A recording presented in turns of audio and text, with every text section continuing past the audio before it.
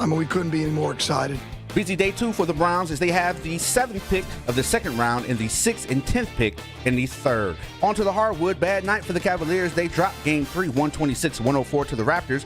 Harden led the Cavs with 18 points, but also had 8 of the Cavs' 22 turnovers. The Cavs go into game 4, leading the series 2-1. Tip-off time to be determined on Sunday. The Hawks and Timberwolves both go up 2-1 in their respective series, and the Milwaukee Bucks are planning to hire former Grizzlies head coach Taylor Jenkins. In golf news, according to the Associated Press, Jim Furyk will be the U.S. Ryder Cup captain for the 2027 match after Tiger Woods stepped down following his arrest on March 27. Headline sports news every 20 minutes on the Fan from the University Hospital Sports Desk. I'm James Bridges. The Ken Carman Show with Anthony Lima. Casey Concepcion is not going to be a goofball like Corey Coleman was, okay? Do we got that drift all right?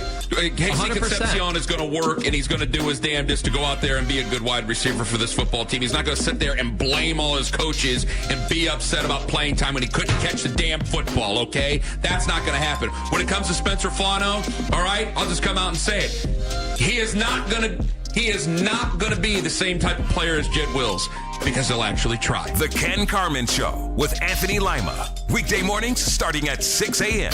We are Sports Radio 92.3 The Fan. Talk sports with guys in the know. It's embarrassing. I mean, are they not embarrassed? It's time for Baskin and Phelps. Cleveland's Sports Radio 92.3 The Fan.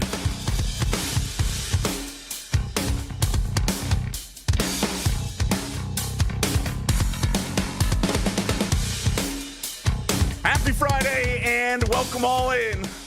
The Browns, 2 players. You got 2. It's more than you usually say in the first round. And well, if you would have just turned off the Cavs game and forgot about it, it probably would have made you happier last night too. So that would put a lot of focus on the Browns today. That would we can be happy about one thing and very disturbed about another. And probably over the course of the next 4 hours, we'll be plenty of both. But we are going to start. Jake Volnick with the guys. Andy Baskin going to fill us in. Busy being a good father. So he's going to join us here coming up in just a little bit. But we're going to kick you off. Browns, obviously, taking Spencer Fano at 9, trading down from 6. Casey Concepcion, the wide receiver out of Texas A&M, at 24. And I walked away last night, and I put it out on social media. You can go take a look. It was a near-perfect round. I thought it opened up the way. It was the exact prediction I had going back to Wednesday, what I thought they were going to take. And yet I woke up this morning, 7:30, much earlier than normal. And normally, not the most popular person in the world, right? I woke up, usually a text from my girlfriend, like one other text on my phone. I woke up to like 8 texts today, and like 4 of them were people listening to this station at 6 a.m. going, what are Ken and Anthony talking about? What happened here? I had friends who were just angry, and I was like, okay, I haven't even had time to open my eyes, so I had to go back and listen.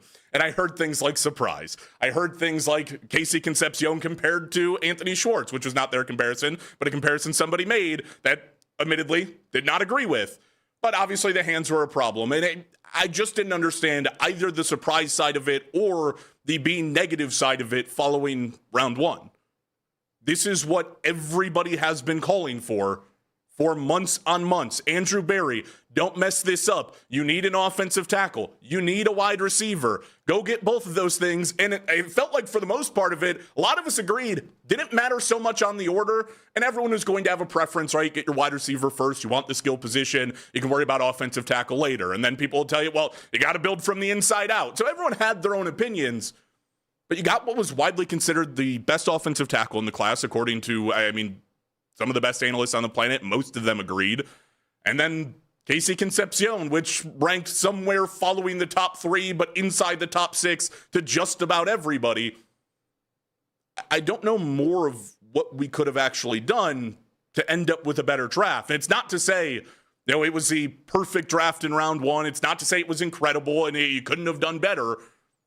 But you got your offensive tackle, a very good one, and you got a wide receiver. And I understand the concerns. Spencer Fano is a guy who played a majority of his career at Utah, a majority at right tackle, but played a full season at left tackle, and basically just got He one day walks into the office and somebody goes, hey, Caleb Lomu's coming in. Would you like to play right tackle? And he was like, yeah, that'll do. Okay. We're still going to play tackle at Utah? Yeah? Still going to have a chance to hit people? Good. Okay.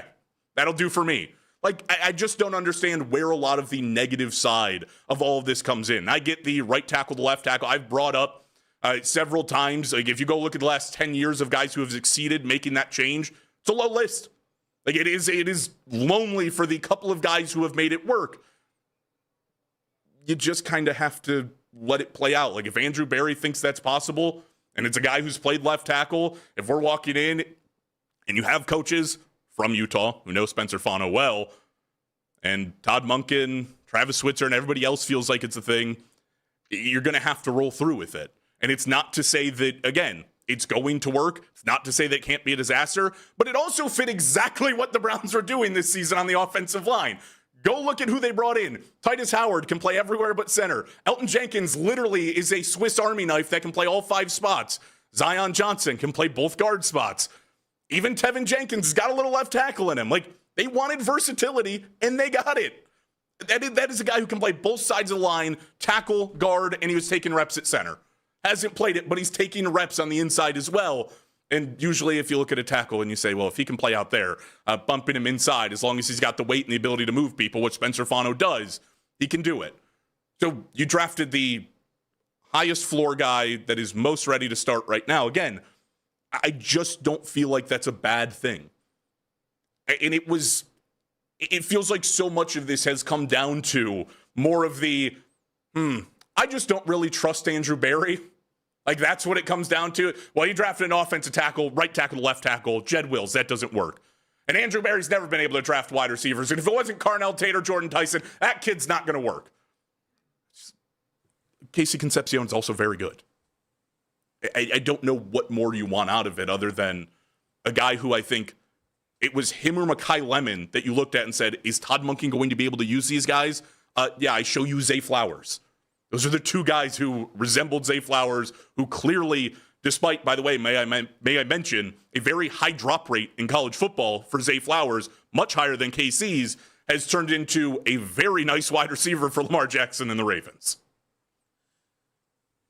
You think part of this, Jake, I wonder, is the fact that we are so used to the Browns not doing exactly what they're supposed to do that maybe we're all taken aback with the fact that they did exactly what they're supposed to do. Like, we are all so conditioned that we were going to hand them the grocery list and that they were going to come home and go, I couldn't find the carrots, so I bought Oreos. Like, we got so used to that our entire lives that I wonder if now we're in this position where we're like, wait a minute, they needed a tackle? They needed a wide receiver? And they took a wide receiver? And they took a tackle? Huh? Yeah, it doesn't feel right. Like, and I mean, maybe that's part of it. I mean, even last night, we had the hour leading up to the draft right before, Ken and Tyvis and Nathan took over. And right at the end of it, I was like, don't overreact to the first round. There's a really good shot. You want a tackle and a wide receiver and a tackle. Andrew Berry's probably not walking out of the first round with those two things. Like, that's just the way he drafts. And he'll probably address it at 39. That's why I say don't overreact, because see who he gets at 39 first. He did exactly what you wanted him to. And by the way, may I mention, and maybe I'm getting too in the weeds here at 10:10 in the morning, but like, if you want defensive help specifically at safety, a guy named Emmanuel McNeil Warren, who was heavily linked to the Browns too, is still on the board while they're getting ready to pick, a few picks into the second round. So they might be addressing another defensive position here in the second. Like, there are so many things that line up nice for them, to the point where Barry said yesterday, like, the board fell better than we could have imagined and we could have thought that it was going to. This was their picture-perfect draft. They loved everything that happened. And I think the only thing that you could even really look at and be like, was the trade down from 6 to 9. Only because you got 74 and 148 back, and the value, if you go by the actual trade chart value, was a little bit lower, but it sounded like they were going to take Spencer Fano at 6, and they ended up taking him at 9, so really you just tacked on 2 extra picks. I really don't think we should be upset about that either. It is just so many things that you can get into about, I think trying to read into why this won't work because it's Andrew Berry, why it won't work because it's the Browns, where if you just take a step aside and you go and you look at the players that they got and you watch the tape from the players they got 2 really good football players.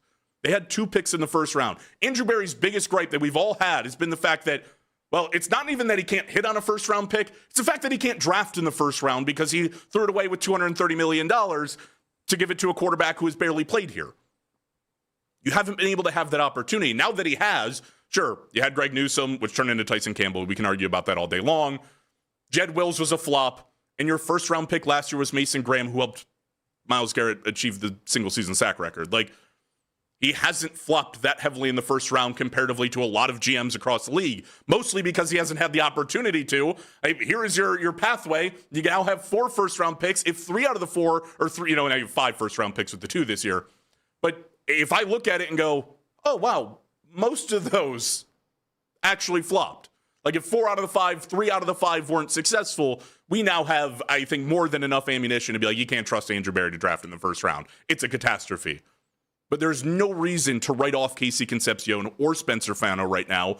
They're both really nice players who address needs that the Browns have, who I think, again, can go into a really nice spot to succeed right now. Like one of the things that drove my friends crazy, I mentioned I was getting texts this morning, was Lima saying he doesn't think Casey can be a number 1. Which, I mean, there's arguments against it, right? Like, I mean, you're taking a guy at the end of the first round. We can make arguments whether those guys typically become number 1s. I watch guys like Puka Nacua in the 5th round become number 1s. He's a guy that you get the ball into his hands and he's explosive. He can absolutely be a number 1. Buddy, I don't even have a number 2 right now. Yeah, like, I mean, if you feel good about Jerry Jeudy, I think he can be a number 2, but not after last year. Like, you're back into prove it mode. You have more faith than I do at Jerry Jeudy being a number 2. The only thing with that pick that I wasn't the biggest fan of was merely the height. And it's due to the fact, and it's nothing that Casey Concepcion could do about it. It's, genetic. But I always look at building a receiver room the same way that I would build a basketball team. I want a lot of guys with a lot of different skill sets that I can throw to and do all those things. And the one thing that this team doesn't have is a ball winner. And it's the only reason that I circled Denzel Boston, because at least Denzel Boston was a ball winner. But you put the ball in Concepcion's hands, man, he makes stuff happen. I can live with that. That is one of those, if that's my biggest complaint, then boy, life is good. It was interesting because at that spot, what guys were you going to get? Right? Who were you going to select? Denzel Boston? I had gripes taking Denzel Boston because I feel like he is simply a Ced Tillman replacement. You are then going right back to Jerry Jeudy's got to be the guy. I put the ball in his hands and I make moves. Or I can just count on Todd Monken to develop Ced Tillman and use him more correctly. I think the Browns are willing to take that gamble. I think Todd Monken's willing to take that gamble. It's just one of those things that you bank on, and you weren't going to fix the wide receiver room overnight. I mean, they were walking into the night at like the 31st best wide receiver room behind Miami, who's, got pocket lint and pennies in terms of who they can throw the ball to. You can't fix the entire thing overnight. I thought Casey was a nice addition of a guy who truthfully does do something different. Like, Isaiah Bond is more of a deep threat guy, but we'll see what he can turn into. Jerry Jeudy is kind of the prototypical wide receiver that stands at 6'1". He's the Amari Cooper type. And then you have Ced Tillman who can go up and get it, and you have guys like now KC that can actually create. But I want to hear from you guys. 216-474-0092. Or you can get to us on X. Myself, at Volnick Jake, VULINEC Jake. Or at the show, at CLE Talking Heads. Are you happy with the way the first round played out? Is this the way you wanted it to go, or do you have a gripe? Plus, lots of things coming in here. Andy Baskin going to be right alongside of us, leading the way, moving on. Eric Edholm, NFL Network, joining us at 11. Andrew Monaco, Texas A&M play-by-plays coming at noon. And Bill Riley, play-by-play for Utah, joining us at 1 o'clock. But right now, 216-474-0092. Are you happy with the way round 1 played out? We'll get to it coming up here in 5 minutes. It's Jake Volnick, Andy Baskin later with you guys right here on Baskin and Phelps. When you opened your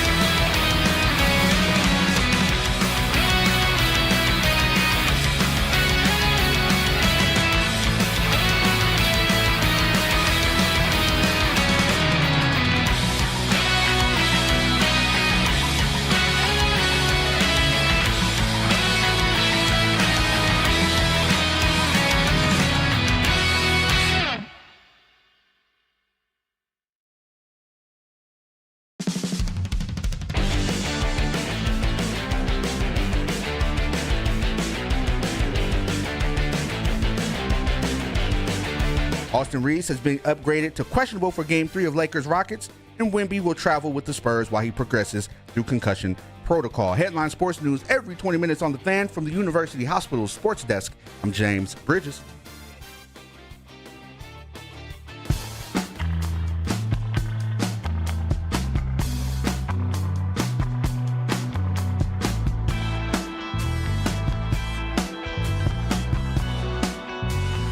Jake Volnick with you guys here, filling in on Basket and Phelps. And we're asking you at 216-474-0092, were you happy with round one of the draft?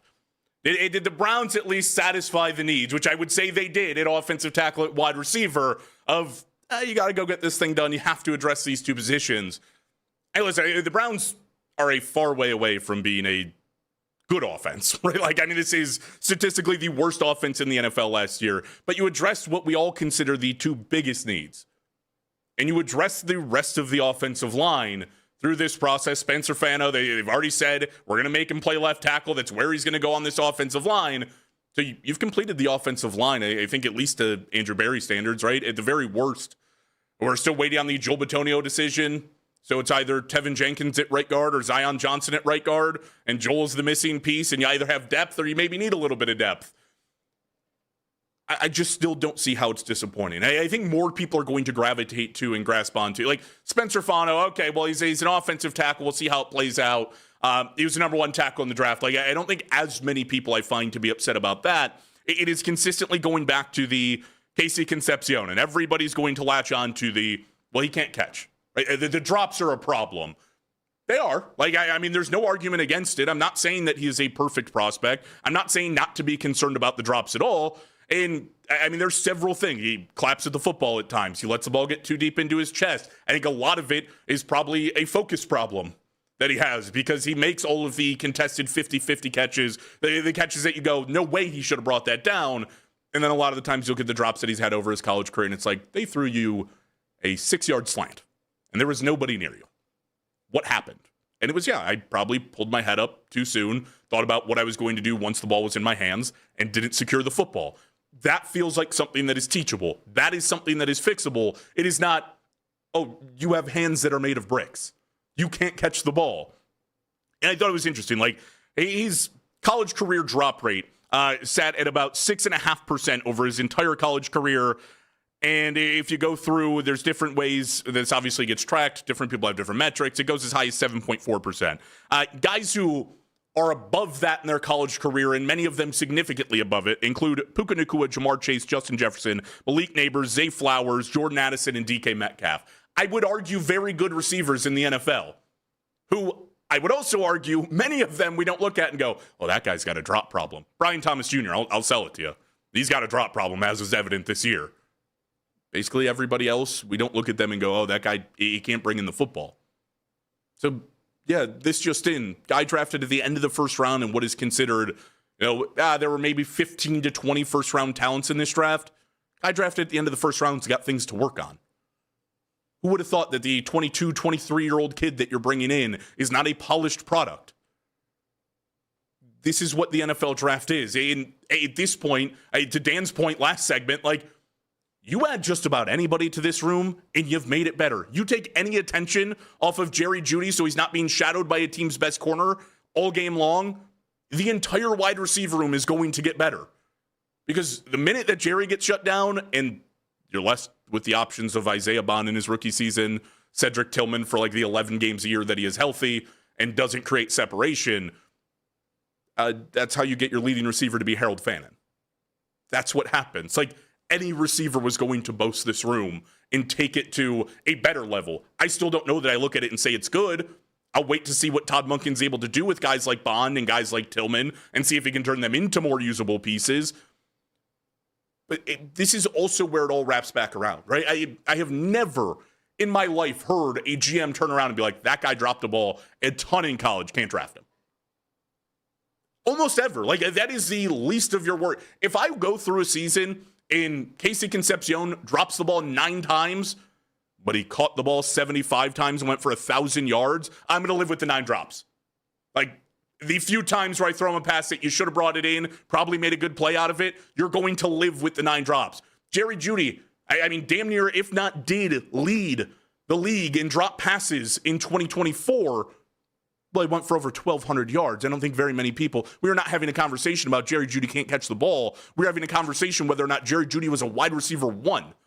That was the offseason conversation. Yards, production, touchdowns. That's what matters overall. GMs are not going to sit here and harp on the idea that, well, that guy drops it sometimes. Yeah, a lot of the receivers drop it sometimes. Some guys at a higher rate than others. Some of these are just things you live with. But it just doesn't feel like that's going to be the end-all, be-all when it comes to KC. And it's so much more about what do you do when you get the ball in your hands. He's a creator in space. He's an elite playmaker. And a guy that played at Texas A&M. I mean, we'll talk to Andrew Monaco later.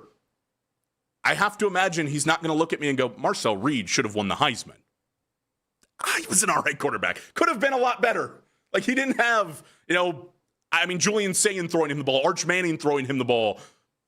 We're talking about, a guy who was an SEC quarterback who did not have a ton of success. Would you use Concepcion as a punt returner as well, or is he just strictly wide receiver for you? No, go ahead. Put him on the field. I'm all about putting playmakers on the field, where I vehemently disagree with Bubba Ventrone. They didn't have enough talent last year. He didn't have a good punt returner. And it feels like that is this team's just absolute roadblock is they bring in guys like Jakeem Grant, they bring in guys like DeAndre Carter, and then they end up injured for the entirety of the year. And it's like, there goes your return specialist. Now I'm asking guys like Isaiah Bond, who doesn't have a ton of experience doing this. I'm asking guys like Jerome Ford to step in and have to return punts and return kicks. And it's like, it's not what you want him on the field for. Casey's good at it. And if you can make a play with the ball in your hands, why wouldn't I have you out there? Again, do we typically see wide receiver 1s? And if he develops into elite guy 1,000 yards a year, maybe you take him off punt returns and you find somebody else to do it. But right off the bat, I don't recall having anybody else on this roster that I feel very comfortable with setting back there. So I would do it. I mean, if you can bring added value to the team in your rookie season, I'm immediately taking that and running with it. Like, we see the Steelers last year drafted Caleb Johnson, the running back out of Iowa. They tried to put him on kick returns. Had to immediately take him off when he just let a ball bounce over his head for a Seahawks touchdown. But they tried to add value because he wasn't doing it in the running back room. Yeah, take it away. I don't care if you're a first-round pick. If you're not a top 5 guy whose name is Jamar Chase, who I think is going to be the future of my franchise and the one guy next to my quarterback that I have to wrap in bubble wrap every year, add value any way you can. If he's going to sit here and give you extra... Also, isn't that part of this? He had one muffed punt in his entire college career, and you're telling me he doesn't have hands? You need sure-handed guys to be able to catch him. And I get it's a different process that you're going through. It is a ball end over end spiraling above your head comparatively to a tight spiral that's actually coming to you out of a quarterback's hand. You got to have hands to catch the ball. I don't know. There are some pretty, oh, buddy, what are we doing here? Type drops on tape. No, I mean, you can find those tapes with him pretty often where you're just sitting there going, okay, we got to work on that. And again, he's a rookie. You have to work on things. He is not perfect. And I don't expect the drops. He's going to walk in here and by week 1, he's just going to be completely saved by them. If you're expecting KC Concepcion to be the savior of your offense, well, you're putting a lot of faith in a guy who, again, is the 24th pick in the NFL draft. We've seen it happen. It's possible. I think out of all the guys who have a route to true wide receiver 1, he's one of the better ones in this class. I would put Jordan Tyson above him for sure if he's able to stay healthy. I would put Mekhi Lemon above him. Him and Carnell Tate are kind of that flip. Carnell Tate's floor is through the roof. His floor and his ceiling are not that far off of each other. He is a sure thing, but all of the gripe and the pushback on Carnell was, don't know if he can be a wide receiver 1 in the NFL, right? Don't know that he has that kind of upside because he doesn't have too many elite traits other than the ability to go up and bring down contested catches. But it's not elite separation. It was never facing the top corners. That's the other thing on top of this as well. Go look at all of the top corners and where they came from in this draft. A guy by the name of Mansour Delane. You might remember him because the Chiefs traded up to 6 to make sure that they could draft him with the Browns. Do you know who tore apart Mansour Delane in their matchup? KC Concepcion. Either this is the worst cornerback class that we have seen in years, or Casey is a really good wide receiver. You face the top competition. Again, the drops are just going to be something you live with. And it's not me. I like Casey a lot, evidently, obviously, through our time talking right now. I don't think he's like the surest thing on the planet either. But it is when so much of the narrative goes in the opposite direction that we just ignore the fact that he was a top wide receiver. We try to attach things to him like he can't become a wide receiver one that I don't agree with. And like to Dan's point, I think where a lot of people stand on this is, oh, well, he's 5'11". Okay, look at some of the best receivers in football right now. Jackson Smith and Jigba is 6 feet tall. Puka Nacua, I believe, is 6 feet tall. Like, you don't have to be Julio Jones anymore in order to go up there and be one of the best receivers. You don't have to be Calvin Johnson. There are creative ways they get used.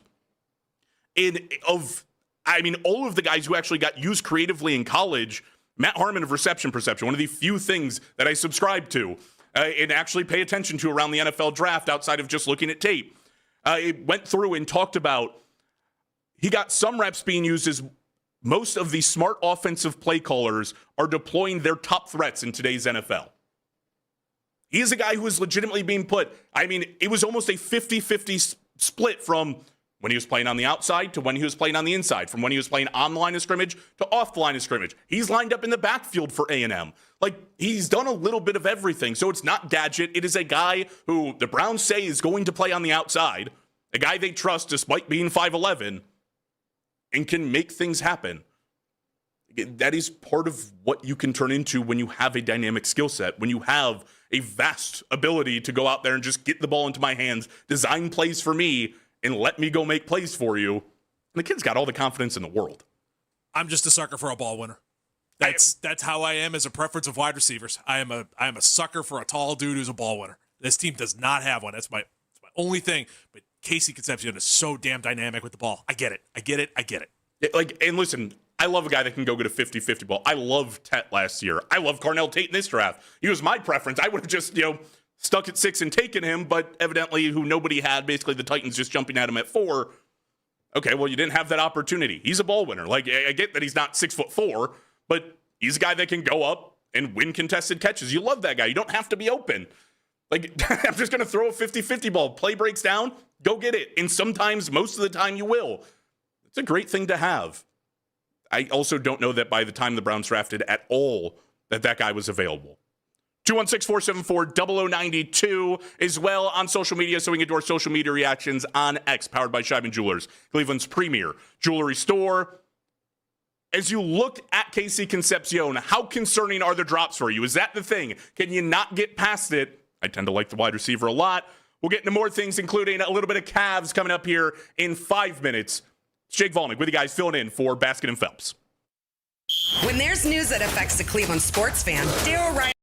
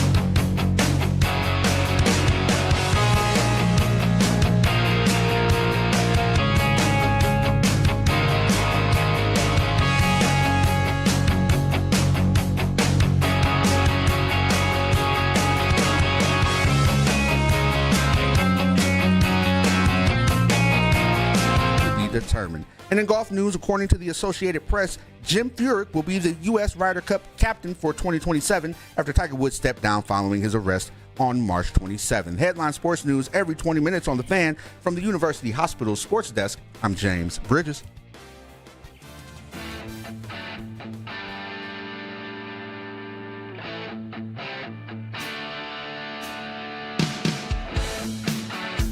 Baskin and Phelps, 92.3 The Fan.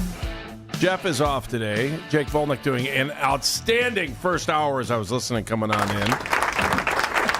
Before we get into the draft, before we get into the Cavs, before we get into everything, I mean this from the bottom of my heart, and I know this doesn't sound like great radio, but thank you to Jeff Miller. Thank you to Keith Britton, because I had some family stuff going on this morning. Nothing, it was all good stuff, but that they prioritize family over work sometimes, and I worked at a lot of places where they could just probably care less about any of that stuff, and when you have the opportunity to work in a forum like this, you can say thank you to those guys for being understanding and thinking about family first. I say thank you, and I hope that everybody gets to work in a situation where you can care about your family before you have to, Anyway, thank you. I just want to get into that real quick. Jake, first of all, I'm listening to you on the way in, and I'm sitting around last night, and I was at a brewery last night watching it. And it was different because I've done all kinds of, I've been on site. I've been I was at when the draft was here. I was down there. I covered it in media room, stuff like that. It was actually the first time I think that I've ever really been,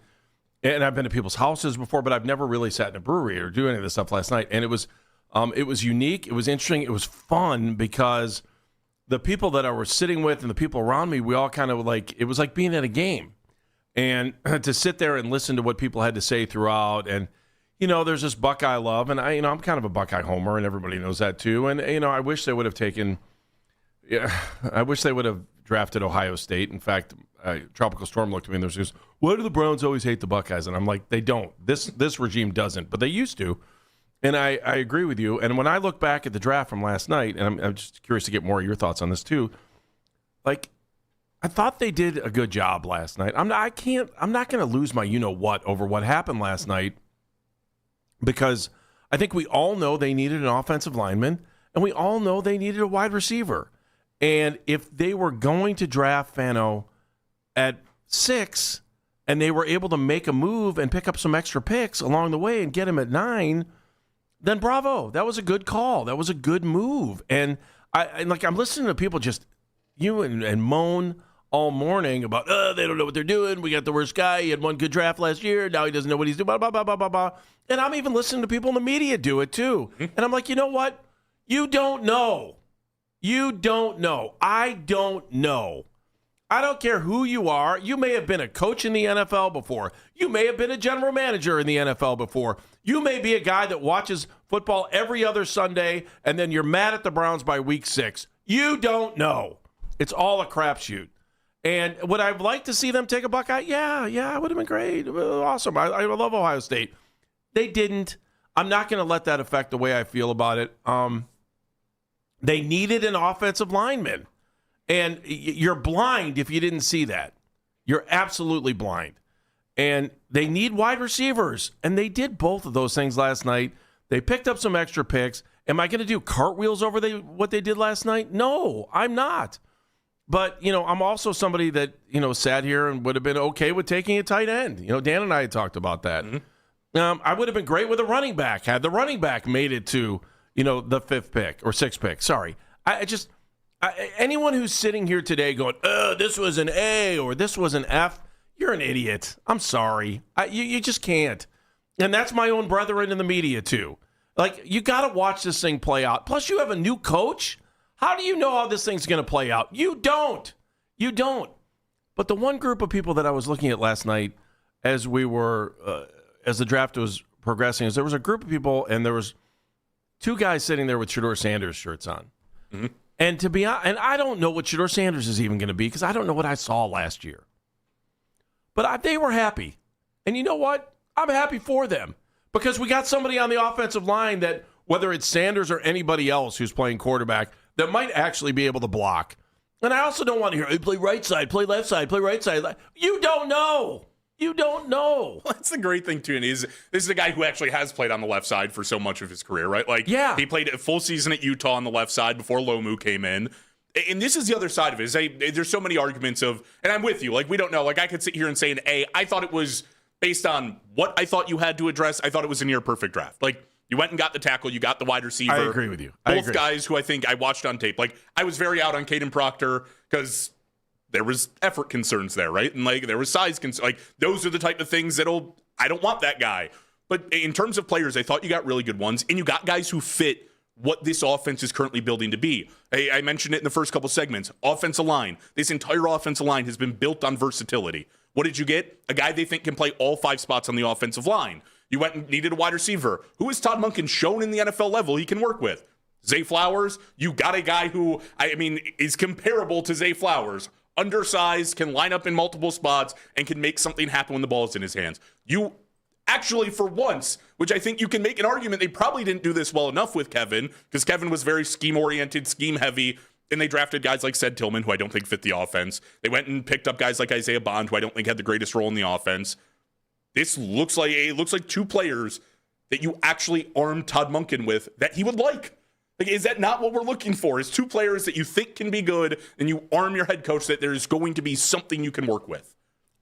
I'm with you, brother. And the other thing, too, is I want to hear what people have to say today. I do care. Did the Browns turn you off so bad last night that you were done?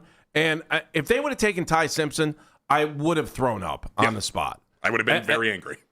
Because you already have drama and chaos in your quarterback room right now.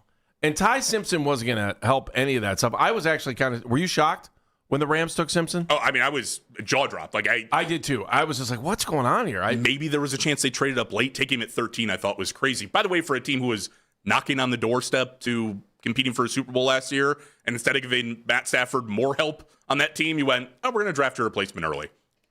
Yeah, I'm sure I'm like a lot of people that woke up in Northeast Ohio and say, well, Caleb Downs is there. They should have took him. They should have took him. Okay. Maybe they should have took him. I would have been happy if they did, by the way. I don't think anybody would have been mad.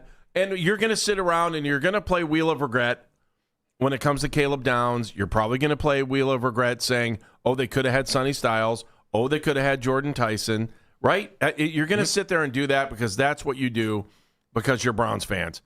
You know what? Let's all, at some point, and I'm not saying hop on the bandwagon, but if this team ever won, we would stop playing Wheel of Regret with the draft. Just get it together and win. And I don't know what this is going to look like down the road, but I do know they did pick up some more picks. Let's see what they do with those. Let's see how bad, maybe they screw that up too. Maybe everything's a mess. And, we read that Athletic article yesterday about what Paul Podesta's plan was and how that went sideways. And just give me some clarity. Give me a team that's going to walk out there every Sunday and not embarrass the name of Cleveland. Please? Is that asking too much? I like that you brought up Paul DePodesta because I think this is interesting. Like the 2 drafts where you can clearly argue he had the least of his hand in is last year, which was a complete success by Andrew Berry. Right. And this year where we're standing there going, well, the picks made sense. Oh my God. They didn't act like they were, when they made the trade, I said to myself, are we going down this, are we the smartest guy in the room thing? Mm-hmm. But if you believe, and I do believe that if Fano was available at 6, they were going to take him at 6. Do you believe that? Yeah, I think that was, Andrew Berry talked about it, and listen, you can only believe so much when you take a guy what they actually were going to do. Right. But he was the guy identified early. I think that's, if they didn't get an offer at 6, they were probably just going to go, well, he was the guy that we wanted. Let's just draft him here. Might be a little bit higher than we wanted, but it's the player we want. I actually was at the point when they were sitting at 9, knowing that Downs was there. I was like, if they're not going to take Downs, maybe we trade back again. I thought that was a possibility too. I'm a tiny bit aggravated at the negativity on this one. Mm-hmm. But they did what they were supposed to do. Like this isn't bang your head against the wall and go, oh my God, they took a kicker at 9. Right? Yeah, this wasn't, what was it from the fan mock draft? Dominic Zavada, the Michigan kicker. We didn't get that. It's somebody who picked one of their buddies, kids who played somewhere who probably never stepped on the field or not. I look at the whole situation. I try to figure out what they did, and I can't be mad. I mean, it's you want to say you're mad? Matt, would this be a good Dan Manigan Matt moment? you've got to wait to see what's going to happen here. And I'm not going to, all over this thing. You and I think we're on the same page. I wouldn't have been mad if they would have traded back one more time and taken Kenny and Sadiq. I was like... Yeah, you and I, after Sal Palantonio said that to the two of us, you and I both perked up and went, ooh, I didn't think of that. Or if they would have taken Lemon. I mean, did you want Lemon? What were you... I would have been cool with Mekhi Lemon. Yeah, I would have been cool with him, too. I thought it was interesting. Actually, when the Eagles traded up and took him, I was about the same what it would have taken for the Browns to trade up, and I think you get a very similar player between the two of them. Lemon is the higher ceiling guy, so if they would have traded up and got it, sure. But they also stuck at 24, and it depends what their evaluations are. Like, maybe they liked KC more than they liked Lemon. Like, we don't know what the Browns' big board in the war room looks like right now. Maybe Lemon was a guy, I mean, I certainly liked him less after his combine stunt that he had with the weird face and answering questions and then running the drill incorrectly. Like, it turned me off from Mekhi Lemon a little bit, but maybe it did for them too. I don't know. Or maybe they just didn't want to move up again and they felt Casey's going to fall. We're either going to get Casey or Mekhi, and we're good with that. Dan, what was the reaction in here last night? Because I know you were here last night. The people I was around weren't like, they were like, okay, I get it. I mean, no one's doing backflips over a left tackle. No, you're not. I mean, that's kind of the way that this goes. Is it's very much it's the equivalent if you've ever gotten your basement done before. Like, you have to do it. There's water coming in. You have to make sure the water isn't coming in, but you're never going to bring anybody over and go, look at what I've done. My basement no longer has water in it, and now I have dirt. Like, that's really what it is. That's getting a left tackle. It's not sexy, but you have to do it, and you have to keep your quarterback upright. I agree. I'm good. I don't know if you are, but I'm good with what they did in the first round. Will I regret that down the road? Who knows? Maybe I will. But as of today, you want your instant feedback. You want your instant grades from people who think they're all-knowing, all-powerful, and they can see into the future. Man, get me that DeLorean and let me know what these guys are going to look like in 2 or 3 years, and then I'll come back and I'll be an expert. Because nobody, I don't care who you are, you're not an expert on what the Browns, are going to look like down the road based on what happened. You think you are, you're not, because we haven't seen any of these guys play together. And again, I throw in another coach, and you got to wonder where they're going with this thing. We are going to take your reaction today. I do want to hear what you have to say about last night. I do want to hear what you have to say about tonight. I do want to know what you thought about the Cavs last night. Could you please turn the ball over more? Oh, my. Unbelievable. All right, we come back. Eric Edholm from NFL Network. He's going to break it down. We'll see what he thinks. I'll respect that. Let's do that. 216-474-0092. It's Baskin and Phelps. Jake Volnek is in today. Hey, everybody. It's Andy Baskin for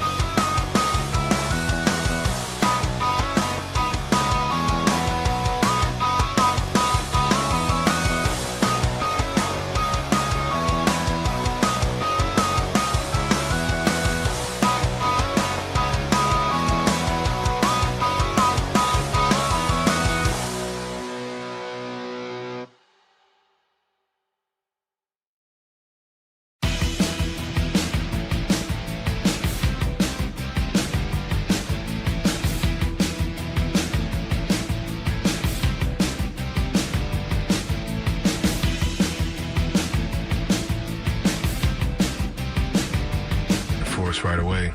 Yeah, similar to what Don was saying. Just our force. We gotta meet them early. Really just starts with our force. A lot of energy. I hate to sound like a broken record, Danny, but I can see where this is going, right? What?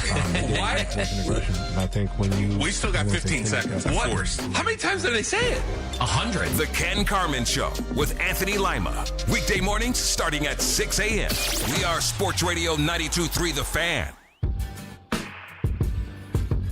You can listen to The Fan anytime, anywhere on the free Odyssey app or by telling your smart speaker to play 92.3 The Fan. And now you can find 92.3 The Fan on YouTube, including The Ken Carman Show with Anthony Lima from 6 to 10 a.m., Baskin and Phelps, 10 a.m. to 2 p.m., and Afternoon Drive with Nick Wilson and Jonathan Peterlin from 2 to 7 p.m., all live each and every weekday on the 92.3 The Fan YouTube channel. That's Whoops, sorry. Keep going. Subscribe to our channel for free. Watch all the best content from your favorite shows on The Fan. I have no live rhythm. and on demand now. Sorry. That's weird. You're used to doing shows by yourself, though, for the most part. I mean, I don't know how you do it. I'll be honest with you.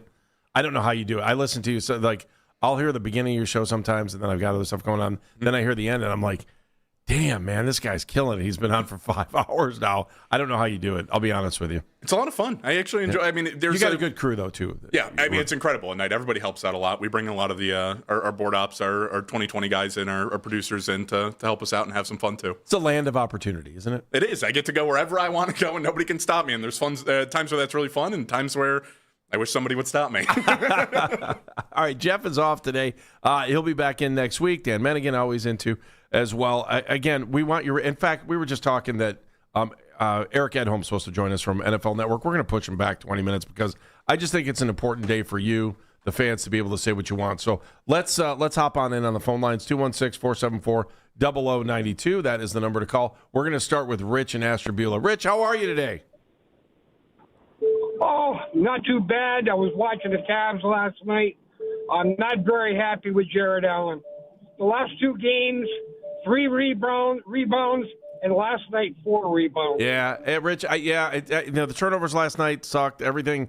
I didn't think that game was going to end the way it did too. We're going to talk more about the Cavaliers. Rich, I'm a little concerned about your car right now because either your seatbelt's not on or your turn signal's on too long. So, Rich, be careful on the roads. It's my turn signal. Yeah, that's all right. No worries. All right, listen, Rich, we're going to talk a little bit more about the Cavaliers a little bit later in the show, but we do appreciate the phone call. And I hear you on the Cavs, and I know Jake has a ton of stuff to talk on that too. Peter is in Eastlake. Hey, Peter, how are you? What's going on, Peter? Hey, good morning, gentlemen. Good morning. I think you both are spot on. I don't know anyone that would be mad at what happened last night. Obviously, Caleb Downs was available at 9. I was hoping that they would take him, but I knew they were. I knew they weren't going to take him. Yeah, I knew they weren't going to, though. I mean, having someone that impactful at the back end of your defense would be fantastic, but having an offensive lineman who can play both tackles, both guard, he can play all 5 positions if they need to, and we have offensive line issues in the last few years. And the fact that later in the first round, we picked not just a wide receiver, but a guy who can return punts and kicks, and we haven't had an impactful return guy since Josh Cribbs. Like, we've tried and we failed, and hopefully he can have an impact on that end, and we can have someone who's a good route runner and who can actually stretch the defense. So I think they did a great job, and I'm pretty pleased with what they did. And they got some extra picks moving down 3 where they could have taken Fano at 6. I mean, I think it worked out great for us. So Peter, okay, cool. Thank you, Peter. Appreciate it, Peter in Eastlake. I think that Peter probably reflects most of the fans. It's just sometimes we get like I can't sit here and tell you, oh man, that was the greatest draft in Browns history. Look, they got the guy they wanted. They moved him back. They moved back 3 spots. Oh man, I can't wait till we see that extra 5th round pick. And ooh, we got a wide receiver. Because no, how can you do that? You can't. It's good. They got 2 positions they needed players at, and you know what? Sometimes you got to put money in the bank. That's what they did. This is the big thing for me. Is Andrew Berry said after the draft, it played out even better than their simulations and better than they expected it was going to. It isn't part of this, and obviously we're in Andrew Berry evaluation mode, right? Right. Had a great draft. Don't you want it to play out how he wants? Like, he just told you, first round went exactly to plan. If both of these guys fail, well, it was a nice run for Andrew Berry. You're gone anyway, right? Yeah, like, it's what you wanted to happen, and you were wrong.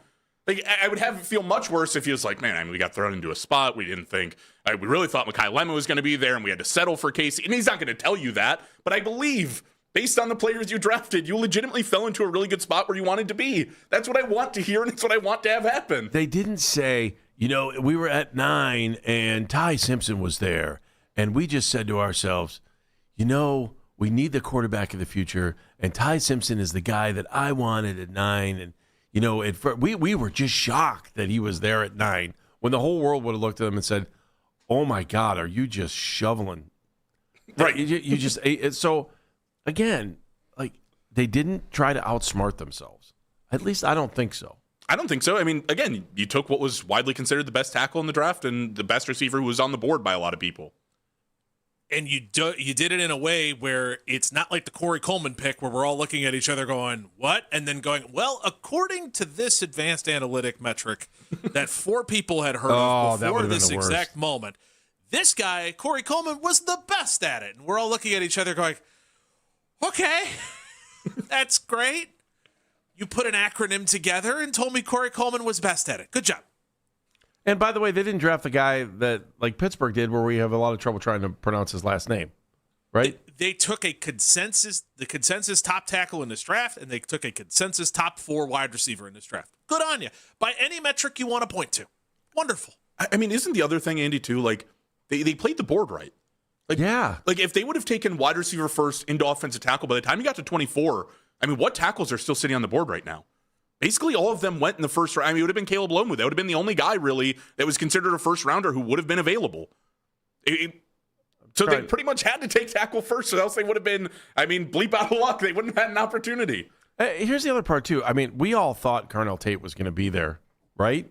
Yeah, I mean, almost certainly. Here's the other part. This I didn't understand.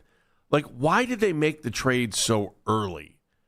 I would have waited till they were on the clock. That was the only... Like, I wonder if they could have got even more if they would have waited, or they knew that they had to get to 9 to get to Fano. That's why they wanted him at that point, because I mean, the Giants may have come up and taken him. I think that's your answer. That's the only other reason why I was like, why did they make that trade so soon? Because I thought maybe they could have got more, or who knows where they would have landed, and that to me was interesting. But when Tate went at 4, I was like, no, that's not happening. Well, I mean, but they had already made the trade before Tate was already taken, didn't they? Wasn't the trade? The trade happened really early. The pick was in. That's one of those things where it was like, did the Browns get wind that Carnell Tate was going at number 4, and then you wanted him, and then pivot off of it, or again the Giants? Did Andrew say this? That was this trade in his pocket? I don't remember how believe last year he had the trade in his pocket before the draft. He didn't say it was in his pocket. I was looking for that and I couldn't find it. So I do want more of your feedback. Let's go. Let's go to Columbus. Jonah, how are you? Hey, fellas, how's it going? Good. What's going on in Franklin County? Not a whole lot. It's a nice day out here, but it's a good day too. I feel optimistic about the Browns draft. I like Fano at 9, but I think Casey. I think Casey's getting more flack than he deserves. A lot of people are talking about his hands and the drop issues, and I don't know if you guys have touched on this, just getting out of work now, but I think some of that's a little bit overblown. Like, he had, what was it, like 7 drops this past season? Is it 9 or 7? I thought it depends who you look at. Okay, somewhere in between. Yeah. But I just recently heard something, too, that, like, Pat McMillan also had, like, more drops in his senior season than KC did. And, like, look at where Tet's at. And I'm not saying it's always a complete comparison there. It's just that guys can have drops in their senior season and be okay. And I think KC, not only is he explosive, he's got the speed, he's a great route runner, but he's got good character. And how many good character draft picks or even just assets have we added to the Browns in the past couple of years? Not a whole lot. I mean, we're starting to see a shift. Like, we got Carson Schlesinger out here. We got some guys that are really, like, good character dudes. So I love seeing a guy like Casey, and Fano seems the same. I feel like after watching Fano get drafted, talking about Pokemon, Legos, and anime, I'm like, we got to get this guy around Jared Allen. Do you remember the Texas game, Ohio State? Do you remember that game? Yeah. Remember who had 2 drops in that game? The best wide receiver in the country, right? Right. I mean, exactly. so you're right. Yeah, I think you totally. Jonah, you make a good point. Thank you. Appreciate I think, it. I think what I want to see is I like the pick, but I do want to add some size to the receiver room. This is what I wanted to say is just like whatever we do today, let's add some size to the receiver room. I'd like to see Denzel Boston maybe come in just to – the receiver room, nobody's earned a position. So if we can add some size and say, let's see who comes out of camp, I'll be happy with what we did last night. All right, see you guys. Jonah, thank you. Appreciate it. Good job. Let's go Rob in Aurora. Hey, Rob, how are you?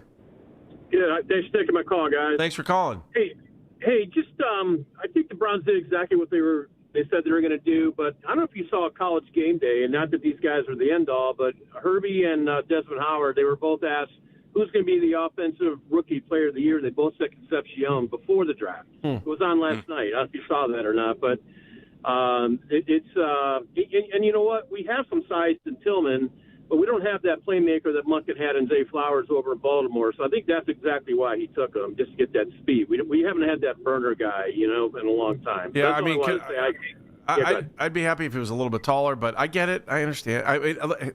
Again, and Rob, I mean, you wake up today and you feel optimistic, right? You're not pessimistic about this. You want to see what they did, right? That's how I feel. Exactly. Yeah. Exactly. And like I said, Herbie and Desmond Howard know more about football than I do, but if you go back and watch right before the draft, they both said offensive rookie of the year is going to be Concepcion. I mean, that tells you something. There's something in this kid. Hope so. Rob, good stuff. Thanks for dropping that knowledge on us. Appreciate it. I mean, Andy, I brought it up during one of the first two segments before you popped in, but it was college drop rates, right? Like Casey Concepcion was 19 drops on 294 targets, put him at 6.5%. All of these guys above 7% in college. Puka Nacua, Jamar Chase, Justin Jefferson, Malik Neighbors, Garrett Wilson, Zay Flowers, Brian Thomas Jr., Jordan Addison, and DK Metcalf. With guys like Zay Flowers above 10%. Those are some of the most elite receivers in the NFL, all with a quote-unquote college drop problem. And they're some of the most sure-handed guys in the NFL. That's great. You can fix it. And again, I brought it up earlier. Look who's throwing him the football. Not to bash on Marcel Reed, but wasn't the greatest quarterback in college. So you're not getting a perfect football every time either. You get it when it hits you dead in the hands and it drops. Could have also been a duck. You just don't know. I just think that if you're in that situation too, one, depends on the quarterback. Two, I just think drops are fixable for the most part. If you're coming out of college. Now, if you're a year in and you're still dropping the football, then we got a problem. But you allegedly have the best coaches in the game in the NFL, and maybe you have the best psychologists too. Because, I mean, they say if it touches your fingers, you should be able to catch it.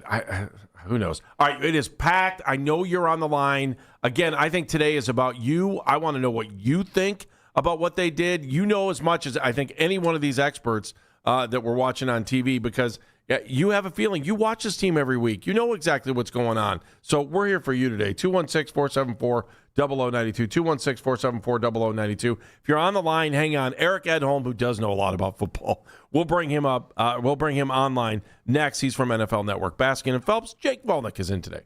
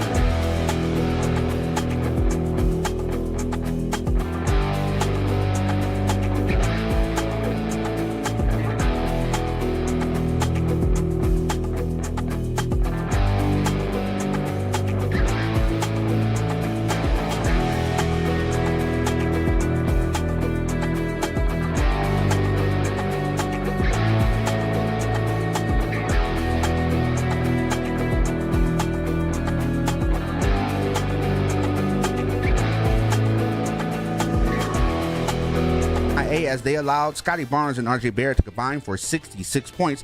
Cavs still lead the series 2-1. Game 4 for Cavs and Raptors will be on Sunday. Tip-off time to be determined. Headline sports news every 20 minutes on The Fan from the University Hospital Sports Desk. I'm James Bridges. Stay tuned. Eric Edholm joins the show to talk about the draft next.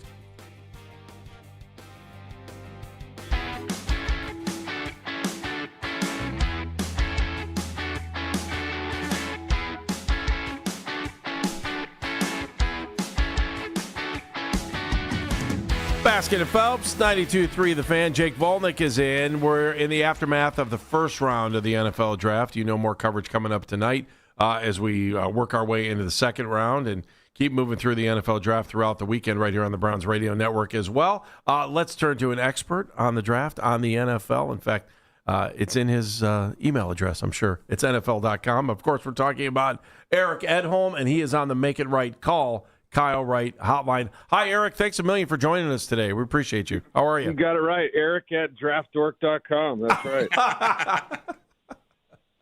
Oh, man. I got to find hate mail there. Better than Twitter, right?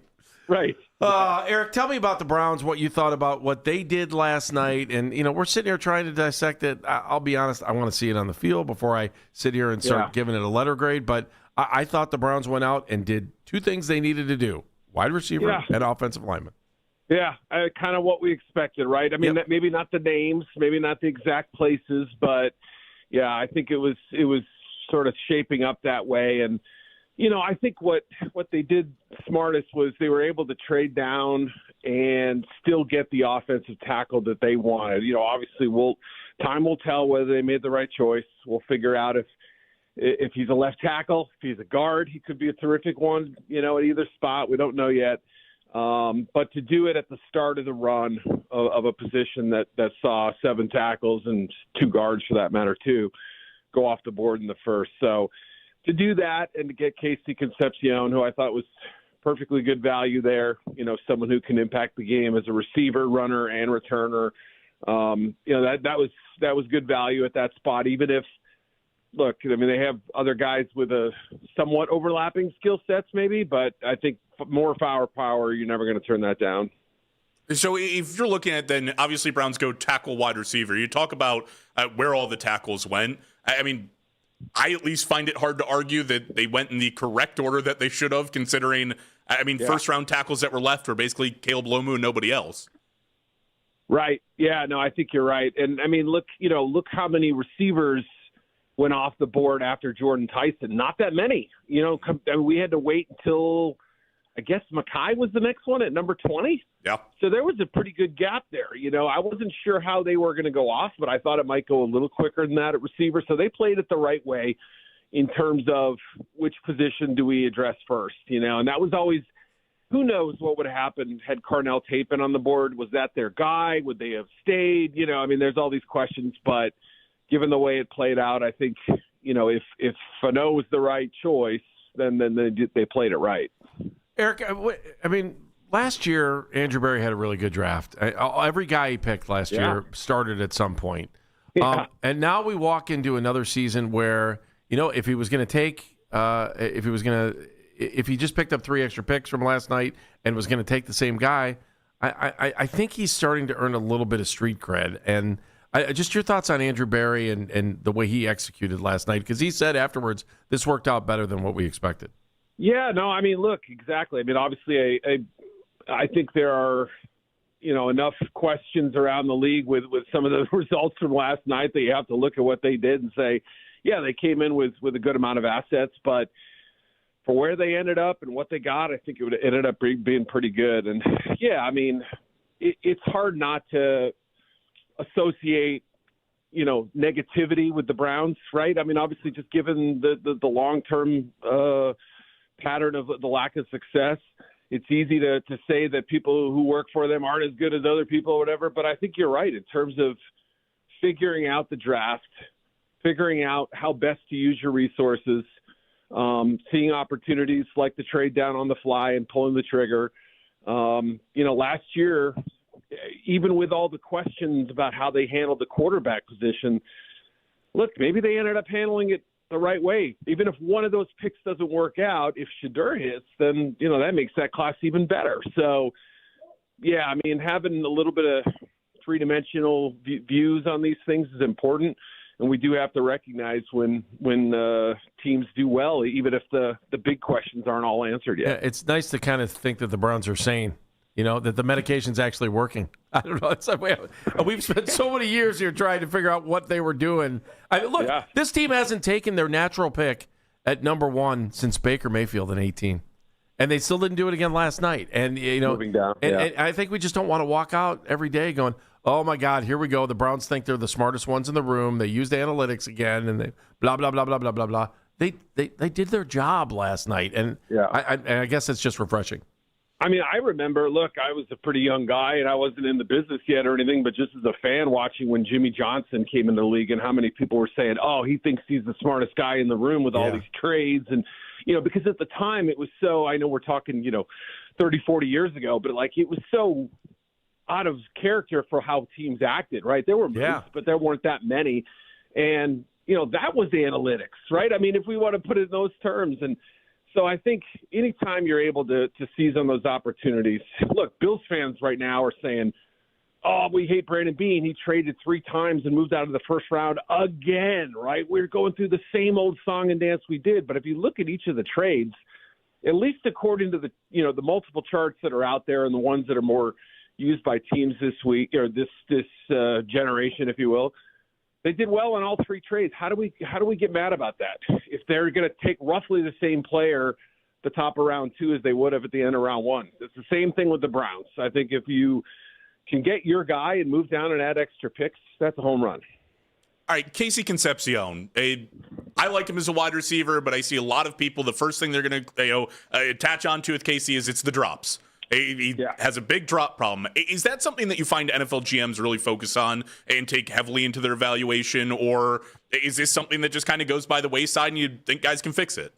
Yeah, I think if it's a chronic problem, if somebody is fighting the ball and having trouble catching it and has these immense physical tools, you have to weigh that and say, is this something we can teach him? Is this something that he can get better with, or is this just going to be a chronic problem that lasts forever?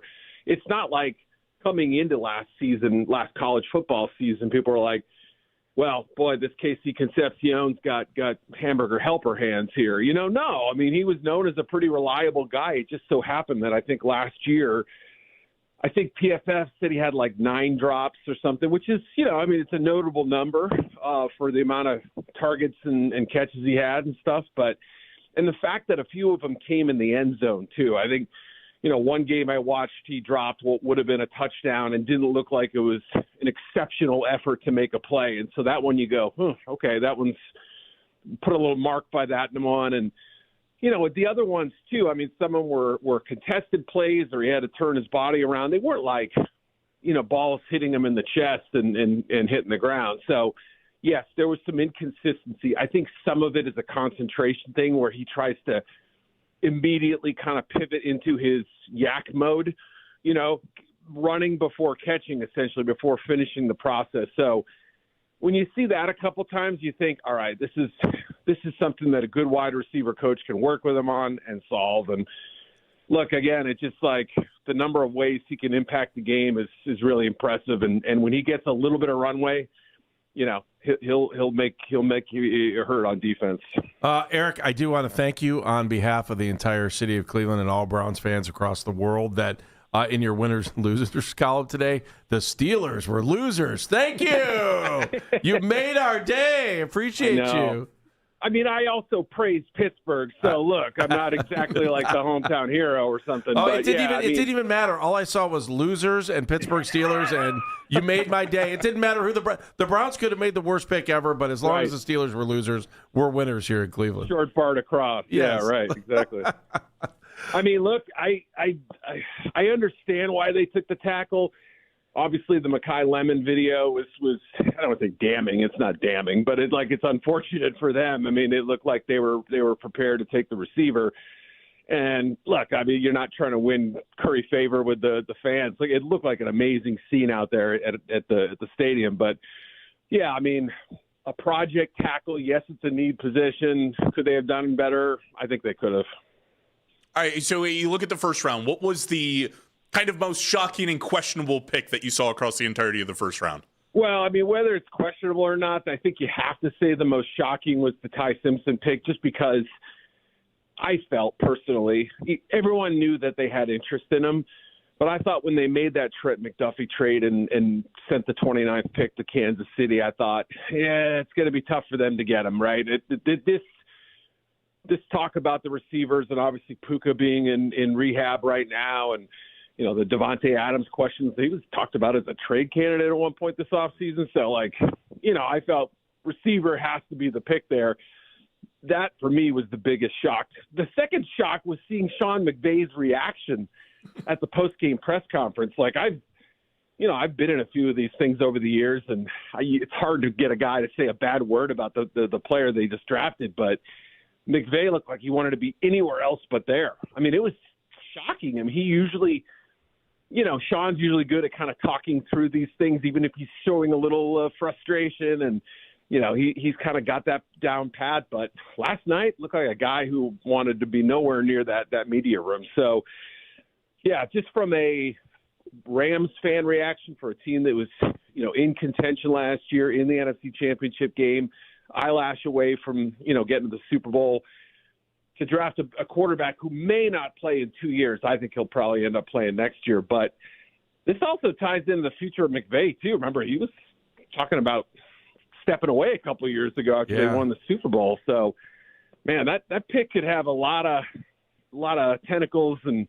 a lot of resonance to it. Last one, just talking about winners, I just want to get to two of them here. Offensive linemen and the Buckeyes. Yeah, man.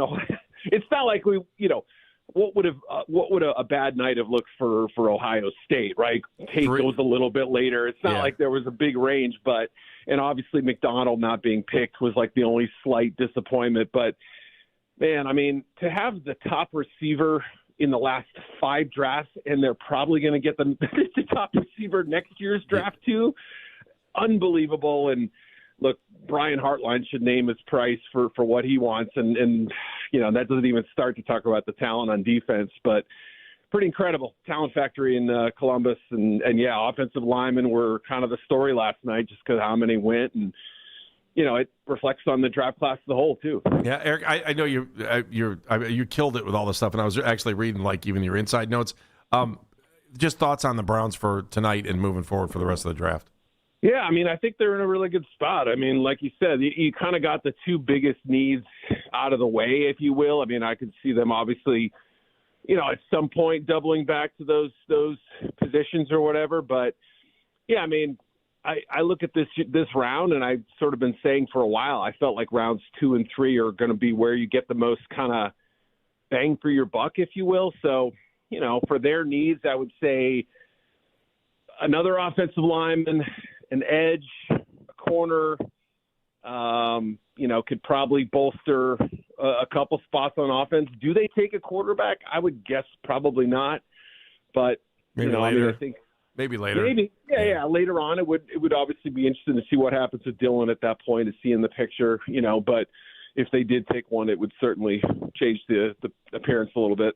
Eric, thank you. I know you're super busy over the last 24 hours, and you're going to be busy for the rest of the weekend. We do appreciate you taking the time, and you are definitely a must-read this weekend for anybody that wants to know anything about the draft. So thank you, Eric. Right, enjoy all weekend. Yeah, we'll talk to you guys soon. Talk to you soon. Eric Edholm, lead draft writer for NFL.com. He's got all kinds of great nuggets in his story today and just little behind-the-scenes things, his winners, his losers. So if you get a chance today, you definitely want to check that out at NFL.com. And, of course, he was on the Make It Right, Call Kyle Wright hotline. More reaction coming up. We're going to talk about what Eric had to say, but the phone lines are packed. We're going to try to get to every one of you today because we want to know what you think. It's your day. We want to know how you think the Browns did. Are you optimistic? Are you pessimistic? Where are you at with the Browns after one round? It's Baskin and Phelps. Jake Volnick is in today for Jeff. Back after this. Why listen to the game when you can feel like you're sitting courtside? It's time to draft a better sound system for your ride. At Summit Sound, we're a designated Alpine Style Center.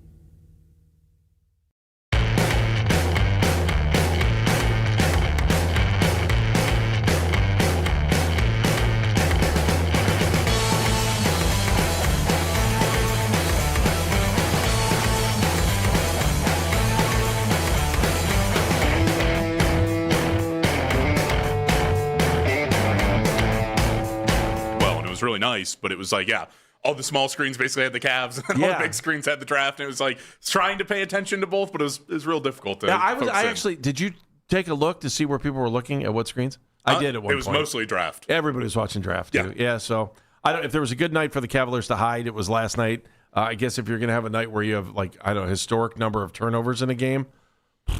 Oh man. Last night was the night. They just need to wake up when everyone's paying attention to them. What on? Where are we back? Sunday afternoon.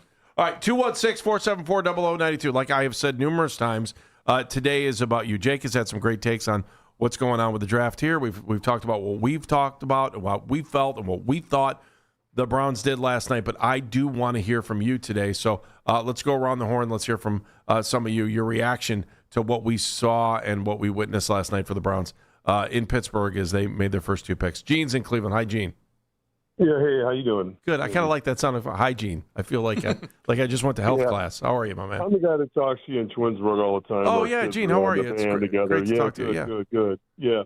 Hey, so my thing is, I'm going to bring a little history to this. I didn't do my homework on Conpsion, and at first I fell into the hands thing. But when I found out he was a punt returner, and he can come in and do that right away, and he's good, that's a game changer. I remember in the Dogs of the 80s, one guy that people never talk about was McNeil, the Cube. I mean, he broke Pittsburgh's back with a kick return for a touchdown and beat Detroit with an 87 punt return. So that's just something we haven't had here. And if you saw Metcalf, like I remember watching Metcalf in Cribs, that's just a weapon we haven't had here. That hole was as big as the offensive line and the receiver. We had nothing there for the last couple of years. So if he can come in right away and start and help us there, I think that was a huge pick in terms of getting benefit from that. So that's all I just want to say. Gene, thank you. I'm really looking forward to this. Yep. Good stuff. Thank you. Appreciate it. Look, he led the SEC with 460 punt return yards, and he's averaging 18.2 yards per return. Now, that's in college, but if you can imagine just getting, 2 first downs, 20 yards almost every return. I mean, even that's such a game changer. Like, this big thing for the Browns is that they lost special teams in almost, way too many games last. It's like, you just don't need to lose it. Like, I don't need to see you, you don't have to be Josh Cribbs returning the football. That's obviously a very high standard to be held to, but you just have to not be bad at doing it either. I don't know. I just felt like special teams went sideways after they let Mike Prefer go. Mm-hmm. And I don't even know, and that's no offense to Bubba Ventrone, because I think people think Bubba was a good, I think in the business they think Bubba's a good.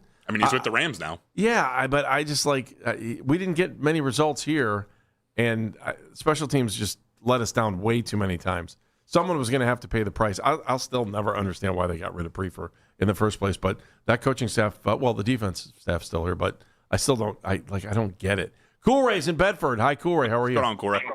Hey, what's up, fellas? What's up? So first, let me say this: no spot in the NFL is easy to replace. But I don't understand. I get the first pick. I'm not going to talk bad about him because I don't know enough about. I don't watch that type of football. Well, you will. Bill Riley's going to join us at 1:00. Listen, the play-by-play guy is going to join us.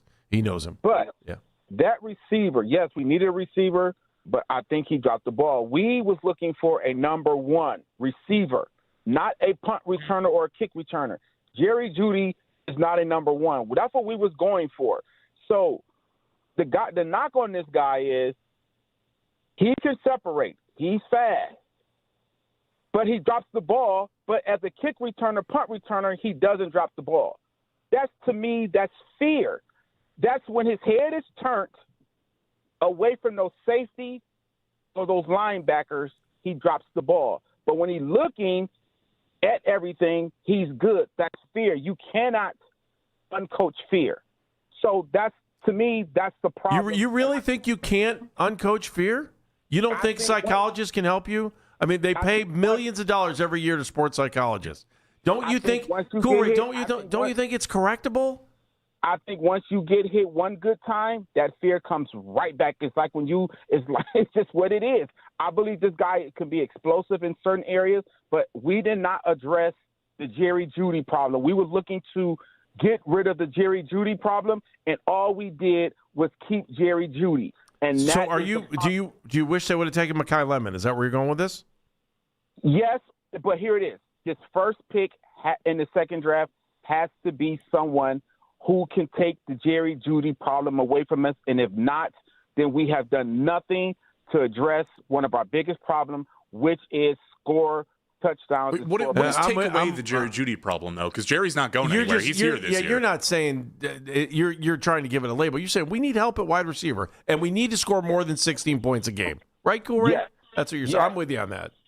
And you have to move Jerry Jeudy over to the slot or the number 2 position, and this guy just not it. And he may be eventually, but he's not it. And let's talk about the quarterbacks real quick. Real quick. And if you look at the Rams, if the next year quarterback draft was so great, then why would the Rams take that? But my question to you is, what was this thing with Pittsburgh, this 5-minute concert they gave us?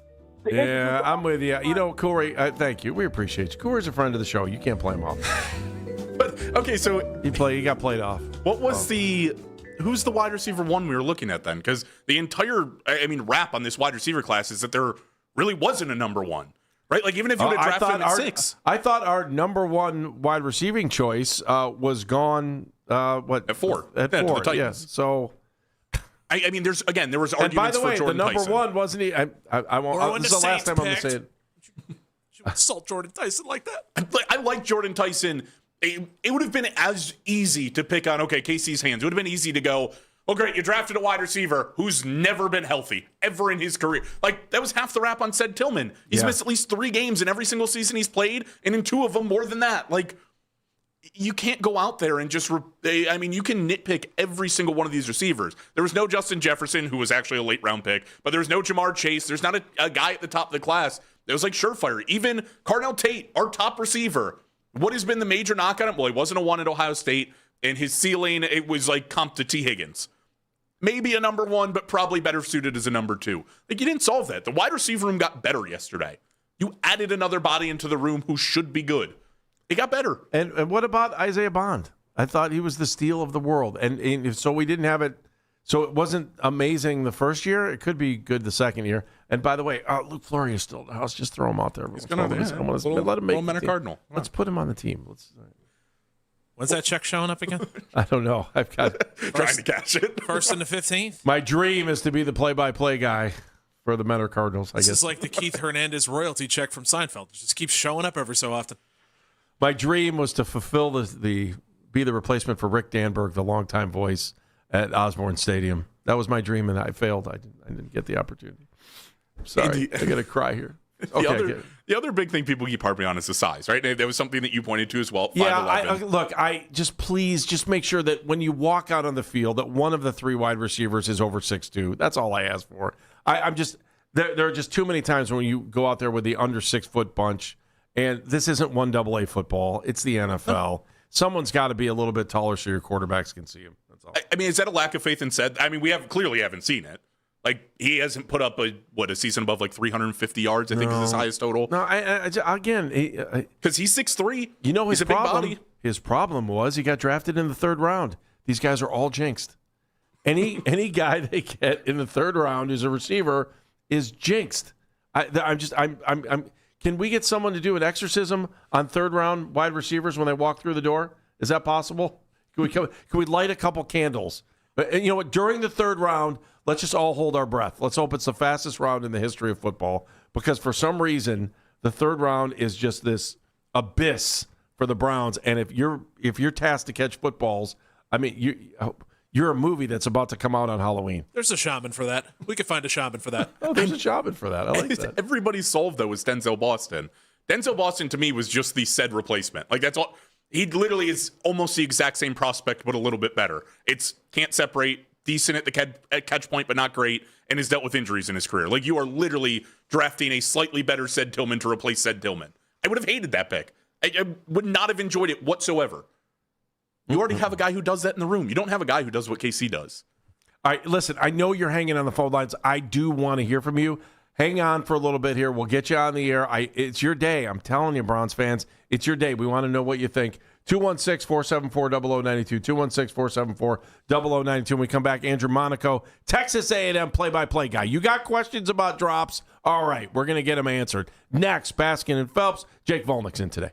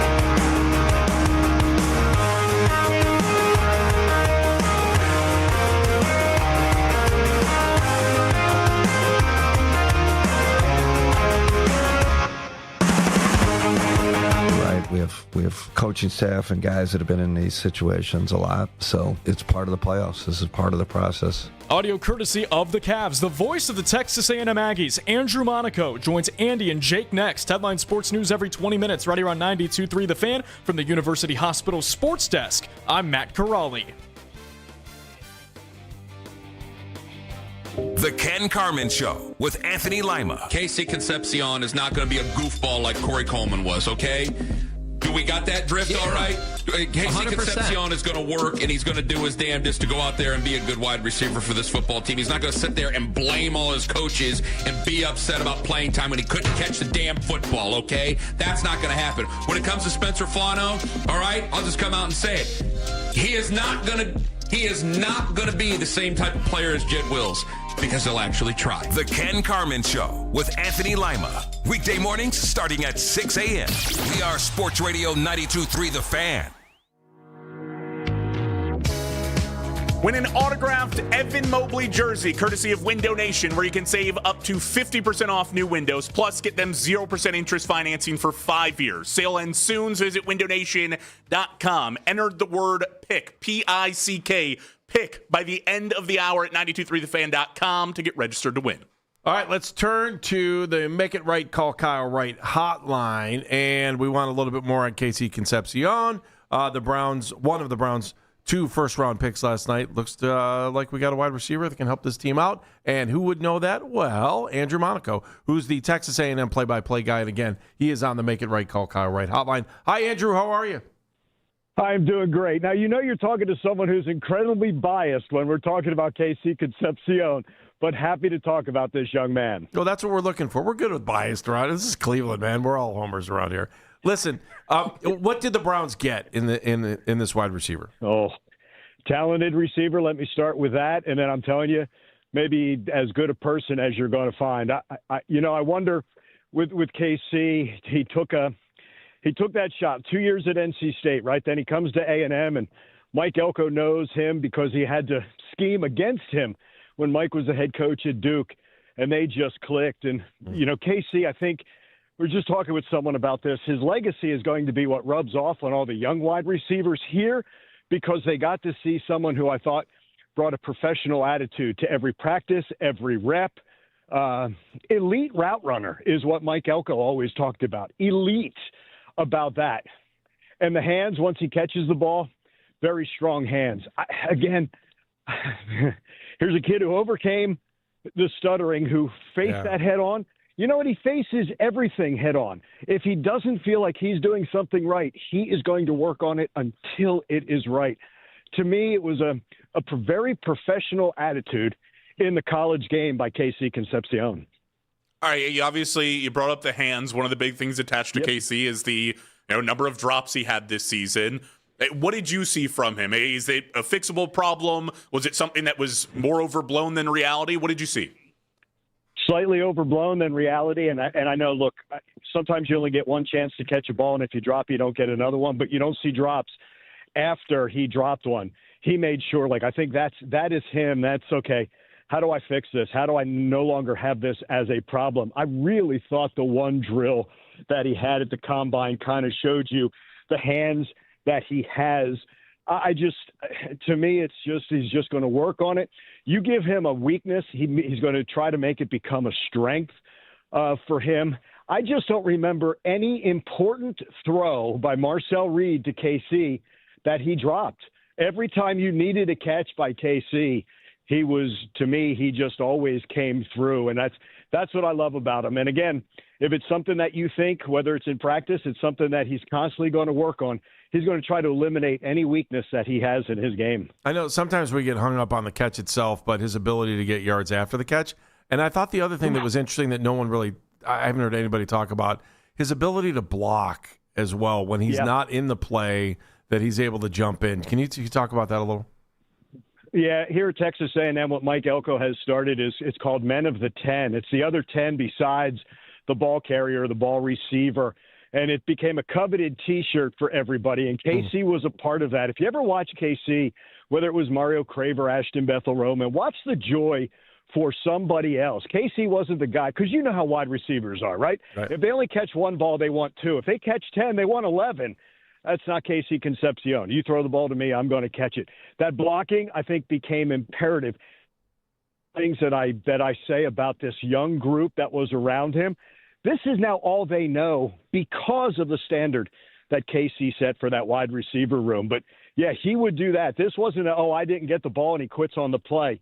You watch Casey, even if he's not getting the ball, he's going to run that route because you just never know when you're going to be that option.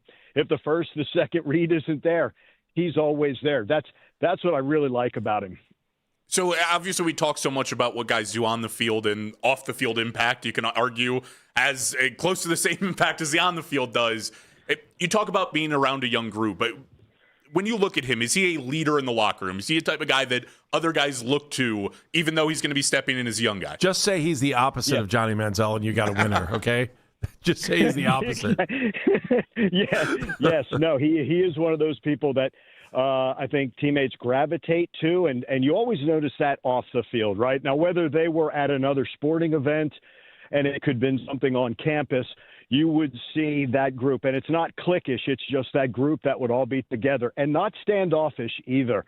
He was as big a part of all of Texas A&M than just the football. But he is one of those people. And I think once you're around him, that infectious personality, one of the last things I said to him before or right after the bowl game was, don't you ever change. And that's what I love. I love the infectious personality that he has. He's always smiling. But don't take that demeanor into be that he doesn't take things seriously, but just off the field. I have to say this. I don't know where this criticism of the maturity came from, and I don't know if that was NFL teams trying to scare off other NFL teams. That was never a problem at Texas A&M with Casey Concepcion, probably as mature a player as we've had. Yeah, obviously he's going to be transitioning to the pros here. Can you talk about his transition from NC State to Texas A&M and how that went and how that might help him transition quicker into the NFL? Yeah, the thing that got me was, the criticism around Texas A&M around Marcel Reed was he doesn't throw very well, which is interesting because the last thing Jimbo Fisher talked about with all the quarterbacks he had was when he brought in Marcel Reed, he said he's going to be the best of the group that he had there. And then when KC I don't think he was able to, he was on campus. He wasn't able to go through the workout, but he's just watching. And he turned to Mike Elko and he said, this kid can spin it. And you could see that they got a rapport, if you will, while they played. I think he was more of a slot guy at NC State. And then it was more on the outside with Texas A&M. He still played in that slot. And I think that helped him as well. But when you become the number one guy, and that's what he was when he came to A&M, and remember, A&M had okay receivers, but they didn't have a game breaker, a game changer like KC. When that's your responsibility and you come through, I think that spoke a lot about Casey Concepcion as well. Additionally to a wide receiver, obviously saw him returning punts and kicks at A&M as well. I mean, is that something that you look at him and it transitions to the next level? Is he just that different with the ball in his hands? Yeah, he finds space. He creates space. I think the yards after the catch also helps him. I think being a punt returner, that and you get him in space, and that speed for him, that first step or that juke is just really special. And I know his first one was against UTSA, and that's a non-conference game, but I thought that one at LSU was huge. That put that game away. I just think he makes big plays in big games, and I'm hoping that translates. And you guys know better than anyone. There's only 53 in the NFL. There's 85 to 100 in college. So I love that he's able to be a specialist and to be on a punt return team. I think that makes him even more valuable. And you guys also know those hidden yards that those return guys can get. I just think he's a special punt returner. I just think he can change the game in so many ways. And I think he's one of those guys that can't have the ball in his hands enough. Yeah, I always find it interesting that you look at these guys in the NFL, and then all of a sudden now they're asked to play on special teams too. And then if the Browns do bring him in here, he's going to have the opportunity to be the number one receiver here. If they'll hang on to using him on kick returns, if they'll still utilize him in that, because they, especially when you start making more money, they want to take him off special teams. I don't know. I'm just curious about just how he handled that. I'm sure most college guys are like, yeah, give me more playing time. But by the same token, you got to be able to balance it. Yeah, I totally understand that. And again, there would be times if God, I just don't remember him not being a punt returner. But, on a kickoff, what Mike Elko would do, depending on the drive, he might take someone out of a punt return. It was very rare. It was Terry Bussey would be one of them.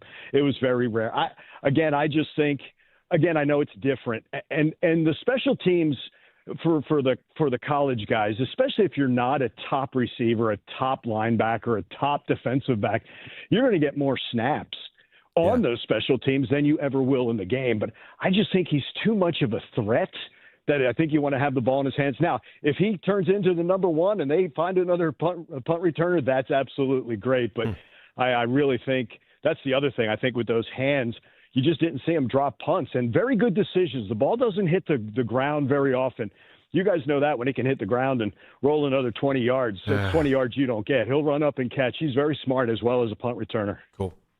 All right, so obviously always hard to evaluate college players if you look at stats because you mentioned games like UTSA, the non-conference games. But, I mean, KC went up against some of the top corners in this year's draft class, guys like Mansour Delane. I mean, talk about just kind of those matchups and how you saw him excel against some of the top corners. Yeah, I'm like you. I always kind of separate a non-conference from the conference stats, right? That's the separator. It's like running back Le'Veon Moss. Every 100-yard game he had for A&M was in the SEC. He didn't have any in the non-conference. I think KC's the same way. Still big games, and he's going to take advantage of a mismatch in non-conference where he's not as talented. But in the SEC, I think you always had to know where 7 was on the field. And there were times that they would try to take him away. But starting with Notre Dame and going through the SEC, KC Concepcion was reliable. And again, it's not like you had to force anything to him, just the way he can get open. Whether it's man-to-man with that first step or he could find that seam in the zone, I just think he's dependable. That's the word I use. But with a whole lot of speed, a whole lot of juke, a whole lot of yards after contact as well. I love the combination that he brings. All right, one last thing that Browns fans absolutely need to know about KC. One thing that they need to know. He can cook. He is a really, really, really good cook. He would cook for his teammates. They would congregate in his apartment, and he would cook for everybody. It's a little bit of a passion for him. I think he learned it when he was in high school doing it for the family, and it's just taken over. So that's kind of a passion. If you want to talk cooking, KC's going to talk that with you. And it's not just one dish. Some people are like that. Oh, I can cook, and they can only make one dish. Yeah. No. His teammates swear that they loved being able to go over to KC's. I think they did it once or twice a week. They loved going over there as he would cook for all his teammates. Wow. Do we know what it was, what his specialty was? I think mac and cheese was a big one, but it's not like it was just sides. You know what I mean? There was a lot of things, but his teammates raved about his mac and cheese for sure. Well, now we've got questions to ask him about mac and cheese on top of football. Andrew, hey, thank you. I'm excited. I feel your excitement for him. I'm going to be honest with you. I think you're going to love. I think you'll fall in love with him. He's just, again, infectious personality. He wants to be there, and I hope he's there for a long time. Outstanding. Andrew, thank you. Hopefully we'll talk to you during the college football season or at some point get some more of your insight. Thank you. We appreciate it. You're welcome. All right, we'll talk to you soon. Andrew Monaco, he's the play-by-play voice of Texas A&M, and so he joined us, and I think he's pumped, huh? What do you think? He definitely sounds pumped. I mean, you want to get? He told you he's going to be biased. He threw it out there and made it available, but sounds like a guy that's excited for KC. We like that. That's like me. If anybody called me and asked me about any kid from Cleveland, even if they weren't very good, I'd be like, oh, man, he was the greatest kid that played between Mayfield and Cedar Roads. Now, I've never seen a kid better between Mayfield and Cedar, between Ridge and Lake. Give me a Lake Avenue, right? I'm telling you, between those two roads, he was the best player I've ever seen from Northeast Ohio. I'd be exactly the same way. He gave you some insight. Do you feel a little bit better? I know people want to talk about the drops. I need to see him drop one before I'm going to start criticizing him in the pros, especially because when you look at that transition between special teams and being able to be a wide receiver in the NFL, if it works on one side, I just think it's fixable on the other, and that's even if it's a big deal. All right, let's come back. We'll talk more about this. We're going to take your phone calls. We're going to get into the Cavs. Bill Riley's going to join us at 1 o'clock from Utah. We got all kinds of good stuff for you. It's Baskin and Phelps. Jake Volnick is in today for Jeff.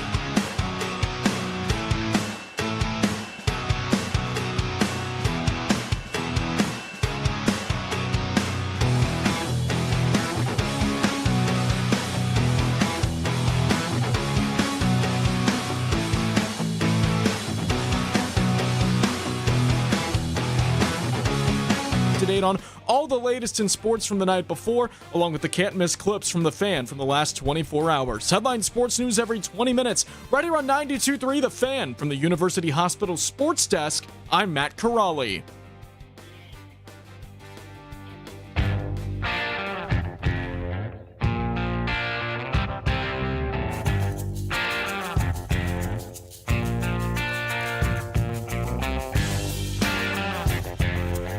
As always, you can listen to this show and all of our local shows on The Fan on Apple Podcasts, Spotify, or wherever you get your podcasts.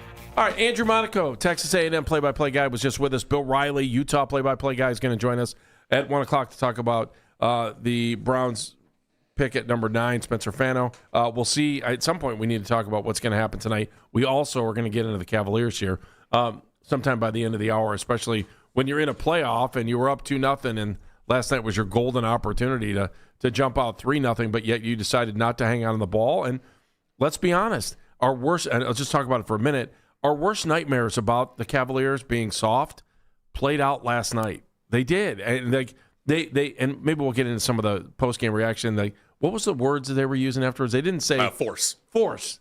That's your way of saying we got beat up. We weren't physical enough. We weren't physical enough. There's other words that go through my mind that would probably get me fired within 30 seconds. They did not play very tough. They played soft last night. Yeah, I mean, they got killed in the points in the paint. The rebounding battle was, I think they were actually ahead in the rebounding battle, or it was very close. It wasn't far off, but it was just how they scored inside. It was the Cavs' resiliency on defense. It was a lack of attention. This is a team that you have built, and I think with James Harden especially, you can afford one of these guys to have a bad night. You built the talent around it. 9 turnovers in the first quarter?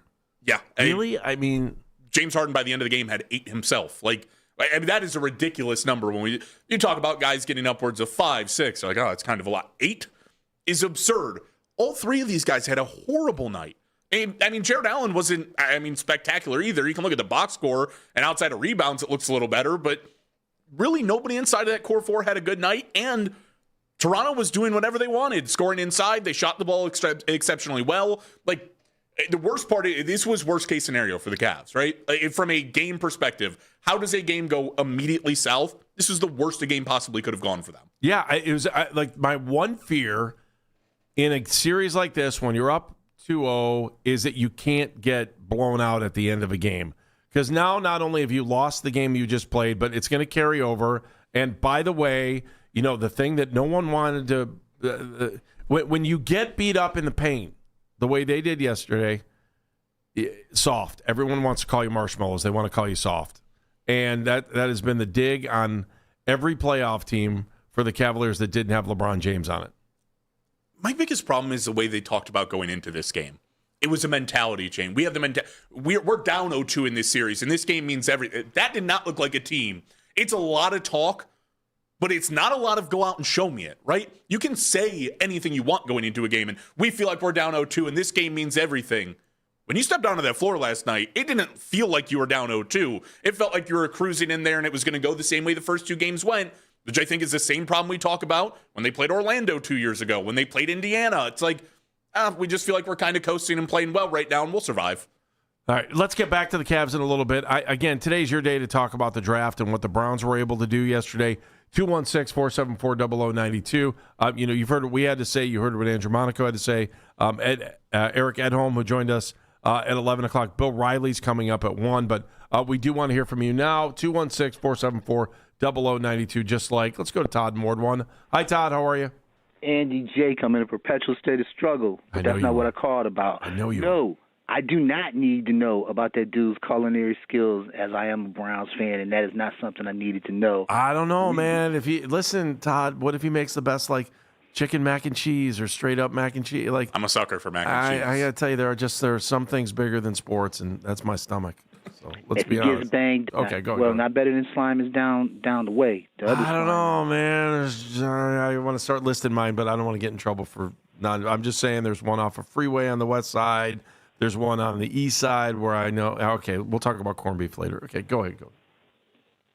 There's one on the east side. Well, yeah. There's 2 on the east side. I would hit. Slime is on the east side. It's downtown. It's downtown. Come on, man. I mean, if you can throw a rock to the river from there, you're downtown, right? Well, I want to know what this other place is off the air. All right, I'm gonna put you on hold. I'll give you 3 places. I'll give you 1 on the west, and I'll give you 2 on the east. I'm telling you. KC, Todd. KC. There's a real good one. I'm an East Side loyalist. Let's move on. No, I'm telling you. Now listen. I'm gonna give you a deep dark secret here. There is a place on the west side, and it's off the freeway. I'll just leave it at that. Where East Siders, and I'm gonna tell you, like my parents were gigantic corned beef fans. Okay. They would drive from the east side to the west side to get this corned beef because it's that good. I'm just telling you. It's all about the way they cook it.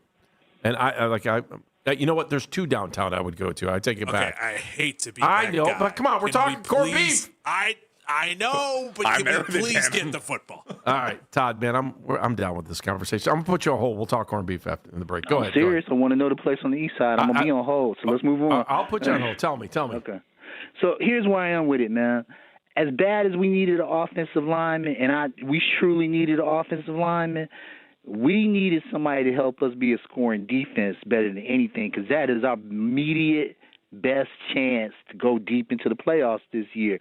And when they passed on Sonny Styles, I was on the floor, straight up, like pounding the floor, because I was like, that was it. That was it right there. They should have stayed at 6 and got Styles. But since they didn't do that, I'm not impressed by Concepcion, man. His blocking was better on special teams, and his blocking is going to be on special teams here with the Browns. I don't know. They say he's pretty good. I mean, he is. I've seen a lot of highlights. I haven't watched full games. I'll be honest. I'm not going to lie. Go watch 3 and look at how good that blocking is on special teams, and remember what our blocking on special teams was like last year. Okay. So that's where I am with it, man. We needed to do the offensive line, but we need to be a scoring defense, and I just do not believe. Do you really think we're going to start winning games because we're a scoring defense? It helps. It helps, but it's not the end all be all. And by the way, when you're scoring 16 points a game and your scoring defense does its job, now you're looking at less than 9 points a game. We have got to get in the end zone, bro. We have this 16 points a game is ridiculous. It's sad. I am here to tell you I'm not cool with Concepcion's pick. Okay. The interview did not make me feel any better at all. You're on the record. And he is not going to have the blocking on special teams that he had in college. That level of blocking relative to the competition. In addition to that, his drops concern me only because of this. We already got somebody that drops a lot. And drops turn into bobbles in the NFL, and bobbles turn into defensive backs catching them before it gets to the ground and running straight down the field. All right. So we'll see what they do in the second round. I'm listening for a linebacker, and no further comment. All right, Todd, hang on the line. I'm going to give you what you need there. Okay. Yep. Thanks, man. Patrick is in Heartland, Wisconsin. Hi, Patrick. How are you? Patrick? Morning for me, afternoon for you guys. How are you? Good. I could talk cheese curds and hammerschlagen with you all day too. So, but Dan's going to get mad at me. I can't get you great corned beef up here, but I can tell you where the best cheese curds and the best brats are for sure. State Street. State Street is awesome. Okay, 100%. All right. So look, about an hour ago, one of your guys called in, and he talked about Herbie and Desmond saying offensive rookie of the year for Concepcion pre-draft. Which is true, but I'm going to round out the rest of the story. Yeah. Pull a Paul Harvey here, right? Yes. Right before they went to break, they put the ESPN banner up before the commercial came on, and you heard Reese Davis say, you guys want to change your prediction on Concepcion based on who's throwing the ball in Cleveland? Oh. And then both of them kind of chuckled under the music, the outtake music, and both of them said, yeah. So, for whatever that's worth. All right. Well, at least we got the big picture on that. Patrick, thank you. Enjoy any time you can go to Camp Randall. I think it's one of the greatest college football stadiums in the world. Thank you. It is a great day. Yeah. All right. Thank you. Huh. It still doesn't say anything about KC. He might not be offensive rookie of the year, but it still says he's a good wide receiver. One of these things that kind of it harps on, and I think it's interesting, right, is we wanted the Browns to go offensive tackle, wide receiver. Is there a conversation right now that maybe they were too focused on addressing need? Like Andrew Berry's all about best player available. No. I could make an argument they didn't draft the best player available in 9. And Caleb Downs was sitting right there. That was probably the best player. I know. But they felt like they had to get an offensive tackle, which I agree. Like, we don't find offensive tackles typically late in drafts, even into like the second round, even sometimes late in the first, that are good offensive linemen. You can find wide receivers later there, and there's an argument to be made that there was not best player available. I like it, but I think that's a conversation people are going to have. If Jeremiah Love was there at 6, let's just say they didn't even make, would you have taken Love? He wouldn't have been my first choice, but he would have been consideration. I just think you have too crowded. I know it depends on who was there. I would have taken Jeremiah Love in a minute. If he was there, I don't care if you think even if you have a great quarterback's probably the only room that I wouldn't mess with if you thought you had your franchise quarterback and maybe he had given you success in the playoffs before. I just think you need more than one running back. You need more than one tight end. You need obviously more than one wide receiver. Our offensive line is in shambles. You brought in guys, and they all may be great. Maybe they brought in 4 all-pro linemen. Maybe they did, but they haven't played together yet. It's a lot easier when you're just plugging 1 hole, 2 holes at the max. Well, they're plugging 5 holes on that offense. Make it, you're changing. You can say what you want about Fannin, but Njoku was there for as long as he was. You're actually changing 6 holes when you're letting, Njoku go 2. So I want to see how this thing looks, and the dance isn't easy if you don't know the partner when the music starts. Yeah, I mean, offensive line is a big problem. There's a lot of things to clean up. I don't think DeJuan would have solved that at left tackle. Like, Jeremiah Love is so interesting because you can do so many things with him. What is DeJuan now? Probably a swing tackle. Okay. Right? Like, I mean, if you talk about a guy that's a good swing tackle, his biggest problem has been injuries. You don't have to play nearly as much. And he's given you decent production while he's played. Just hasn't been able to stay on the field. I think he's a great swing tackle, if that's a guy that I have. But, yeah, like, Jeremiah Love, I mean, limiting the production of Quinshon Judkins probably more than not. Or maybe you're trading one of your 2 running backs if you brought him in. If you felt like you upgraded. Let's not... I mean, when they let Baker go, they thought they upgraded, right? And is that their job? As mad as we are that the whole Deshaun thing went down the way it did they upgrade? Is that their job? Okay, they failed on that one. But is their job to upgrade? At some point, Kansas City's going to say, okay, we're done with Mahomes. Yeah, at that point, it's probably still a few years away, but right, they're going to say it at some point. They're going to say it. So and then did they upgrade? That's what the next question you're going to ask yourself. All right, let's get to the Cavaliers. Bill Riley's going to join us at 1. He's a Utah play-by-play guy. And then your reaction. We want to know what you think about what the Browns did last night. And as we move towards the end of the show, what are they going to do tonight? What do they need heading into the second round tonight? 216-474-0092. Hey, everybody, it's Andy Baskin for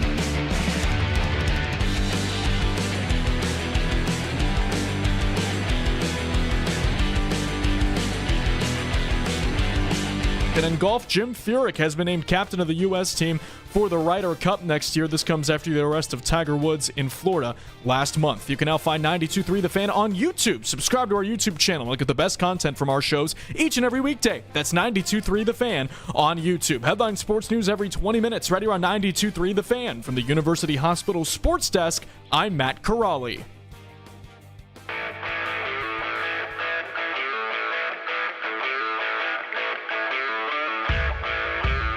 Check out the post-draft edition of the Fan Offseason Special Tuesday night with myself, Jake Volnick, Lance Reisland, and Daryl Ryder breaking down the Browns' moves on draft weekend and looking to the remainder of OTAs and minicamp ahead.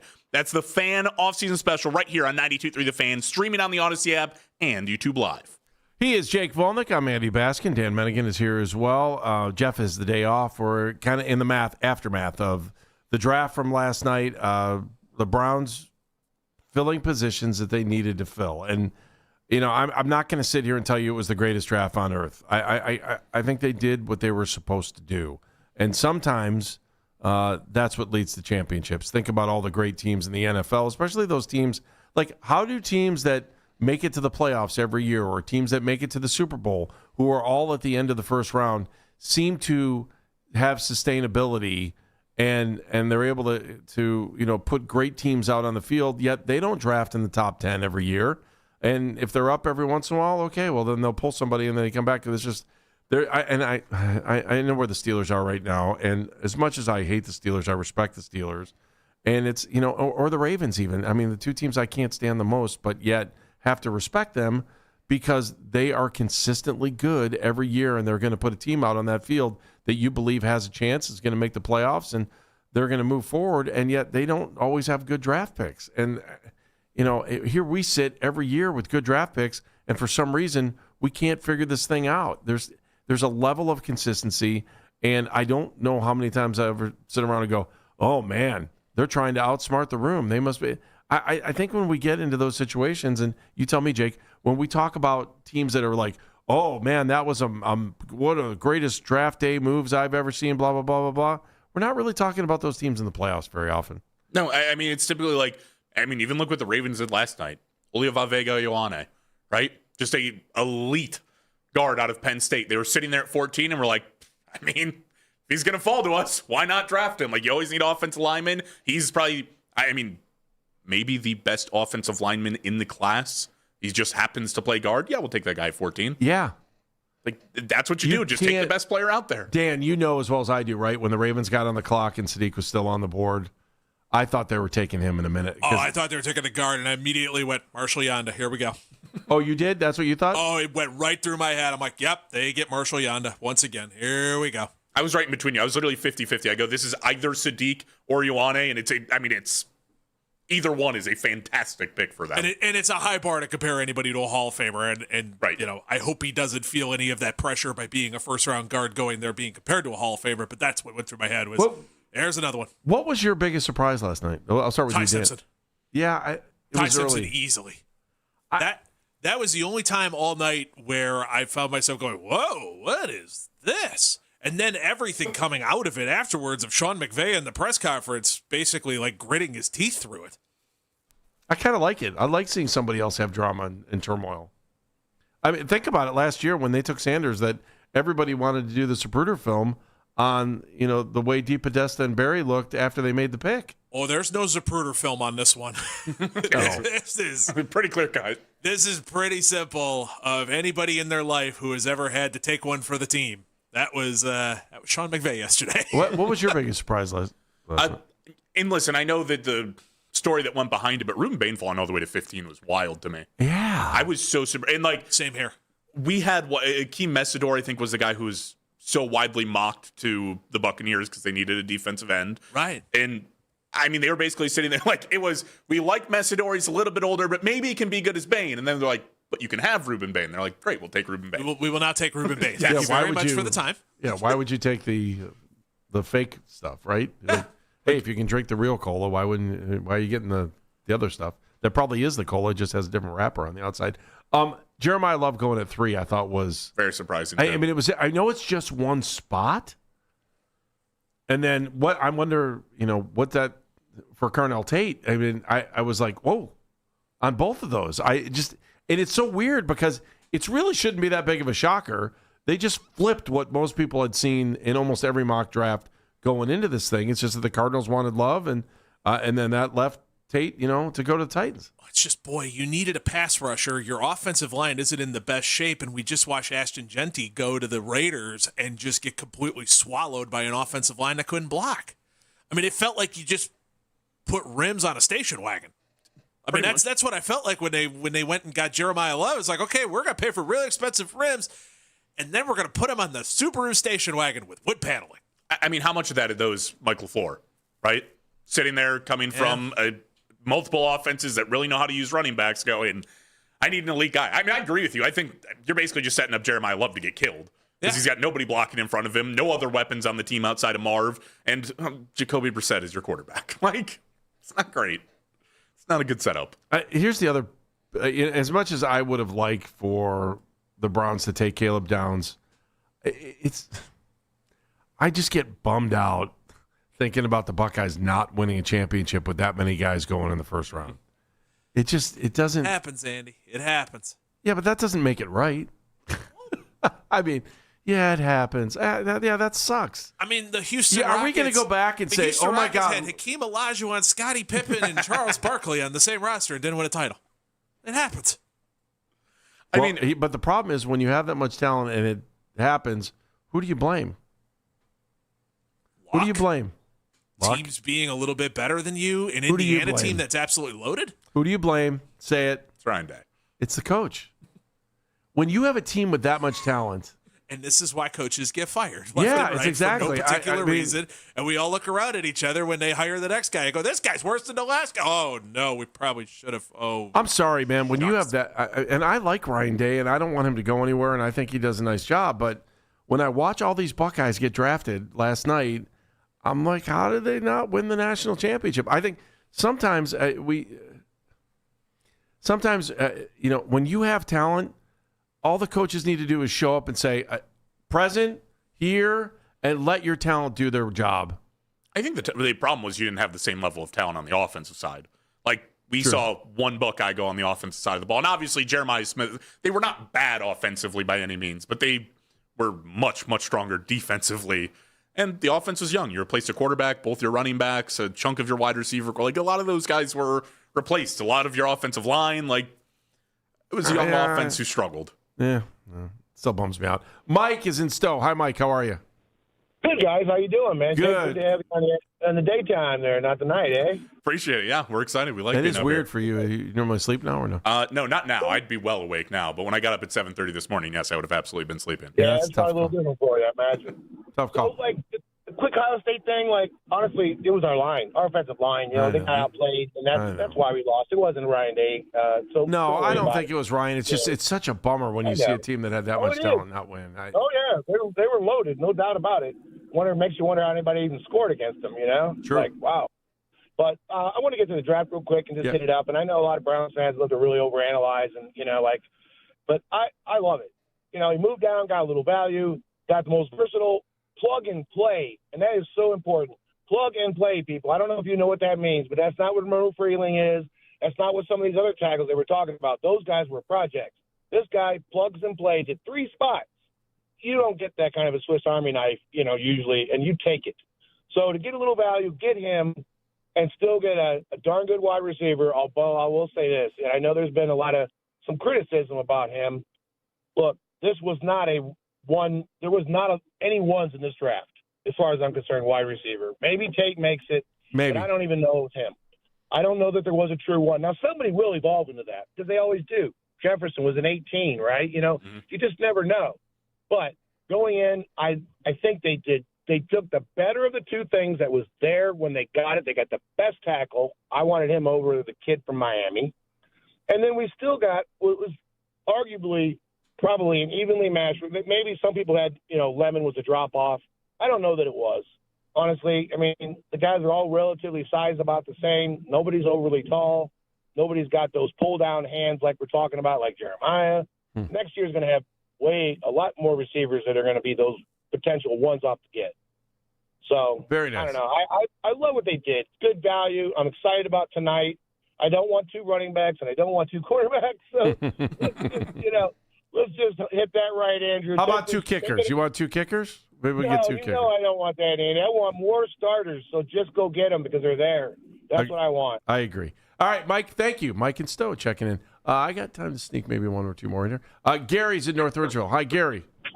Hi, how you doing? Good. What do you think? Hey, I was just chiming in on the Buckeye conversation a minute ago, and you said they didn't win a championship, but they did. Well, 2 years.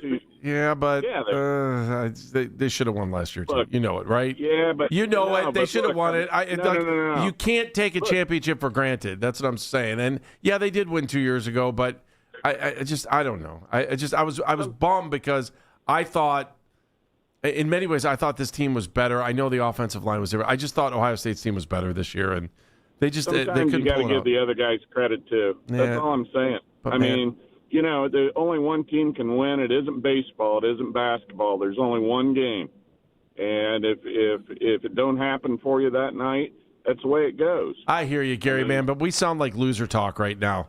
I'm just telling that you. Ain't loser it feels talk. like That ain't loser talk to me. talk. It does, man. Nope. It does. I'm sorry, Nope. Gary. It's okay. I'll still respect you. Goodbye, Gary. Yeah, I don't know. I'm probably the only guy that maybe. I hope I'm not the only guy that. They definitely could have won one last year. I just should have won it. Stringing back-to-back national championships is easier said than done. Did you think they had a better quarterback? Was Julian Sand better? Julian Sand's. Yeah, last year was still probably better than Will Howard. Will Howard hasn't really sniffed the field in Pittsburgh yet, so. No, I mean, we don't know that Julian Sand would sniff the field in Pittsburgh right now. He's I much don't know. younger. Yeah, no, I'm just saying though. But at the same, I don't know. When you have excellence, you expect and desire excellence every year. Like we sit here every year, and I love the Guardians. I do. I love them, but we sit around and we go, well, they were 1 out away from winning the World Series. If it wasn't for the rain, they probably would have beat the Cubs. And we sit here and we're like, ooh, the Browns almost made the playoffs this year. Look, the Browns made the play. Oh, the Browns. Oh, look, they won a game in the play. When you expect the bottom, you get the bottom. With Ohio State, I don't look at anything in Columbus like that. They have the best players, the best facilities. They got more money for anybody else to play. I expect championships. And I don't think there's anything wrong with holding them to that bar. And when I see this many Buckeyes get drafted last night in the first round, we knew this was coming. It makes me go, man, what if? Especially if you hold yourself to higher standards that you expect to win a championship. We spend way too much time in here going, oh, it's the process. Love the game. No, I love championships.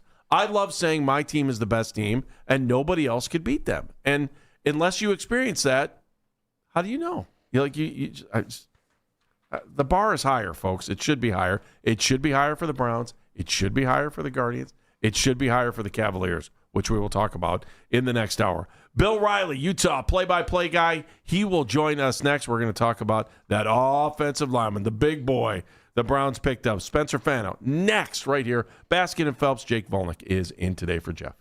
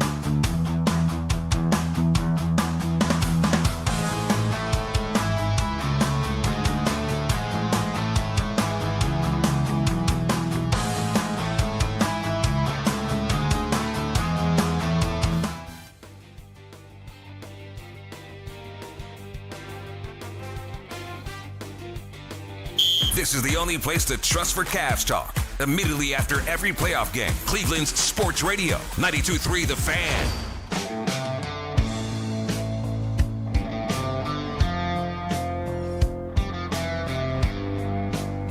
The NFL draft rolls on tonight, but we roll it backwards, and we look back at last night and what the Browns were able to do. And, we were lucky enough to talk to Bill Riley, the voice of the Utes of Utah, and we talked to him earlier. He gave us the insight before anybody else did on Spencer Fano, but we're bringing back more in case you missed it because he has got good insight on all those boys that are going through Salt Lake City. Bill, how are you? You're on the Make It Right, Call Kyle Right hotline. What's a good word, my friend? How are you? Andy, it's good to talk to you. Jake, hello. How are you guys doing?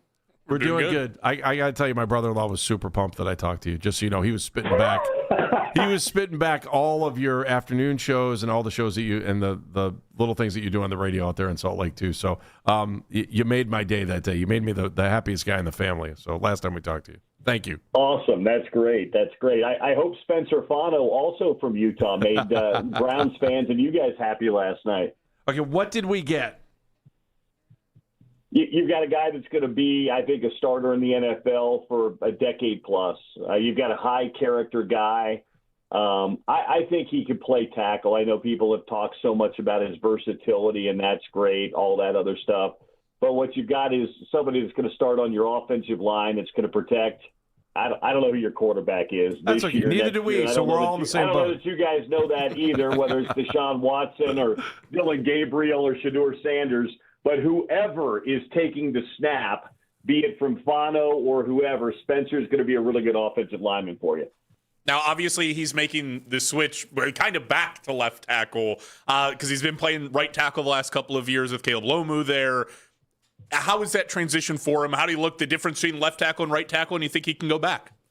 Well, I mean, he was a freshman All-American at left tackle, so it's not as if he struggled at left tackle as a true freshman, not a redshirt freshman, a true freshman. So he's got some chops. I think he would have been fine staying at left tackle.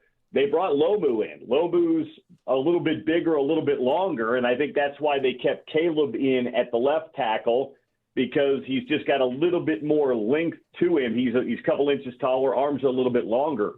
So, I mean, if Cleveland decides to try him out at left tackle, I'm not sure that that's a bad spot because, as I said, he played it as a true freshman and was named a freshman All-American. So Utah just had an embarrassment of riches along the offensive line, and we're able to move him over to the right side, and he thrived over there too. Again, I think we talked about this, Andy, last time I was on with you. I don't know that it matters whether he's the left tackle or the right tackle if he starts for you and plays at a high level for 7 to 10 years. I mean, nobody's going to be Joe Thomas. That guy was just a freak and an outlier. But if you get this guy and he plays at a high level for you for, a long time, whether he's a Pro Bowler or an All-Pro, but if he's a starter for you for a long period of time, that means you hit with this pick. Plus, you got him at 9, not at number 6. I think Cleveland deserves a little credit for fleecing my team, the Kansas City Chiefs. A couple of I like the pick of Mansour Delane. Don't get me wrong. They needed I felt like the Browns got a little more than maybe they needed to get out of that pick. So anyway, I like the pick of Fano. I think you're going to get a good pick. Plus you picked up some draft picks for it. Why do you think I'll come back to this in a second. Why do you think the Chiefs did that? Because I was wondering it at that point. I was like, man, if they had to trade, did they think Washington was going to take? I was trying to figure it out. Why do you think that the Chiefs made the trade? I think Washington and maybe even New Orleans. He's an LSU kid. New Orleans could use a corner too. That's true. I think there was a worry. I think they didn't value some of the other guys as much as they valued him. Again, this is just me being a fan reading from afar. And they wanted to make sure they locked down one of those starting spots on the outside. Now they've got Noel Williams and Christian Fulton that can compete for the other spot. They brought the Kohu guy in from Miami to play the nickel. So I think they just wanted to make sure they got that guy and were locked in there. As good as they've been at developing corners in the middle rounds, I think they didn't want to take a shot at that. Again, this is a Cleveland show. I get it. I think they've got something else working somewhere with a trade or a free agent that's out there, whether it's a receiver or an edge. I just can't imagine they're going in feeling great about everything there. So maybe they draft an edge and sign a receiver. A guy like Jawan Jennings is still out there. Who knows? But I felt like, I don't know, you guys tell me, do you think Cleveland would have done it for 9-74? Did they have to throw in 146 as well? I don't know. That's a good question. I'm not sure. I mean, Andrew Berry loves fifth-round picks. That's one thing I can guarantee. He does. And by the way, we're even for Travis Kelce, you know. Well, you had 2 rounds to draft him. It wasn't like you went the first round. Everybody had 2 cracks at Kelce. Both Kelce's, but as a matter of fact. By the way, he still reps Cleveland, though, so you got to like that. He still reps Cleveland. That's a high school thing for us. Yeah, we definitely like that. All right. I would say everybody in Cleveland's got what I would call Jed Wills syndrome right now. Oh, for sure, yes. All terrified that, you get a guy that's got all the talent, but does he have the want to? Does he have the ability to go out there and want to play and want to get better on every single down? Is that what we're getting in Spencer? Oh, yeah. This kid has been a worker from day one. He has gotten better and better and better every year. This kid comes from a great family, a football family, because his brother's probably going to hear his name called sometime later. I think he's a mid to late 3, early 4. No. This kid, excellent in the classroom, never took anything for granted. He is a worker through and through. He worked on it. He didn't just come in and rest on his laurels. No. You don't have to worry about Spencer Fano's work ethic or anything like that. Finding the spot where they think he fits best, that may be the challenge, whether it's tackle or inside. But wherever they decide to play him, this kid's going to bust his ass. I mean, you talked about just being – I mean, his dad was what, Harvard guy? Harvard business? Is that right? Did I read that right? I don't know that. I've met his mom and dad a number of times. They traveled all the away games, sat next to him on airplanes, traveling to games. But I'm not sure of his dad's educational background. It's a great family, though. Yeah, and they're a Utah family. They live here. They were at all the games. So you're getting a guy that comes from good stock. All right, so we look at this then we're Spencer Fano City, and you see where he played next to Lomu. What is he like beyond the field, where he's with his teammates, working with the offensive line? What have you been able to observe at Utah? Team leader through and through. He was on the leadership council, was one of the captains. The Big 12 does one of these things where they have athletes from all sports go into these summits and travel abroad to other countries, Mexico and places. Spencer was one of the 2 athletes the last 2 years that represented the university in athletics on the Big 12 level as well. He and a volleyball player here were the representatives.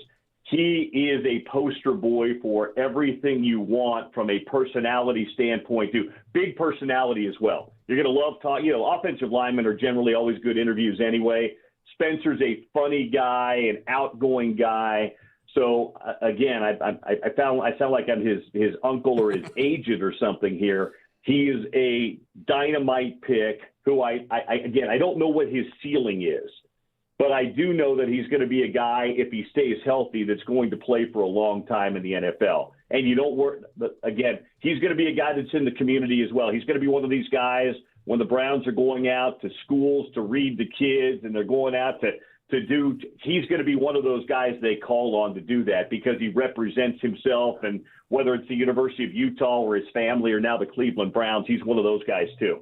I'm trying to think. There's probably maybe 10 offensive linemen with NFL experience from Utah. What's in the water out there, and why are guys from Utah ready to play in the NFL when they're offensive linemen? It came from the DNA. I mean, Kyle Whittingham always identified and wanted to build teams, whether it was in the Mountain West or the Pac-12 or now the Big 12. He's got that mentality where you start in the trenches. Utah puts a ton of defensive linemen in the league as well. Utah's now had 9 offensive linemen drafted in the last 10 drafts. Now actually it's 10 because they had 2 taken last night. They just preach a physicality and a toughness. It's part of what Utah's been. It's going to continue to be that with Morgan Scalley as the head coach now. But that's where they go. They go and they go find guys and they develop guys. They find guys that have a great kind of a base to them and then develop them. You guys are probably old enough. Nebraska did this for years, too. It's why Nebraska was so good. They had the red shirt program. They'd go find those big corn-fed guys. They'd put him in the weight room and develop him. That's what Kyle Whittingham did too. Jim Harding, his offensive line coach, was terrific. He's actually a Toledo guy. Jim is. He played at Toledo, was an all-MAC lineman, and he was with Whittingham for 12 years. He's now with Whittingham up at Michigan. They just always have found, evaluated, and developed trenches very well. Real quick, Bill, his brother, Logan Fano, you said he's going to be somewhere in the 3rd to 4th, you think? Yeah. Potentially to draft brothers. What do you like about the kid? Well, his motor is very high. His get-off is also great, too. I think he had the quick, maybe it was the 10-yard, the shuttle, whatever it is, at the draft, at the combine. I think he had the fastest for defensive ends. Again, a worker. He's had a little bit of a history of injury. That's why he's probably a little bit further down. Didn't play as much over his career as he probably would have liked to, but he's healthy now. Tested well at both the combine and the pro day. 6'4", 265 pounds. He's going to be a really nice rotational defensive end for somebody. And like I said, he's probably at the end of today or very early tomorrow, but he's going to be on somebody's roster and he'll be playing next year. If you got the Fano brothers, there's a ton of marketing opportunities for the Browns and sponsors. They did NIL stuff together here with some banks, credit unions, car dealerships. So he's a nice player. Again, he's not going to be one of these guys that pops and he's an all-pro or a Pro Bowl guy right away, but he's going to be a guy that gets into the rotation next year for somebody. Hey, we always appreciate your time and outstanding stuff. You've made me a Utes fan. I've got a Utes hat, so I'm good to go. And one of these days I'll come out there. I'll buy you a beer for all the time you spent with us. Bill, we appreciate you. Andy, do it. Let's do that. And after you guys, I'm sure you guys are going to get Spencer on the show or do a one-on-one with him at the facility. Yep. Shoot me a text and tell me if I'm wrong with the personality and just being really engaging and outgoing, because I think you guys are going to love it. Yeah, he's later this afternoon at 3 o'clock. Does that sound right, Dan? His press conference is today at 3 o'clock Eastern, so 1 o'clock for you, and you can always stream that on the Odyssey app if you want. Hey, thanks. That was an easy plug. You're a good man. Hey, tell your brother-in-law I said hello. You got it. We're getting the beer at some point. Thank you, Bill. Thanks, Andy. Thanks, Jake. Talk to you soon. Appreciate you, Bill. All right, Bill Riley, the voice of the Utah Utes. Hey, man, he's given us so much good stuff about what's going on. It is amazing to me. I think he was the 10th offensive lineman.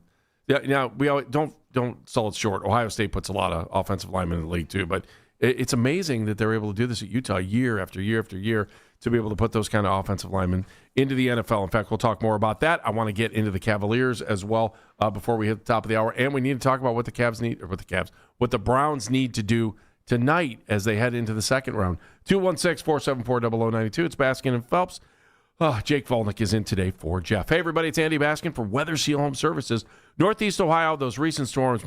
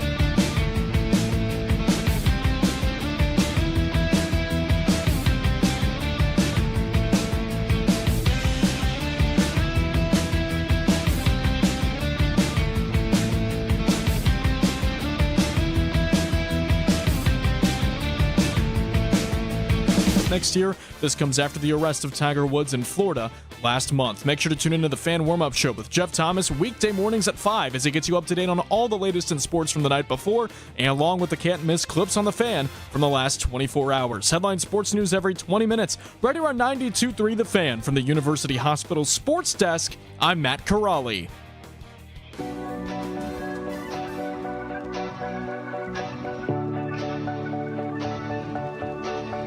Missed a moment in the show? Use the Rewind feature on the Odyssey app, powered by Integrated Restoration, your local experts in water, fire, and storm disaster restoration.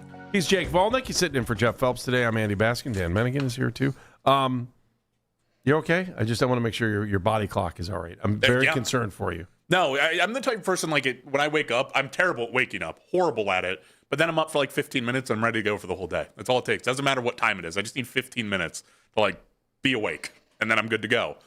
And then we'll eventually crash sometime, probably earlier than I should tonight. I probably should know this about you. Did you play football? I played in middle school for a year, but didn't end up playing in high school. I played baseball through and through. Okay, I know you just scream lineman to me right now. I played offensive line. Started at right guard the 1 year I played. Oh, look, I could be a draft expert. I've already determined where you're playing before I even saw you play. We've been talking about the draft all day, and I got to tell you, most reactions to the Browns, I bet, are what Patrick's going to say in Hudson. Patrick, how are you? Hey, fellas, how we doing? Thanks for taking my call. Good, thank you for calling. Hey, I just want to say I love what the Browns did. I love who they took. I just almost got a gripe with all these fans talking about, size with this guy. I don't understand what happened for, since when was a 5'11", 195 receiver, a small guy. I don't ever remember anybody talking about Odell Beckham size. So it ain't like the guy's Andrew Hawkins out here. I think it was a great pick. He's an electric playmaker. And you know what? Barry's doing a great job, I think, so far. All right. Well, thank you. Appreciate it. And so, like I was saying, Patrick, thank you, that I think most people are happy with what the Browns did last night. And I don't know. I've always kind of been I don't mind having one or two guys under 6 foot on the roster when it comes to wide receivers. I just give me a couple 6'2" guys. How about let's break it up a little bit, Yeah. And I guess, if you want to compare Odell, all right, if you want to do that. But for the most part, right, everything you've heard, everything I've heard, and I know there's been other shows that have gone in different directions. Today, what we've heard, most people are pretty much, okay, I can live with what they're going to do. And, he said he loved it. I'm not going to sit here and tell you I love it. I'm not going to sit here and tell you I hate it either. I'm willing to just see what happens. I know they needed an offensive lineman. I know they needed a wide receiver. Mission accomplished, if you want to look at it that way. Yeah, I'll go to say I love it. It's not like I'm going to sit here and grade the Browns draft as an A and tell you these players are going to be amazing. But from the prospects that were on the board, from the needs that your team had, I thought you did a good job. And I thought you took, there were players that I watched, tape on that I was looking at. Caden Proctor was certainly one of them. Ty Simpson was just quarterback. That was not going to happen. But even that was the one guy. One of the segments we did yesterday was what's going to upset you. Ty Simpson at 6 was going to upset me. Yeah, would have upset me too. Ty Simpson at 24 also would have upset me. Me too. But there were two guys that I liked a lot. So yeah, I'm happy with it. You got the two positions I thought you did, and two of the guys that I thought were the best at their positions, and you drafted them at 9 and 24. I think you are just okay. There should be no negativity surrounded. That's the part that I hate, is I don't understand the negativity. Today's not the day to be negative. No, it's not. And you don't have to be through the roof, excited. If they would have drafted, like I keep saying, if they would have drafted a kicker at 6, then you could be negative. If they would have taken 2 defensive players, I would have understood you being negative. Yeah. Going, the offense just scored 16 points, and we're bolstering the defense again. I get it. But they took 2 offensive players to make this better, again, that fit with Todd Monken, that he likes both of the picks. That's what really counts. My coach thinks he can do something this year. Okay, go do it. All right, I think we're kind of being rational about this, but I'm sure there are people that don't like it, like Matt Miller from ESPN on Dan Patrick. What teams draft poorly? Oh, the Browns. And I'm not just playing to the crowd here. It's the Browns. It's just the Browns. Yeah. And I will say this, I think the Browns drafted poorly last night. We get so caught up in, I'm glad they traded back to get this guy instead because they got an extra draft pick. You're the Browns. You don't draft well. Extra draft picks aren't good for you. So Spencer Fano is a very good player, and he's going to shore up one spot on their offensive line.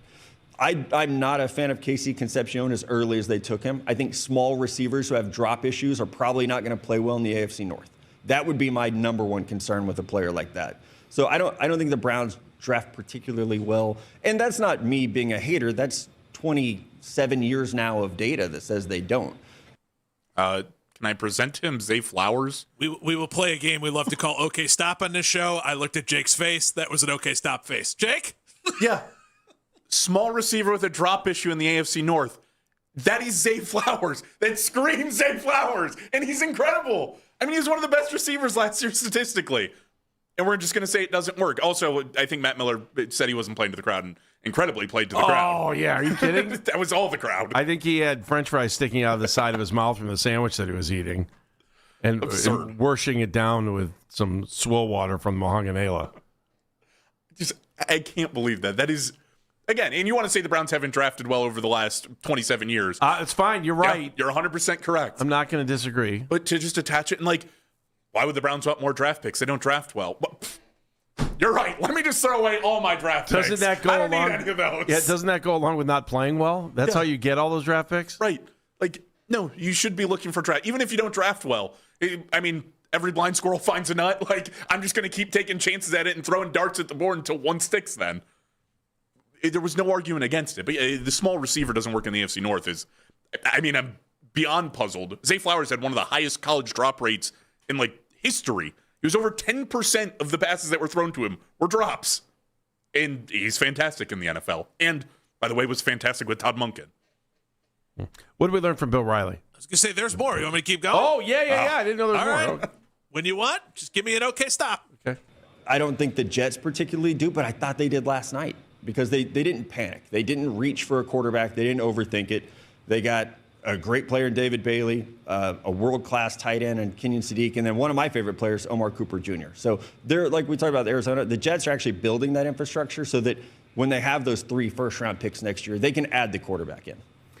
Be honest, do you think you could run the Browns better than the Browns are being run? No, I don't. You don't? Okay. I would like to try. It'd be fun, right? You might get a chance. Right. I mean, general managers make good money. I wouldn't say no to that opportunity, but that's not what I do, right? I watch football and I make jokes on TV. It's very different than I evaluated 483 players this year, and if I'm wrong about them, I don't get fired. So that's the difference. Andrew Berry's wrong. His family's looking for a new house. He's 50 people that work under him get fired. I've been wrong a lot in this job, and I can just laugh it off. I mean, he was the recruiting coordinator for the CFL's Joplin Crusaders. So, I mean, he didn't have a problem with the Jets stacking picks. I'll say that much. They haven't drafted well for anything. But let's be honest, that Jets draft is pretty good. No, it was really good. I love the Jets draft. I mean, that's the easy one to look at and go, oh, and they got the one guy that I wanted. So, all right. So there's one guy out there that is would you say he hated it? I don't know. Matt Miller? Yeah. No, I would say he hated it. He liked Spencer Fano. They don't like KC.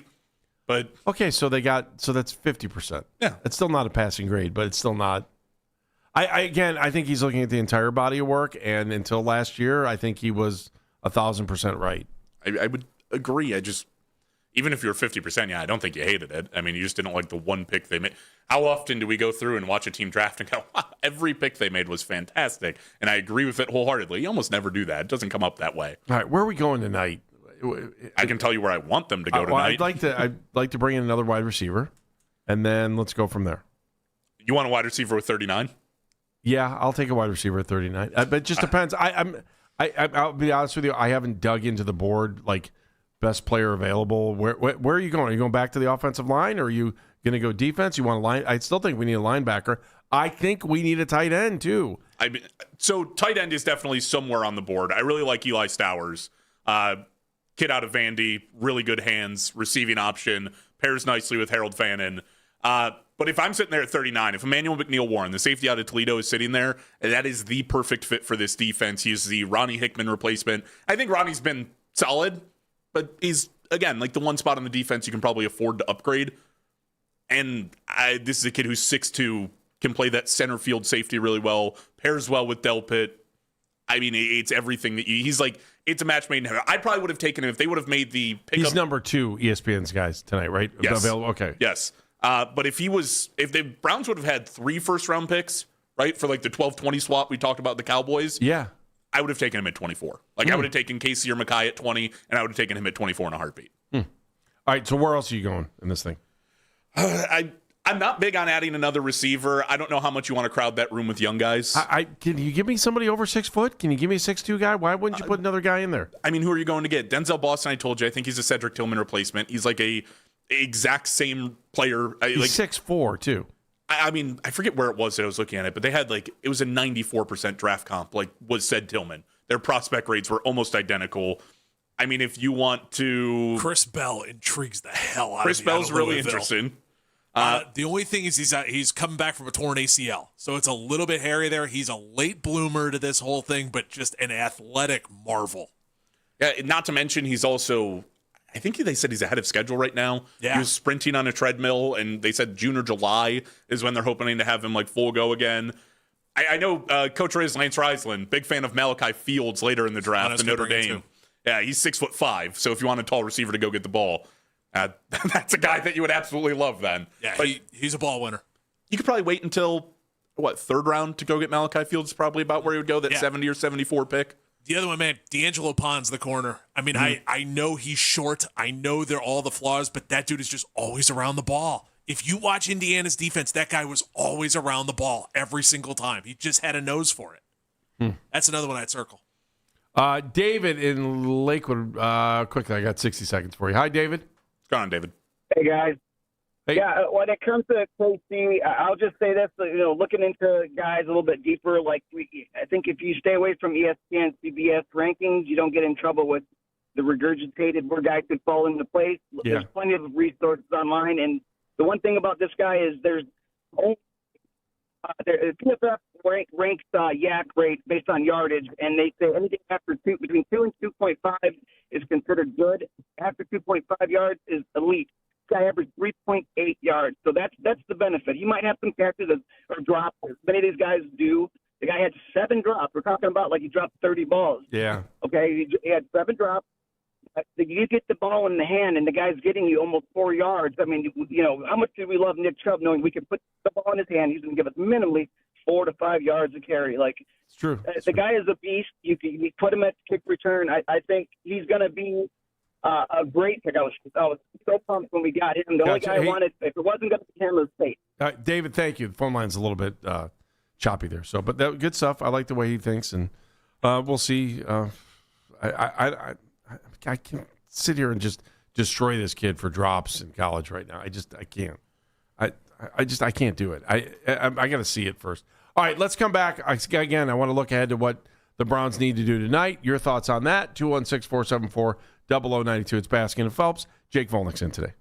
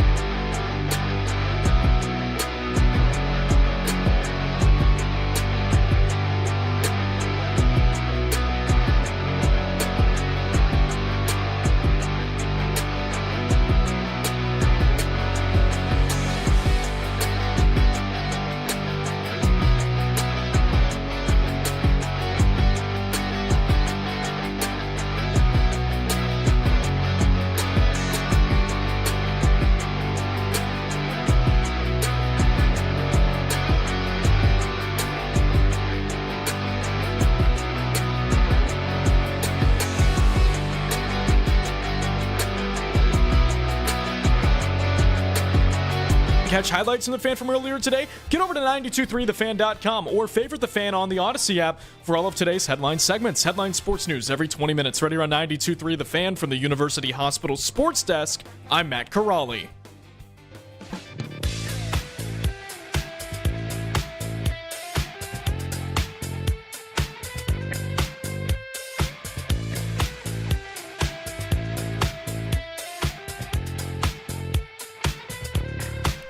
Good tune. I could listen to this all day. Just enjoying it. It's good too. Sometimes you got to just feel the beat, especially after this high energy that we've all had for the last 24 hours. Quickly, I just want to talk to you about the Cavs for a second. And then if you've got thoughts on what the Browns need to do tonight, just hop on in at 216-474-0092. So let's go back to the Cavs for a moment. Yes, I wish they would have won last night, and I get it. And the great thing about last night is they were hidden behind the Browns draft. Is that a game that stings and could sting in the game 4? See, that's the problem, is I watched the way they played, and it feels like the way that they've played in years past, and it seems like the downfall of where they've always ended up. You're kind of in, like, I don't know, I'm nervous, but I'm not worried, like, if that makes sense. Like, I am one spot before I'm legitimately concerned. I think they're beating the Raptors. I don't have a question about that. I still feel like they're miles a better team, and they all played so bad last night that how do you repeat that and play that poorly again? But at the same time, like, I mean, I'm worried about this team moving further. Like, that Toronto team is not that physical. They're not that big-bodied of a team. And, I mean, Detroit or Orlando is going to be, twice, 3 times as physical as this Toronto team. You're going to have real problems if that's the case. Like, you're not pushing Jalen Durden around the same way they're pushing Jakob Poeltl or, what is it, Mamukelashvili. Like, you're not doing either of those the same way with Jalen Durden. You're just not going to have your way. And if you can't figure it out against Toronto, I don't know that you're ever figuring it out. So one of the, I guess you play mind games sometimes and you're like, okay, well, I'm trying to, when you have a 4-5 series, they're supposed to be this way. They're not supposed to be gentlemen sweeps. They're not supposed to be sweeps. These are the series that should go 6-7 games. And so I'm trying to justify it, but you can't turn the ball over the way they did. Yes, they were like, oh, here, take this. Oh, go ahead, you get it. I mean, you can't be. It's almost like they weren't locked in for last night's game, and when you get this deep into the season and you're at the playoff, like, you got to show up. You showed up for game 1, you showed up for game 2, and if you win game 4, no one's going to care about game 3. My concern is the fourth quarter. And despite how bad they were playing, it was still a close game, and then they took off at the end. And that concerns me because if they played even with you for 3+ quarters, now all of a sudden you have given them a reason to believe they can come back. They know, hey, we just got to do this one more time, be better than them in the fourth quarter, conceptually. And now all of a sudden you're tied at 2, and now you're coming back here, and here we go. Here we go. They could have just stepped on Toronto's throat last night and ended this, and they didn't. And I wish they would have had the killer instinct, and it brings us back to our biggest concern about the franchise, which feels like every year, and it was irritating last year against Indiana, although I probably should have respected Indiana a little bit more. Mm-hmm. When you have the opportunity to step on somebody's throat in this situation in the sports setting, you got to do it. It's what makes the first quarter of Game 4 so impactful, right? Like, right. You have to come out guns a-blazing, because I think that was part of the problem is, obviously, I mean, they were outplaying you for the first 3 quarters, too. You were just somehow hanging in and surviving. But you gave them the life. Like, by not putting them away in the first quarter, not getting out, you allowed the fans to be involved, the crowd to be involved, you allowed them to believe, and they just fed off that energy in the fourth quarter. I mean, every player was playing with their confidence as high as can be. Yeah, it was we're champion. I mean, like, they were doing champions poses after hitting buckets. Like, you can't let Scotty Barnes think he's the best forward in the world in this series. Like, you have to humble him. You can't let Brandon Ingram think there's a chance he actually turns it around in this series. These are the guys you have to humble. And it's like, they didn't do anything to do that last night. The defense was soft. Offensively, I mean, again, you talk about turnovers. It was such a big problem with this team with Darius Garland. Like, they couldn't bring the ball up the floor, or you were draining Donovan by the end of the game trying to do it. And then your desperation 3 team at the end of the game, and it's brutal. I can't watch those games. I mean, it almost felt like that's what they were for a majority of it, right? Like, Evan wasn't getting what he wanted to, so they're like, oh, we're just going to shoot threes. End up shooting like 40, 45 threes, somewhere in that range. It was like, you didn't have the same impact, and Toronto beat you because everything was so good inside that you felt like you had to start defending it. And then they just knocked down their threes in a way that I don't think will continue. But it was there. They were open. Do you find it interesting that every series in the East is now every series is, well, no, I take it back. Pistons, at least there's no sweeps in the East. Let's put it that way. So Pistons, Magic are 1-1. We're 2-1. Knicks and Hawks. Atlanta leads that. I never in a million years would have thought that was going to happen, but we knew it would be a good series. Still, Atlanta's up 2-1 in that one, and then Celtics-Sixers is 1-1. Yeah, I mean, I think the Celtics will push that series pretty early. I do too, but CJ McCollum has been incredible for Atlanta. Let's be honest. I mean, Celtics-Sixers are 1-1, and if you give Philly life, they're going to take advantage of it. Could you imagine if like the Knicks and the Celtics got knocked out in the first round? Yeah, I mean, it'd be wild. I think that's where the don't panic side of this comes in, though, right? Like, we look at every other series. Yeah. Everybody else is sitting there with the loss. Like, especially when you walk into Toronto and you lose one on opposing soil. Like, okay. I mean, if you were going to lose a game in this series, it was probably either going to be game 2.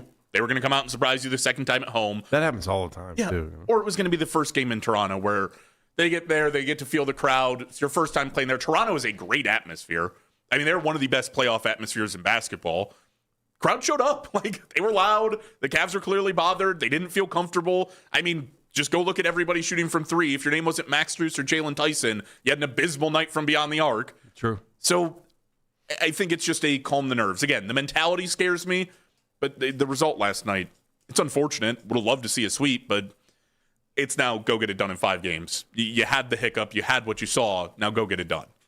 Matt Corelli time. You back there? You hanging out in the bullpen there? Oh, yeah, we're back here. I was making sure. No, did we have a moment of the show in my rambling over the last 4 hours? We did somehow, some way. It comes and the Mensa-like information that we got from Mr. Volnick. It comes from Texas A&M play-by-play guy Andrew Monaco talking about KC Concepcion, one of the newer Cleveland Browns, and he talked about how much of a leader he was, how much guys gravitated towards him in the wide receiver room, and this was a big reason why. This wasn't I didn't get the ball and he quits on the play. You watch KC, even if he's not getting the ball, he's going to run that route because you just never know when you're going to be that option. If the first, the second read isn't there, he's always there. That's what I really like about him. And there you have it. He was one of our 3 guests today. We had Andrew Monaco from Texas A&M, as you just heard, Bill Riley from Utah, Eric Edholm. All 3 of those guys were with us today. And if you want to listen to any of those interviews, well, they're all available on the Odyssey app. So, we had some good interviews. I think the general tone of today's show, though, was, okay, they did what they needed to do. I feel like that's what we've taken away from all of this. It's just there shouldn't have been a reason for panic today. Nobody should be upset. You don't have to be, again, elated.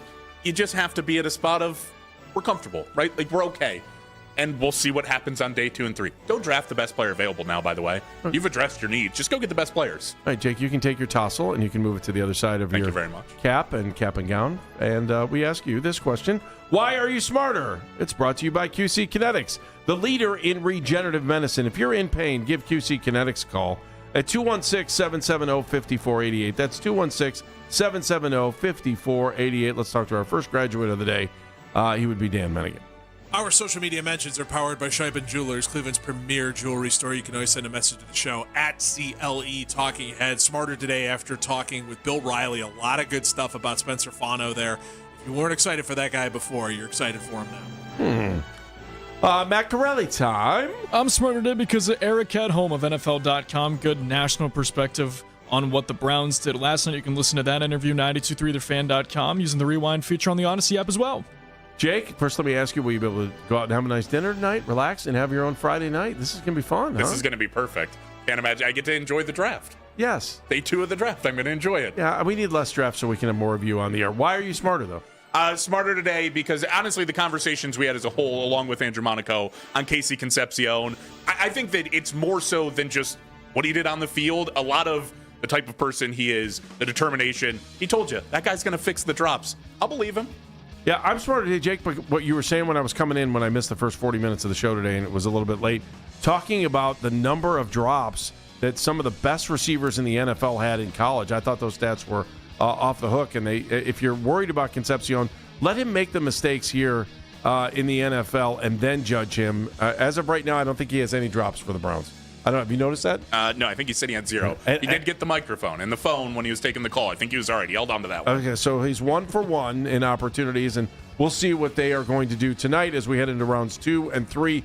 You know you can get all the information you need right here on 92.3 The Fan. And, of course, the afternoon drive is going to give you their take on what the Browns did yesterday, what the Cavs are up against this weekend. Be a hero, be a real hero, be an organ donor.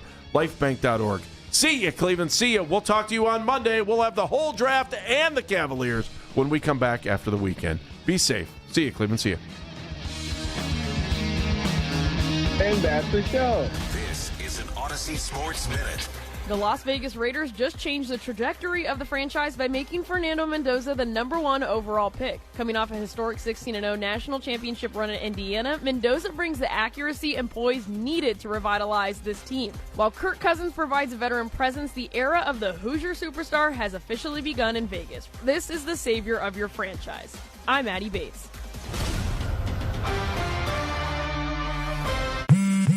Straight Talk Wireless presents Pickup Truck Wisdom. Turns out, talk isn't cheap. Just talking about affordability doesn't make things affordable. Straight Talk's had the same price since 2009. Plus, their Gold plan includes a Walmart Plus membership and $20 in Walmart cash when you activate. That's more than just talk. Find us at straighttalk.com and Walmart. Straightforward, always. Valid through May 17, 2026. $20 in Walmart cash for Straight Talk Gold or Platinum plan customers newly enrolling in Walmart Plus. Limit 1 per enrollment and account. Same price claim applies only to base monthly price of the $45 Straight Talk plan, beginning October 2009. DQ presents the Blizzard Double Flip Deal. For a limited time, when you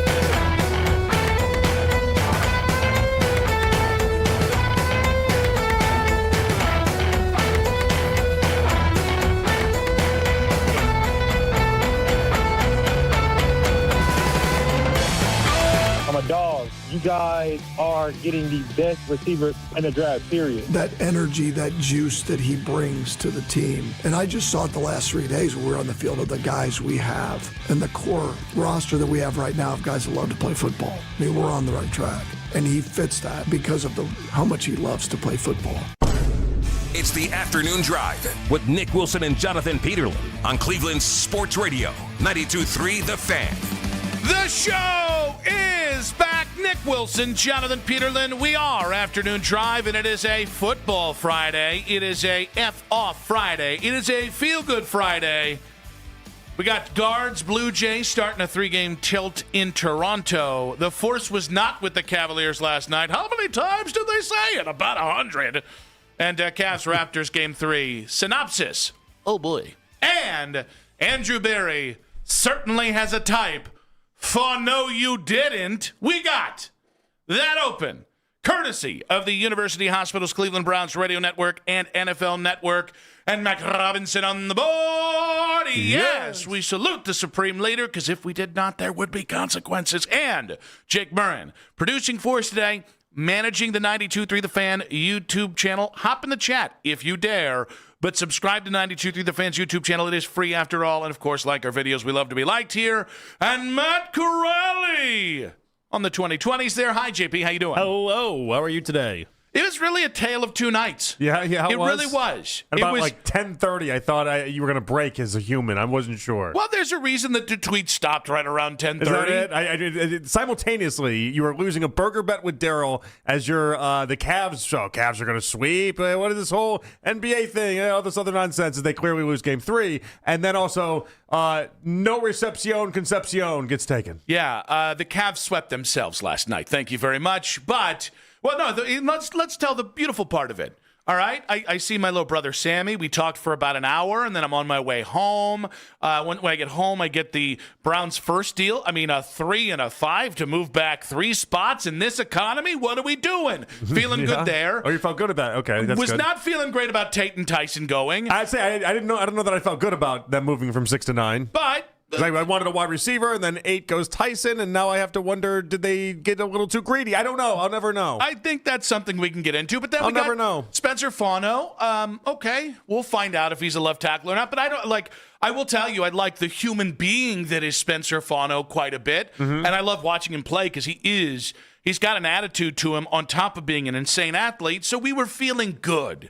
And then there was somewhere in that 10 o'clock window where the Cavs, who have been playing with their food all night, watched, who is that jabroni with the red hair on the Raptors? The jabroni? I've already forgotten his name.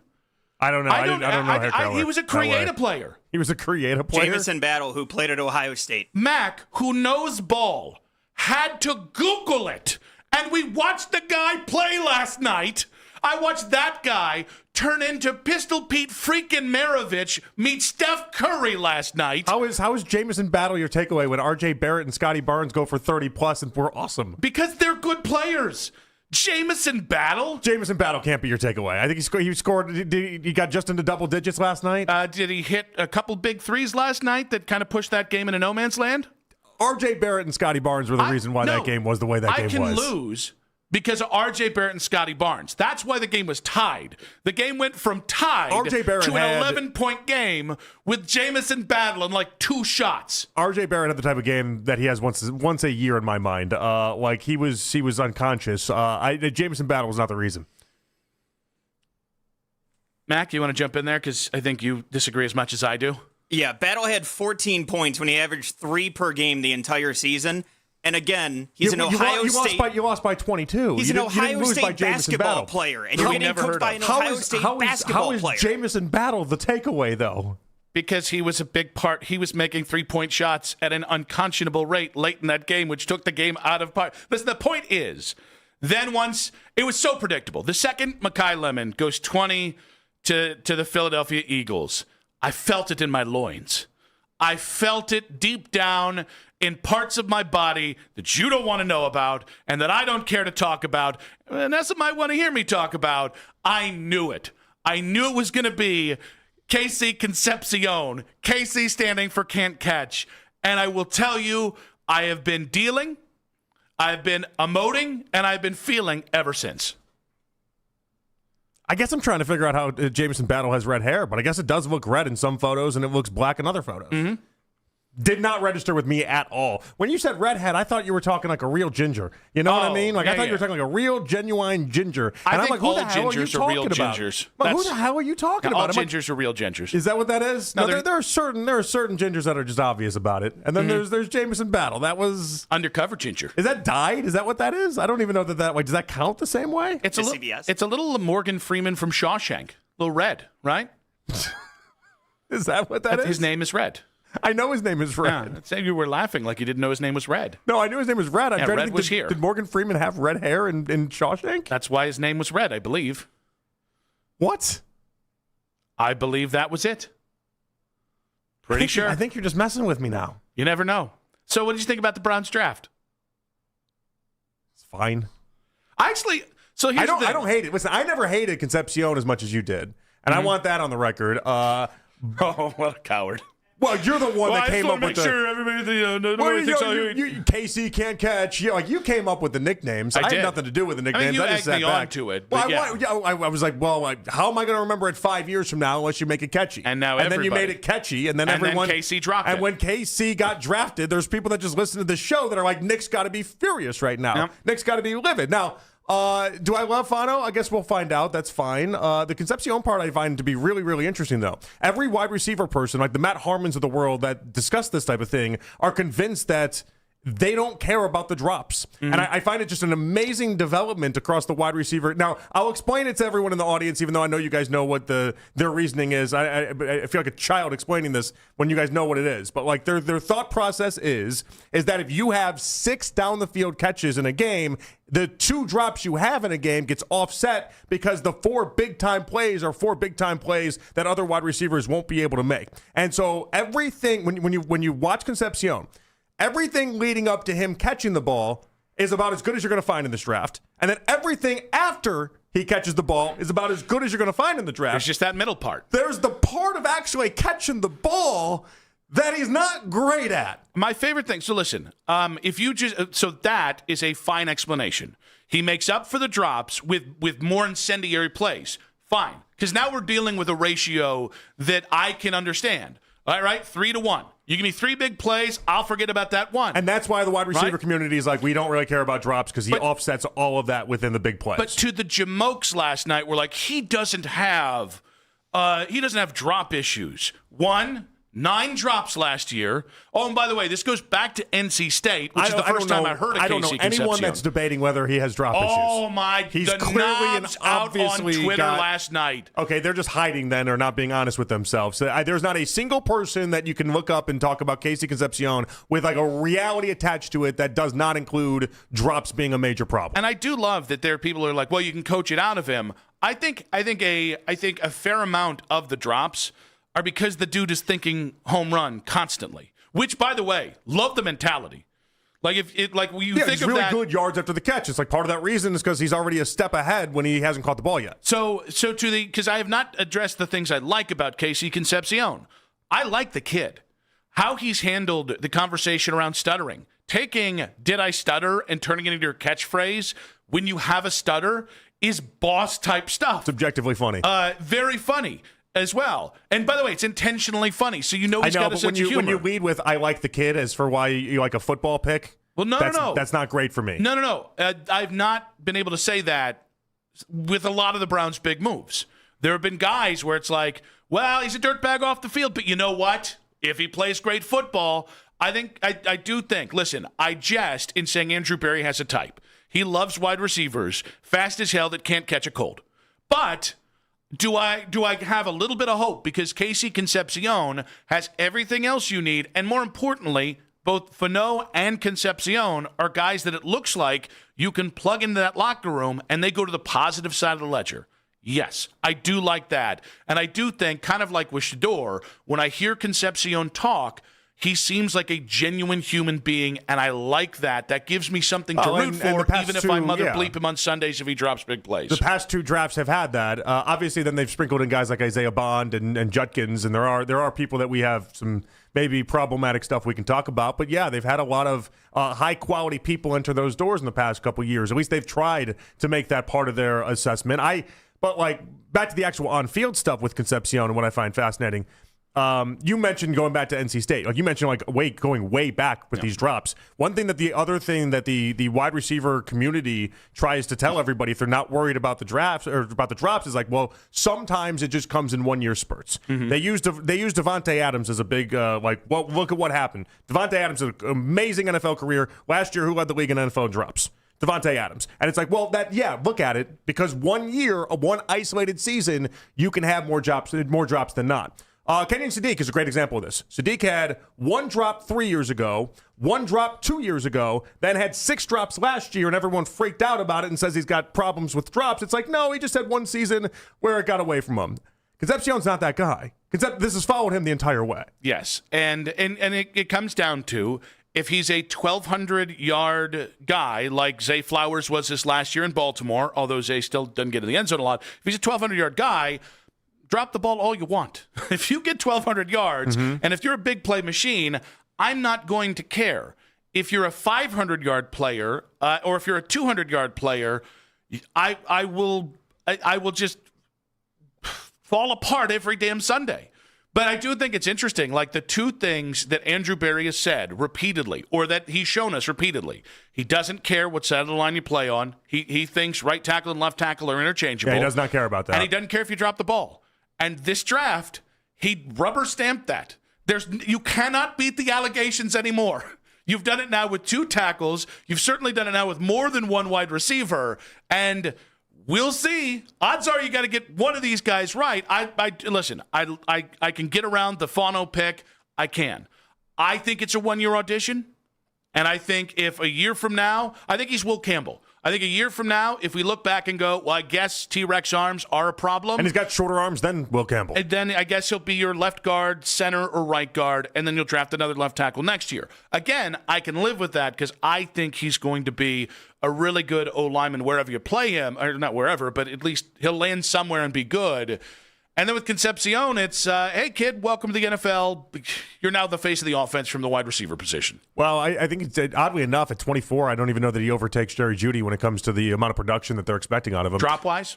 No, like production-wise, and even man, they just don't take anybody that can catch. But you can see it's overrated. You clearly. Can see. Well, I mean, this is like Njoku putting that stupid jugs machine in his living room to try to catch better. Like they constantly have this issue with guys, and it's amazing how this happens. But you can tell where Barry has his football ideologies, and that's why it's just so funny listening to all the very, very top wide receiver draft pundits, guys. I bring up Harmon for a reason. We had him on the show a week ago, but he's like one of the go-to guys in that community when it comes to wide receivers and evaluations, and he loves Concepcion. Why? Because they just don't put an emphasis on actually catching the football. They don't care about that side of things, and they believe that it's offset by the big plays. And there's a world that exists where I can see Andrew Berry and how he just becomes dismissive of it, because in the past 6 years, all he ever has been is dismissive of it. 216-474-0092. We have plenty to get to on the Browns' first round of the draft. Of course, today we'll also get into night 2 and what to expect this weekend. Will they take a quarterback at some point this weekend? That'll be a big conversation today. It was a fun first round of the NFL draft that we also have to get into as well. More on the Rossini-Vrabel stuff. But at Nick Wilson says, at Jay Peterlin as well on social media. Social media reactions on X, powered by Scheiben Jewelers. Quick hits coming up at 2:40 today. We got Spencer Fano and Casey Concepcion introductory press conferences coming up at 3 o'clock. Ross Tucker, myfrontpagestory.com, Odyssey NFL Insider coming up at 4:20 today. We'll recap the draft. We'll get his thoughts on Spencer Fano and wide receivers that struggle to catch. Not can't, although it is Casey.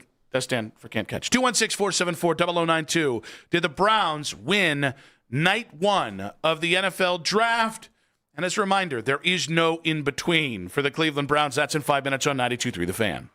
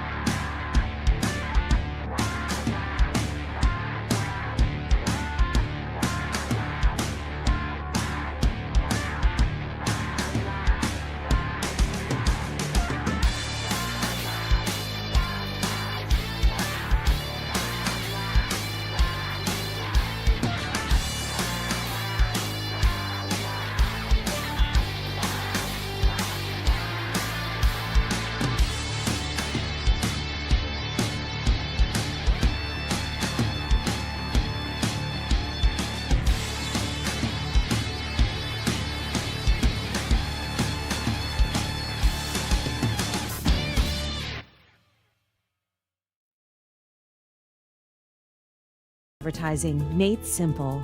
Visit Viant.ai. Tonight, second and third round Browns draft coverage on The Fan, hosted by Ken Carman and Nathan Zagura. Hear from the Browns picks and the latest from Andrew Barry, Todd Monken, and more. Round 2 coverage kicks off at 7 p.m. right here on your radio home for Browns football. Sports Radio 92.3 The Fan.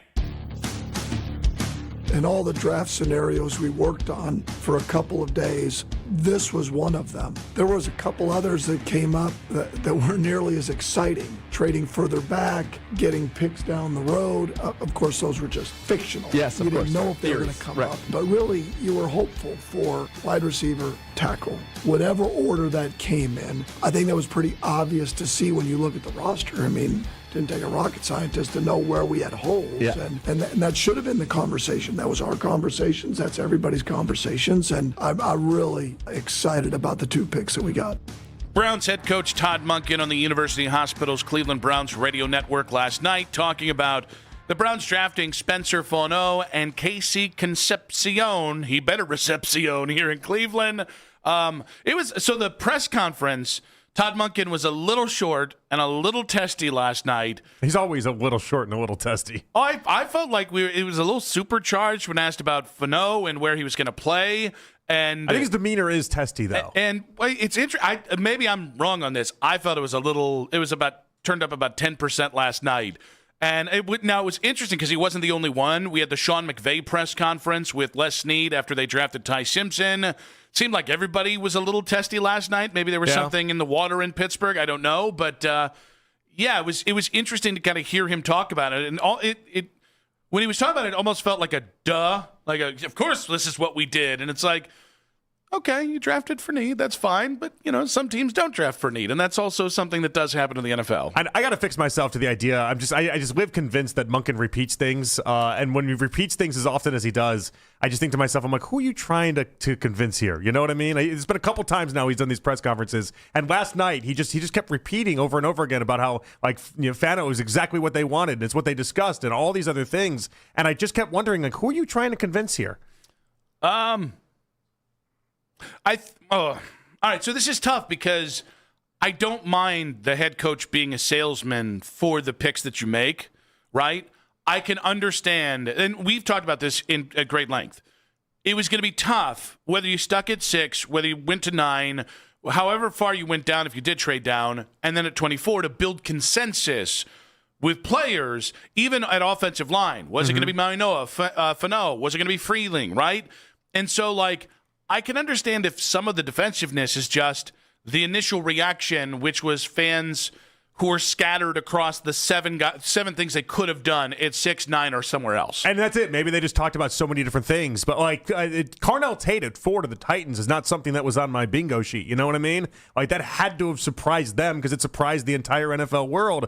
And then at what point? Then they go 6 to 9 and I guess did they think Tyson was going to be there? Were they just No, I think they were going tackle the whole time, I don't know. That's maybe the biggest bone I have to pick. Because then the other reports out of that today has been, well, if it wasn't Fano, it was then going to be Proctor. That was the guy that they fell in love with. That's the person they're telling everybody that they were comfortable taking. That's who they were. So the whole plan the entire time was you're going to trade down a couple spots. You're going to either get Fano or Proctor and then keep this thing going. Now, in fairness, doesn't sound like a good plan to me. That was another thing that happened with the Fano pick is I was like, well, it's not Caden Proctor.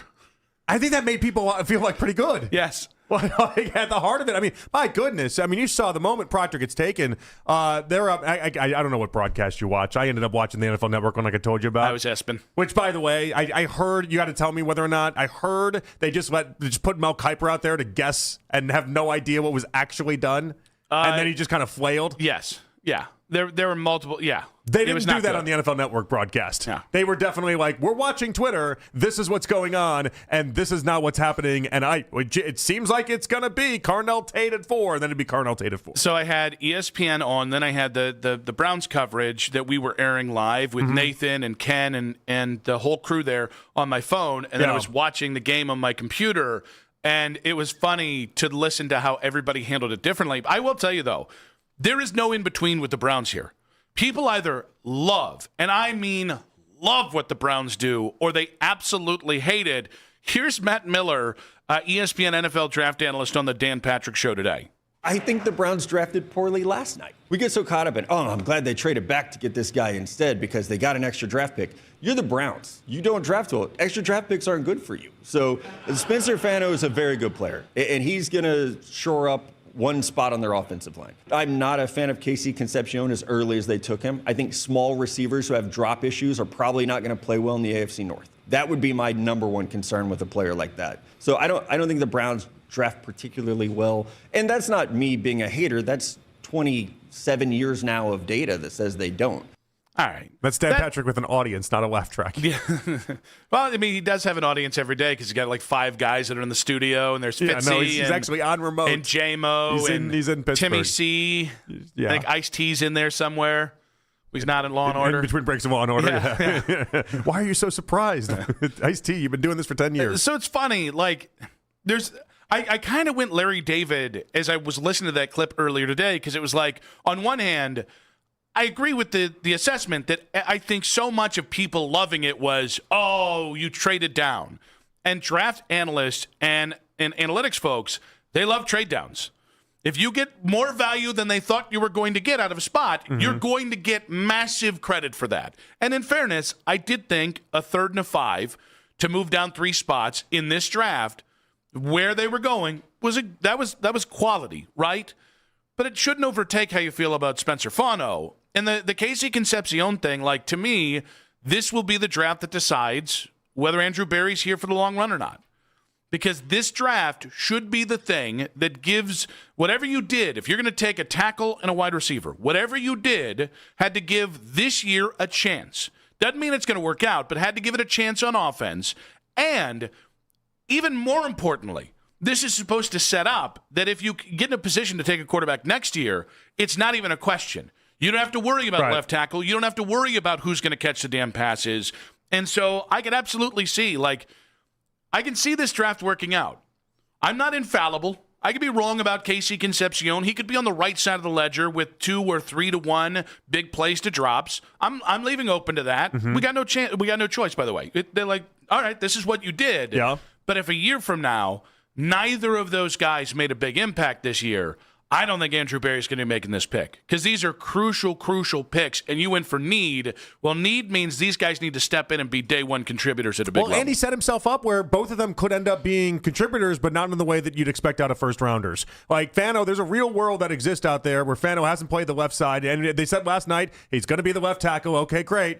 But he hadn't played it since his freshman year of college. There's a real world that exists out there where he doesn't look good, and then you have to kick him inside to guard, or you're constantly moving him along the line, and you wake up 3 years from now, and it just has never really materialized or worked out. And there's not just as likelihood of a scenario that Concepcion has the drops issues and is out of the league 3 years from now because he can't catch the football like that. It could end up disastrous. It could.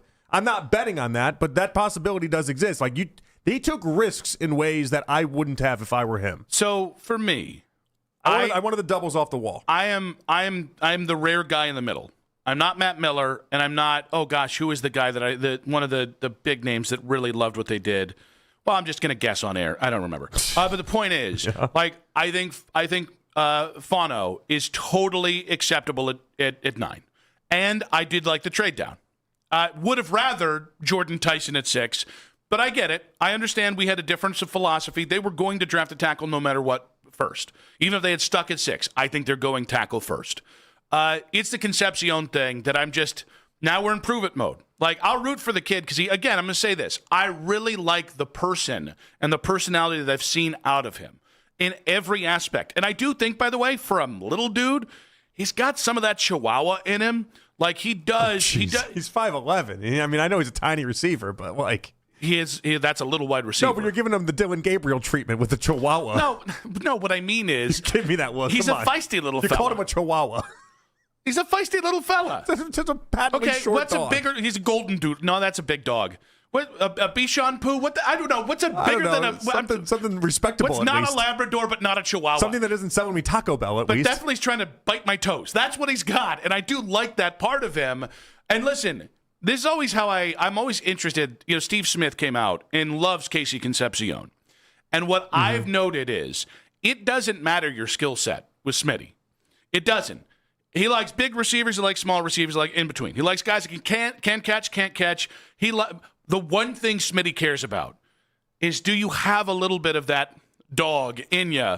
And I do think Casey Concepcion has that. I mean, I'm less worried about the dog and more. I love the idea that, again, before the actual catch is supposed to be made, he does a lot that I really like and I think does at a high level. And then yards after the catch are incredible. And so like he's got so many facets of the game that you can fall in love with. He just, hell, if this was the 80s, we'd just give him a bunch of super glue and we'd call it a day, Nick. That's true. Or just stick him. Stick him? Yeah. And he'd just be one of the best wide receivers the game has ever seen. There's so much to like when you watch his tape. There really is. There's so much just in general to enjoy. He just has to fix the drops. 216-474-0092. We're going to push quick hits to later in the show here because we got full calls. Joe, BP, JJ, Josh, you guys have been sticking there. We want to hear from you guys. Did the Browns win night one? There's one and only one way to look at the Casey Concepcion pick. We'll get to that in 5 minutes on 92.3 The Fan.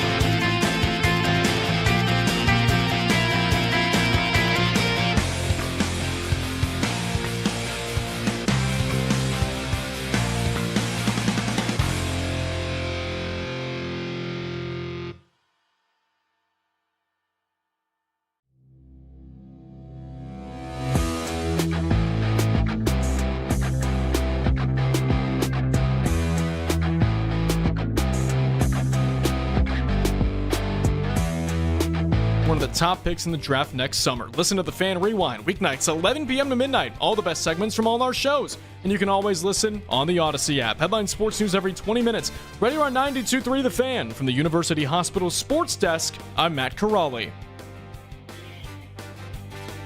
The best playoff coverage in Cleveland. We are Sports Radio 92.3 The Fan.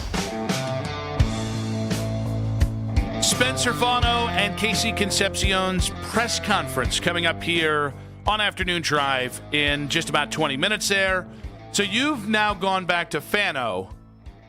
Yeah, I don't know what to do with it. We do need a quorum here.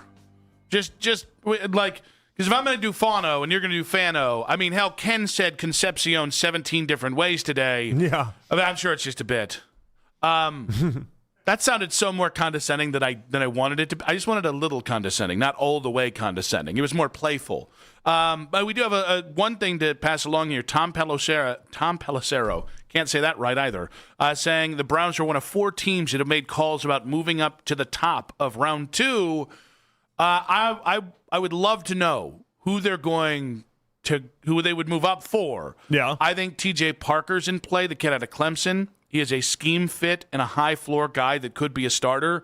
Emmanuel McNeil-Warren is another guy that I think is in play. Although this is a deep safety class, they could just kind of wait until later in the draft. And if they followed up Casey Concepcion with Chris Bell out of Louisville, that'd be fun. Or Denzel Boston, who's still there. That was my guy I initially liked. I think I like Bell a little more than Boston, but I like both of them. That would maybe change the way you feel specifically about the Casey Concepcion thing. Yeah, I mean, it's going to be interesting to see what they do tonight. I really am. I'm fascinated by it. There's like a million different directions, but if they double down on receiver, that'll be a good thing. I need as many wide receivers as I can get here. Now, I do. I've not jestingly, because it's fair. I talked about how Andrew Berry just doesn't care about drops and how that specific thing annoys me. And the odd part about it is that this really is something that exists in the wide receiver community. Like this narrative. Every time you say wide receiver community, I don't know. I kind of what are you thinking of? Are you thinking like a suburban town where they all just happen to live in together? Well, I was thinking like weekly meetings.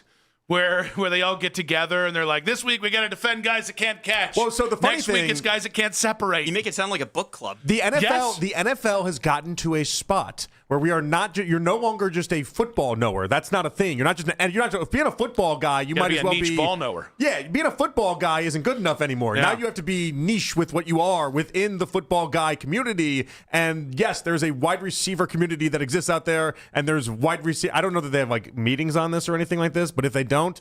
No, I'm going to tell you right now. I know they have meetings on this. I know Matt Harmon is leading some meetings in the wide receiver community. And what the wide receiver community has basically adopted within the past few years, they don't care about drops. Drops do not bother them in the slightest bit. And the drops are offset by the idea that in any given game, if you have 5 mega plays that have a chance to go for 50-plus yards, you can have 1 or 2 drops and you're still significantly better than the player that only has 2 plays that could potentially go for 50-plus yards. Every wide receiver community meeting breaks down into who's better in diva behavior. However, while we've made the point about Andrew Berry, I will tell you, if Todd Monken was not the head coach of the Cleveland Browns, I don't think Casey Concepcion is the wide receiver.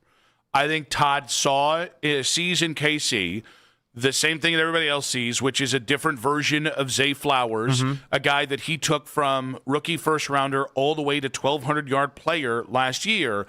And while when it comes to Monken, there are bridges I'm not going to cross. I'm not going to do maybe Monken can get something out of Deshaun Watson, because, no, I don't care about that bridge. I've blown up the bridge. It doesn't exist anymore. I'm not crossing that river. I will at least – this is another thing that I will give to Casey Concepcion. If this is, in fact, what I think we all think, this is a Monken pick, well, then I will give it a little more time or a little more weight because this is one of the things I can trust Todd Monken with, which is drafting offensive players. Yeah, and I like it if that's the case. I do. It's just interesting because then, with Fano, everyone's like, oh, I went Fano there. I don't know if it's going to last for the rest of the show, but that's what we're going with. Everyone's like, oh, well, that was a Warhawk pick. How the hell do you know? Yeah. Like, how do you know that's a Warhop pick? I did hear that Warhop from multiple people loved. That's what I heard. Caden Proctor. I didn't hear that. Yeah. I didn't hear that. I heard the Browns loved Caden Proctor. I didn't hear it was Warhop exclusive. What's funny about it is, again, Todd Monken likes KC Concepcion. This is his pick. All right, I'm going to give this a real chance. George Warhop could have legally married Caden Proctor, and I still would have been like, not for me. Yeah, the thought I didn't finish. The broadcast had mentioned Nick Saban, and talking about Caden Proctor had basically said the most unkind things you can possibly say about a prospect. Awesome. Like, he did not hold back at all. He was like everything from the ability not to maintain the right size down to his lack of a work ethic. Like, if you heard that about your child, you'd be like, hey, my child might be screwed. Now, the best part about that is when Malachi Lawrence was taken by the Cowboys at pick, I think it was 23, because that was the pick swap. Yeah, they moved up one in front of us. He was caught in a hot mic saying, "That's a reach." You know what? Listen, Nick Saban, not always for me. Oh, sorry, no. The other draft coverages, not always for me. If Nick Saban's going to go out here and go nuclear every 5 picks, Saban can't hold back. I think I might have to switch to whatever he's on. Saban can't hold back. I love it. So yeah, there was a lot from last night though, and I think the end result for myself is I'm fine with what they did. I don't believe their intention of always going with Fano, and this was always what they were going to do. I don't believe that. I believe that one. I don't believe that. And I believe the Concepcion thing too. I think this was their plan, and by the way, I will second. Fine. Like, I think Fano will work out on some level, whether it's at left tackle or otherwise. We also have Daniel Jeremiah saying, now we have Armgate, because apparently Spencer Fano's combine arm, the wingspan, they remeasured him, and he measured right at 33 inches. Nobody saw it because these were done independently by teams. Is that right? But hey, they remeasured him. Turns out, no T-Rex arms. Also, how did he come in for a top 30 visit and nobody had it noted? I don't know. And by the way, why didn't we hear about his arms were remeasured and he had 33-inch arms? Why didn't we hear that one? A few things were missing in this, in this story. It feels like something you would say after something's happened to kind of justify it, to make it sound better and quell any frustration that bubbled up from fans or something like Definitely that. some holes in the story. And by the way, that was on Siciliano's BPA podcast. I do want to give credit where Daniel Jeremiah said that. 216-474-0092. Did the Browns win night one of the NFL draft? Let's go with Josh in Wickliffe. Josh, welcome to the show. Hey, thanks, buddy. Yeah, of course we did not. It's amazing. I mean, we all went into the draft yesterday hoping we would get a total stud, possible potential Hall of Famer kind of guy, because there were 6 or 7 of them out there. 6-7. And then we trade down and get a lineman who we don't know. From what I understand from everybody that's talked, we don't know anything about these two guys.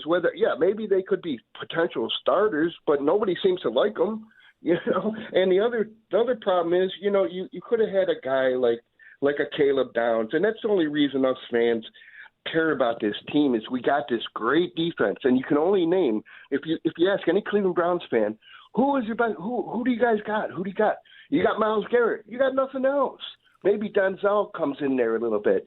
But if you grab a Caleb Downs or you grab a Reuben Bain, you could have really just made because nobody remembers the Bears offense when they won in '86, but they sure remember everybody on the defense. It was 85, and it was Walter Payton, the greatest running back in the but they don't remember him. Stop it. No. They remember McMahon and Payton, but they don't know. Maybe Jimbo Calvert, right? I'm just saying the defense is the thing that shines for them, and the Browns had a chance to at least get one stud person, and now it seems like, let's say that at the best chance that Fano's like Joe Bitonio. How many times did the Browns ever have a good offensive line when Joe Bitonio was around? They actually had a lot of the time. Yeah, Josh, we appreciate you, buddy. I disagree with everything Josh said. And by the way, I would have liked Caleb Downs and Kalen Downs. All the Downs, really. It was a streak of 9 for 9 of things that we just disagreed. So the call screen thing said that apparently off air, Josh had compared, because I've heard this a lot, that he compared Spencer Fano to Jed Wills. And I object across the board. And listen, that doesn't mean that Spencer's going to work out. It's fair to doubt him because of the arm length. It's fair to doubt him because there were 7 offensive linemen. I think we're all kind of in the same kind of territory there. But Spencer Fano, no one will ever doubt that this kid plays hard and that he's an ass kicker on the football field. That was our biggest doubt with Jed Wills. And by the way, the going from right to left. Which is some of the things Saban was talking about with Caden Proctor last night. Yeah, I mean, going from right to left, Spencer Fano started his college career at left tackle. Yeah, and I think it's important to note, too, because people think he got kicked over to the right side because of a lack of performance. That was not the case. Momu couldn't do right tackle. He could only do left tackle. And so Utah was like, how do we make the best line we can? Okay. And so, if anything, Fano deserves credit for the idea that he was willing to go to the right side and not just be stubborn about the whole ordeal. Yeah, I mean, if Spencer had played the last 3 years at left tackle, I do wonder how that might have impacted his draft positioning on top of if I was him, remeasuring his arms. I mean, he really did a solid for his program. If I were him, I don't know that I would have been so yeah, sure, throw me on the right side and make people doubt what I can do. Did the Browns win night 1 of the NFL draft? Spencer Fano, however we're going to say his name, and Casey Concepcion. Please, Recepcion. Their press conference is coming up in 5 minutes on 92.3 The Fan.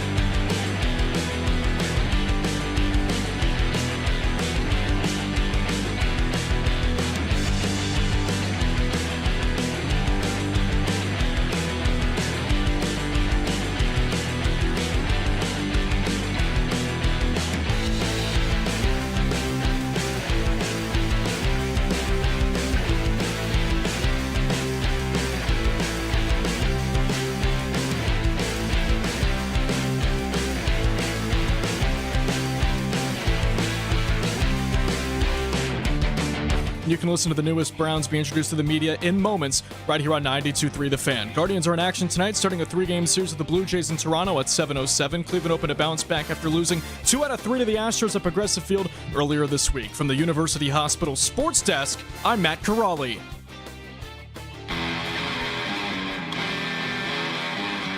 It's a 3 o'clock hour. I'm not wavering. I might be wavering. On Afternoon Drive. Nick Wilson, Jonathan Peterlin back on Afternoon Drive. Day 2 of the NFL Draft beginning in about 4 hours. Browns, one of 4 teams that have at least called about trading up to the top of the second round. Sounds like they got a name in mind there. 2 picks in the third round tonight as well after the Kansas City trade down. But if you guys missed a moment on our show, use the rewind feature on the Odyssey app, powered by Integrated Restoration, your local experts in water, fire, and storm disaster restoration. We are waiting for Spencer Fano and Casey Concepcion to step up to the podium or on the dais. I don't really know. I'm assuming it's going to be in the media room, so I guess it's more of a dais. There's a table there. There's a table. Yeah, big table. Yeah. Step up to the table, and interesting to hear. I think what I said in the 3 o'clock hour when it comes to both guys, I do think Browns fans in general are going to get behind them very quickly because it doesn't take a lot of listening to either guy. That they're very Cleveland players. They have great personalities, great guys. They both love football a lot. And so the little things that I think matter to Browns fans before you get on the field and produce, I think you at least get those up front, which might buy people some patience, especially with Concepcion. It also doesn't take much in Concepcion's case to win people over. Yeah. Couple big plays. We've just been so starved for this. Is almost like how Shador won some people over last year. It's like just a couple big passes. That's it. It didn't take much because it's like we just haven't seen a quarterback be able to make such big passes in so long. Yeah. Like Joe Flacco, even a couple years prior to that, Joe Flacco played fine football, but Joe Flacco was able to win people over. It's like, oh, that looks competent. That looks like it's supposed to. Concepcion, if he just doesn't drop the football, is going to impress a lot of people. But even if he does, if he happens to get in the end zone at any bit of rate that is successful, he's going to win a lot of guys over. Yeah, and it's so funny. Like I know that there's a lot of dread about this offense coming off last year, and people debating about how good the offense can actually be, or how much better the Browns' offense will actually be. And it's like, guys, they just need to be functional.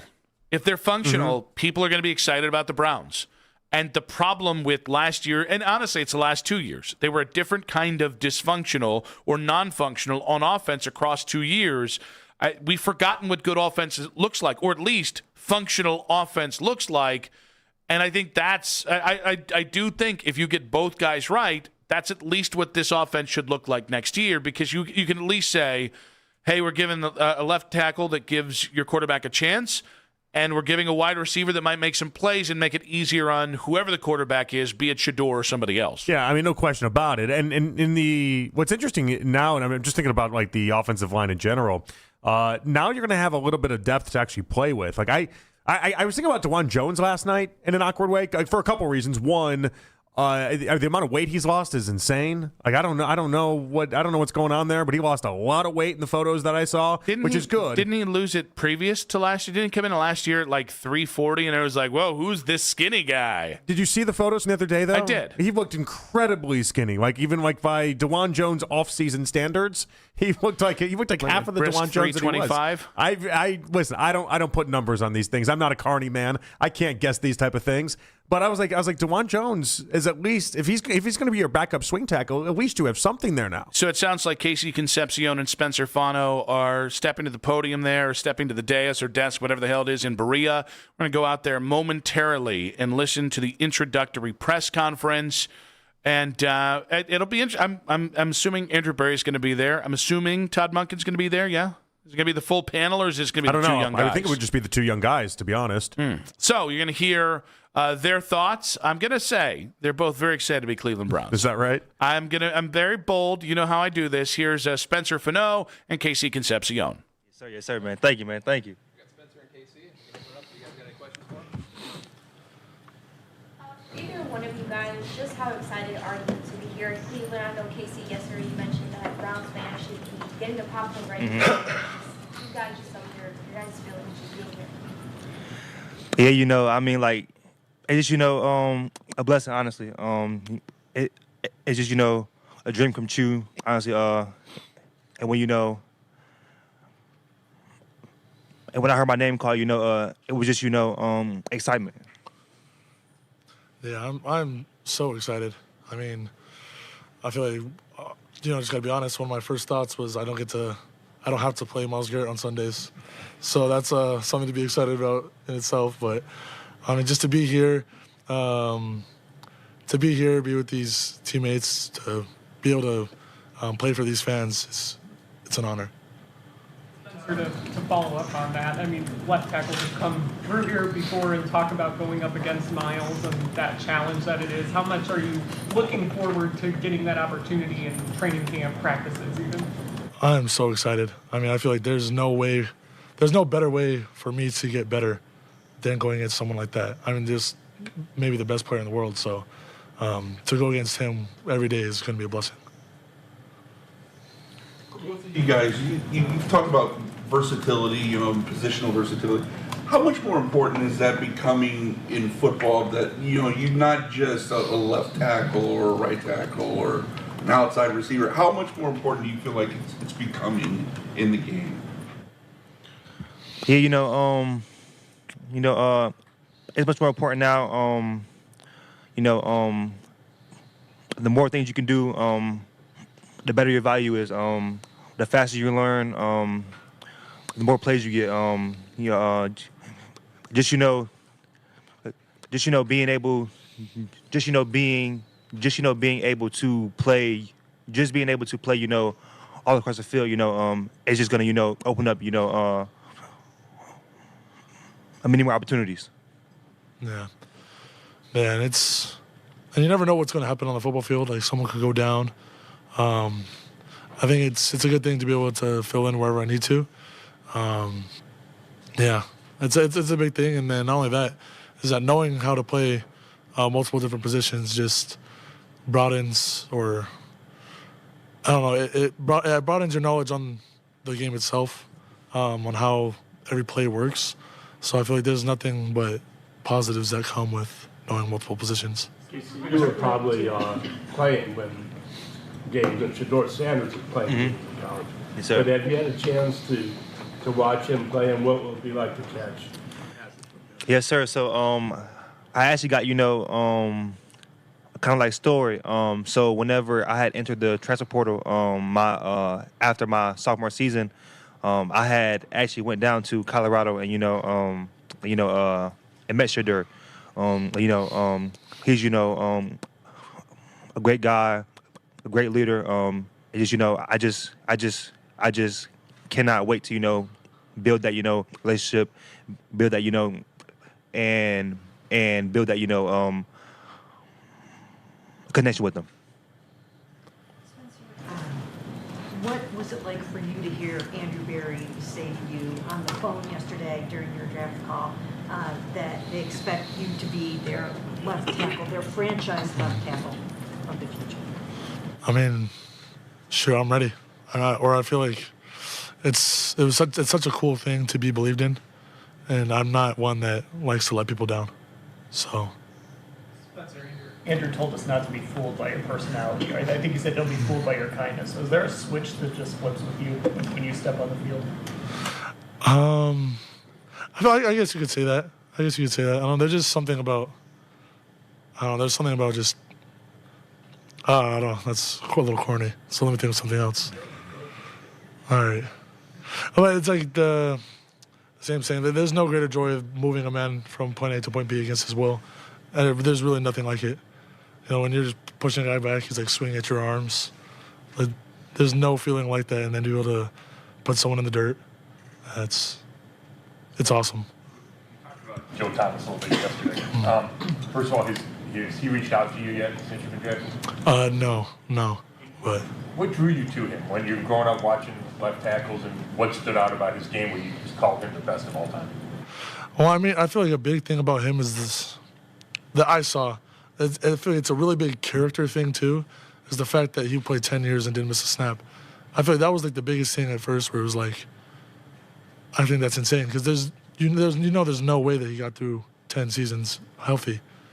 and the fact that he never missed a snap, I think that just as when I was younger too, showed me like his character, and how well he played those 10 seasons too, or his whole career.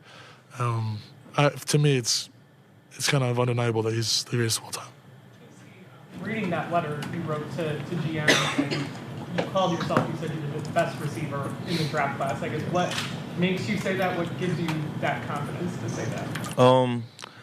Like I said before, I'm very confident. I feel like, I feel like, I am the, I feel like I am the most versatile.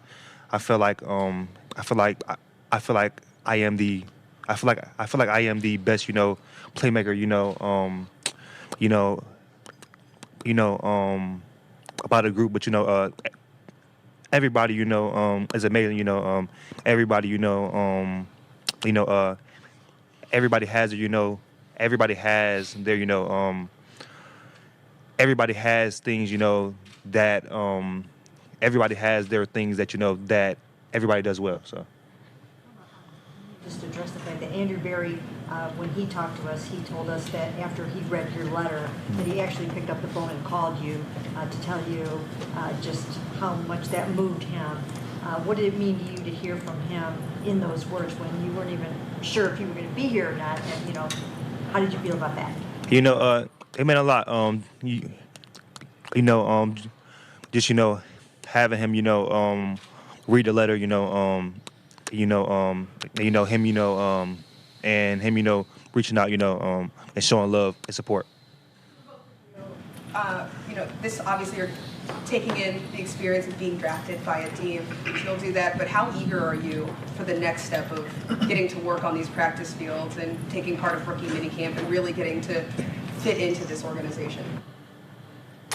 Yeah, I'm excited because I know there's going to be a learning curve. I mean, I'm going against dudes that are bigger, faster, stronger than guys I've ever gone against. So I'm excited to be able to take that challenge head on and just get better. Yeah, honestly, I'm just ready to work also. I'm ready to compete. I'm ready to, compete. I love competing.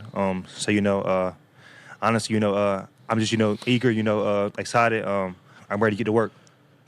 There was a report that you had like a knee scope in March. Just how you feeling, physically, and you think you'll be like ready to go for minicamp? Yeah, I had a knee scope March 12th. I think about 5 weeks out. I feel great. I'm back running. Routes. I'm back lifting. So by the time the rookie minicamp comes, like I'm ready to go. A lot about football stuff, but talk about some of the people that you have that you brought here and kind of the influence they played in you getting to this point. Yeah, I just brought my fiance, my beautiful fiance Sammy. I would have my parents here, but my brother's in the draft as well, so they're at home with him. But so I'll speak as if my parents were here as well. Both my parents just sacrificed everything all growing up for me to get to where I'm at today. There was no sacrifice too great for them. And then she's just been the greatest support of my life.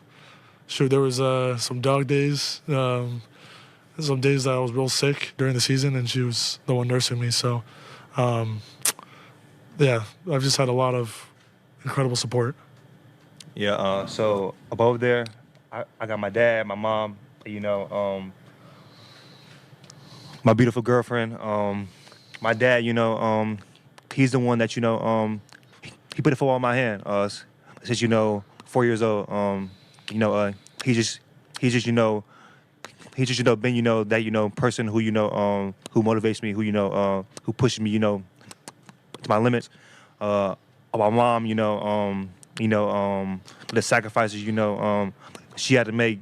I got 4 little brothers in the house, so it was just hers. So seeing her, sacrifice a lot. It meant a lot. And my girlfriend, she has been nothing but supportive. She's just been the greatest supporter, a shoulder to lean on, and an outlet to talk to. Can you talk about the fact that, I I've been watching some of your film and your tape, and your route running is obviously one of your strengths. And you're joining Jerry Jeudy here, who is also a great route runner and prides himself on that. Have you watched some of Jerry? Have you watched Jerry film at all? Of course. Yeah. About him as a route runner and how you guys might be together in that way. Yeah, of course, growing up, Alabama, it was a powerhouse. Just seeing those guys, be there, and dominate. So, once I'm finally able to get to, meet him, and pick his brain, I felt like me and his game are going to complement each other very, very well. There's been a lot said with some of the new offensive linemen that have come in this offseason about George Warhop and kind of what he brings to the table as a coach. Just how much were you able to, if at all, interface with him during the pre-draft process, and how excited are you to work under him? I was able to meet him at the combine and on my 30 visit, and it's been awesome. It's been really awesome to get to know him, meet him. Just talking with him, I already know.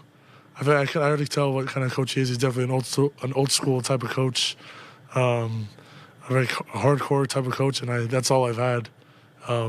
So I think, that'll be awesome. Lifelong dream for both of you guys. I'm just curious, when you were a kid, what part of it did you dream about? Was it playing? Was it hearing your name called? What was it? Ooh. I would say, just playing, honestly. It really didn't matter, if I got my name called or not, just being able to, just being able to play the game, just being able to play the game that I have loved, since a kid, honestly. Oh, sorry. I was just going to say, I feel like every part of it has been my dream. Hearing my name called, even being here, I feel like is a dream to me. And then getting out to play on Sundays. I'm really grateful because I feel like just every day I'm out here, I'm in this league, is going to be like I'm living my dream, because I am. And this question would be for both of you as well, and that is, it's not every year that you have 2 first-round picks. So, have you guys kind of had a chance to sort of talk to each other a little bit about how you can be a huge part of the evolution or the transformation of this offense, and kind of Andrew Berry was saying that you're culture setters and things like that. So do you feel like you can be part of something big here to get this thing turned around? Sure, let's do it, man. Let's do it. Let's do it. And I'll be able to really we really just met, so just coming in, together, and just and leaning on each other, helping each other out, and just establishing, that brotherhood, honestly. When you were a kid growing up playing, did you pretend you were some receiver, like whoever it might be? Now, so actually, I actually grew up playing a quarterback. Honestly, I didn't start playing receiver until my 9th grade year in high school. But growing up, I used to watch a lot of Tavon Austin. Yeah, back then, his college highlights were legendary. What do you make of the big deal that was made about your arm length and in the whole pre-draft process? And at any time were you worried that was going to move you down the board or keep you from playing tackle? Pro day was different. Here, when I came out with 30 visit, it was 33. Was it the Steelers? It was 33. I don't know what it's like to have 35-inch arms, and it hasn't made too much of a difference. So. I think that's an overrated aspect in the NFL draft combine process with offensive tackles. I feel like I'm sure it has something to do with it.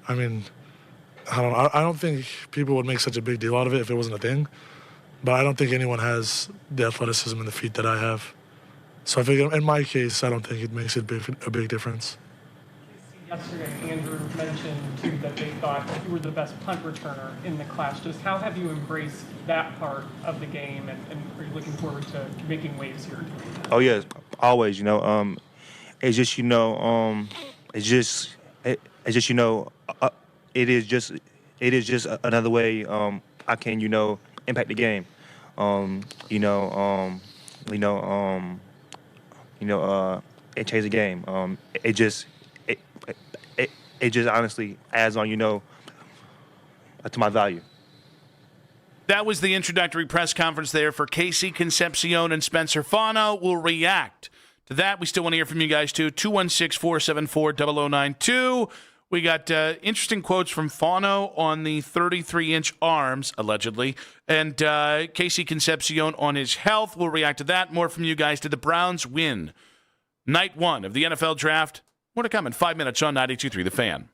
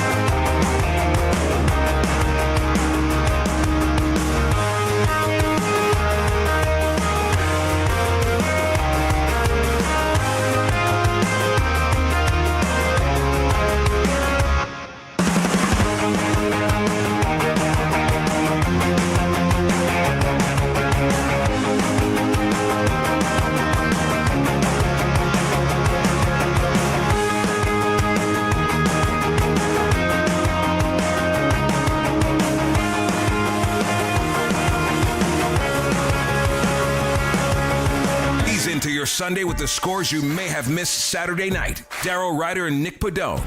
Sunday morning starting at 8 on 92.3 The Fan.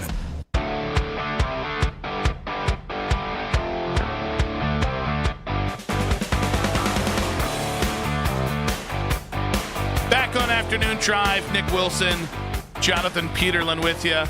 Quick hits coming up in about 15 minutes here. We did just hear from Spencer Fano and Casey Concepcion. A little nervous today in front of the media.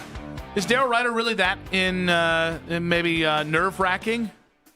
Oh, you thought they were both nervous? Yeah, heard a lot of you knows there today. Couple things attached to that. Fano is he's a massive nerd.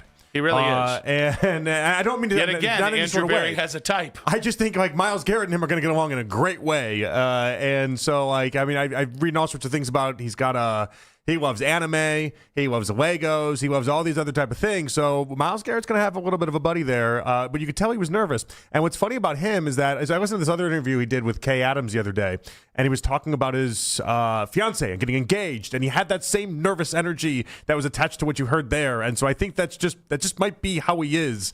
But he's easy to root for. Both of them are easy to root for. And they held up their jerseys and did the whole photo. Concepcion being number 17 is great because 17 is my favorite number. Always has been, always will be. What made it your favorite? Is there Mark Grace? Okay, Mark Grace. Yeah. Fano though, a double nickel. 55 at left tackle. Yeah, is an odd choice. It'll be easier when he's a center. Is that right? We'll get used to it. That is a center number, by the way. Yeah, but like you never see that on the outside for linemen. You never see that left tackle, right tackle. I was trying to think in my brain. I'm like, who's been 55 that's a left tackle or any sort of tackle? I remember James Hudson on one team, I think, wore 55, but that's very rare. Yeah, I always think 50. And listen, I am old school with numbers. Now, that being said, I always wanted to wear 90s. I thought because, again, like Reggie White, 92, Bruce Smith, like Michael Dean Perry, like I always loved, if you had 92 or 98, those are my favorite football numbers for the hog mollies. Sure. I wish offensive linemen would understand the value of the 90s. I know, but with the Browns, they just made it in the 70s so in vogue, you know, between Joe Thomas and Joe Bitonio, and it just kind of, it felt like in the 70s is where you wanted to be. 216-474-0092. So we've heard from the rookies there. The arm thing is officially weird to me. Spencer Fano went out of his way. He didn't go. He was asked a question about it, but he confirmed it's always been 33 inches, just not at the combine. He's like, I don't know how life would exist with 35-inch arms. It's like, all right, the whole point of the combine is that they're supposed to be professional measurers and testers. So the place where they're supposed to be like the best at that's the one place where they apparently were like shorten a man an inch. Is that what I'm to believe? You could tell he's just annoyed by the convo. And I get it. I'd be annoyed by the convo if I were him because it's like the only area in this whole conversation where he falls short for people. Yeah, well, and it is funny. Like whether his arms are 33 inches or 32 and a quarter. Was that what it was? Whatever it is. The truth is the Browns are banking on his athleticism to make up for whatever deficits he has with his wingspan. That's what Andrew Berry said last night. And that's what he's focused on. The athleticism will take care of the hand. In terms of the size. The schematic, the blocking scheme they're going to use, that does make sense. Like it's not as if their logic is incongruous with like what their actual philosophy is with this offensive blocking scheme, the wide zone scheme. So that's good. That's a nice thing. And again, I will tell you, like wide receivers that have catch issues scare the crap out of me. They just do. I think I look at Spencer Fano and say, if that dude's a left tackle and he just plays for the next 5 to 10 years here, this is it. We need one or two other really good football players from here because you're hoping for 2 to 3 starters from every class. If you got that, you're winning. You're building a championship every year, right? We should remind people where Andrew Berry made his money last year was what happens tonight. You know, that's Schlesinger, that's Judkins, that's Harold Fannin. That all existed on day 2. And so we're just kind of getting started with this whole thing. At Concepcion, by the way, the only thing that it kind of rubbed me the wrong way with what he had to say, and again, both of them are very easy to root for. They're very easy to just kind of be like, all right, I like you both. I instantly like you both. Mm-hmm. Him watching a lot of Tavon Austin clips like that, that seemed a little odd, did it not? Or Jerry Jeudy. Like, was that? No, aren't those 2 wide receivers that can't catch? I get you got to ask specifically about Jerry Jeudy. I understand that. But, like, the Tavon Austin thing was just a little weird to me. I mean, the Tavon Austin highlight tape is is the greatest highlight tape of all time. I'm not surprised at all by that. Okay, he's went in the top 10. I think it was number eighth overall in the first round, and never had a 600-yard receiving season over like 10 years. Like that's the guy. That's the guy you're watching. He was gifted in other ways. Again, legendary highlight tape from him at West Virginia. It is known. It is known widely that the Tavon Austin highlight tape is the greatest of all time. Okay, but the moment that you don't have a 600-yard season in the NFL is the moment that I stop telling people I watched you a ton.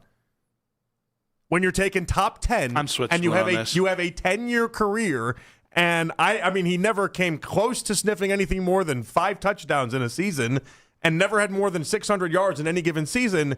We just kind of you come up with a different name in that moment. I didn't say his NFL tape. I said his West Virginia tape in particular. It is widely regarded as the greatest highlight tape of all time. This is the angriest Mac Robinson has been. He got about very angry about anything. it. It's an odd poll. It's an admitted. He's not goaded. It's an admitted. The highlight tape is poll. goated. It's an odd poll. Listen, Mac knows a lot about highlight tapes and odd polls. Mac, what was it? Very well done there. 216-474-0092. The Browns win night 1 of the NFL draft. Let's go with JJ. JJ, thanks for waiting, buddy. What you got for us? I think I'll give them a B. You know, they did what we all wanted them to do. You know, me personally, I thought they was going to get Cornell Tate, but he didn't fall to us. So you got to go to your backup plan. I'm guessing that's what they did. And I like the pick at 24. You know, we needed a receiver, a twitchy receiver. We got one. Now, I wouldn't be mad if they moved up and grabbed a big body receiver. Boston is there. The guy from Tennessee is there. A couple other good receivers are still there. You know, so far I can't be mad at Andrew Berry. He had a good draft last year. This one's starting off not too bad. You know, see what we got. So it's Y'all have a interesting, good one. JJ. We You appreciate you, buddy. Thank you so much. Yep, It y'all is too, fellas. All right. That last line, I actually have heard a lot because again, I did hear. I mean, the most reaction that I've heard to this draft is people didn't like it, but the second most is, well, I'm one way about it, whether I love it, hate it, whatever in between. But after last year, I'm going to give Andrew Berry some leeway here, and I think that's interesting because I'm still in the Andrew Berry has to prove it to me that he can do this, but I can't. I mean. There were 4 starters last year and 4 guys who think are going to be impact players going forward. Last year bought him some good faith with the fans. There's no denying that. But now this year, what's interesting is that it just wasn't sexy enough for people, I think, is the answer there. But I think a lot of people I think a lot of people can recognize that is what they needed to do. And I think that's kind of maybe where the divide happens for a lot of fans in this conversation. Yeah, and I listen, I think people don't know if Fano's going to be a left tackle, whether they're going to play him at left tackle for a year and then figure it out from there or not, like Will Campbell in New England. And a lot of people look at it and say, oh, wide receiver with drops. I remember Corey Coleman. I remember Anthony Schwartz. Like every guy that we've taken that fits either profile, questionable left tackle or wide receiver that has catch issues, yeah, those haven't worked out. So, like, I do understand it. I don't necessarily share it. Again, I'm in the fine category. All right? I like the trade down in spite of the fact that you didn't take Jordan Tyson. They were never going to take Jordan Tyson. That's what that proves. If they were going to take Jordan Tyson, they just would have taken him at 6. Like that, or they got really greedy and just fumbled the whole entire thing, but we'll never find that out. I think maybe it's because I listened to Nathan yesterday on the radio network. He was convinced they were taking a tackle no matter what, whether it was at 6, 9, if they had traded down further. So maybe that's just seeped in there, but I happen to think he's right. I think that's what the Spencer Fano thing proves. But so from that, I'm buoying it with I really like that, and then we'll see on KC Concepcion. That's kind of where I am. But if you're the people I can't understand are people that are just hair on fire, pissed off today. I get it. I do. But I just don't get understand. Like the day after the draft, it's the day to be a homer. It does help that Carnell Tate went at 4. Because I think if we reversed it, and let's say Tyson went at 4 to the Titans, and then Carnell Tate was sitting there, and then you move from 6 to 9, and Tate went at 8, I think then it would be a different conversation for a lot of people.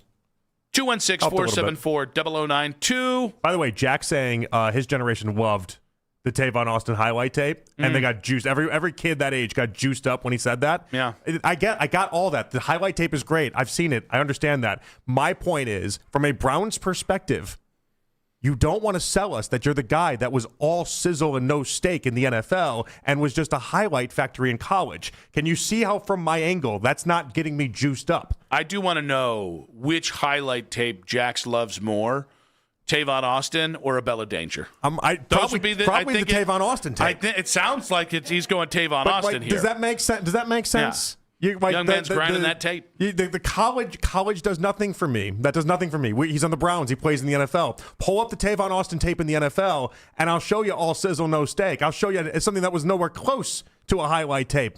If that's what you're predicting is happening for him, then that's the canary in the coal mine. The Tavon Austin highlight tape was the canary in the coal mine, Nick. Quick hits. No good. In 5 minutes on 92.3 The Fan.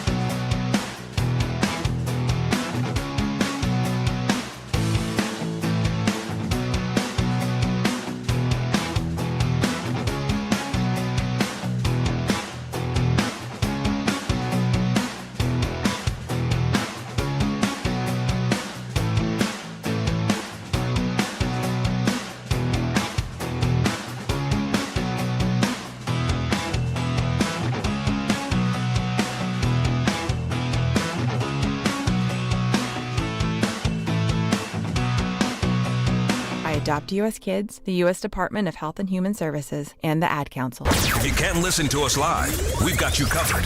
You can hear the Ken Carman Show with Anthony Lima, Basket and Phelps, an afternoon drive with Nick Wilson and Jonathan Peterlin as a podcast. Full hours, full shows. Find it all on the Odyssey app, Apple Podcasts, Spotify, and anywhere you get your podcasts.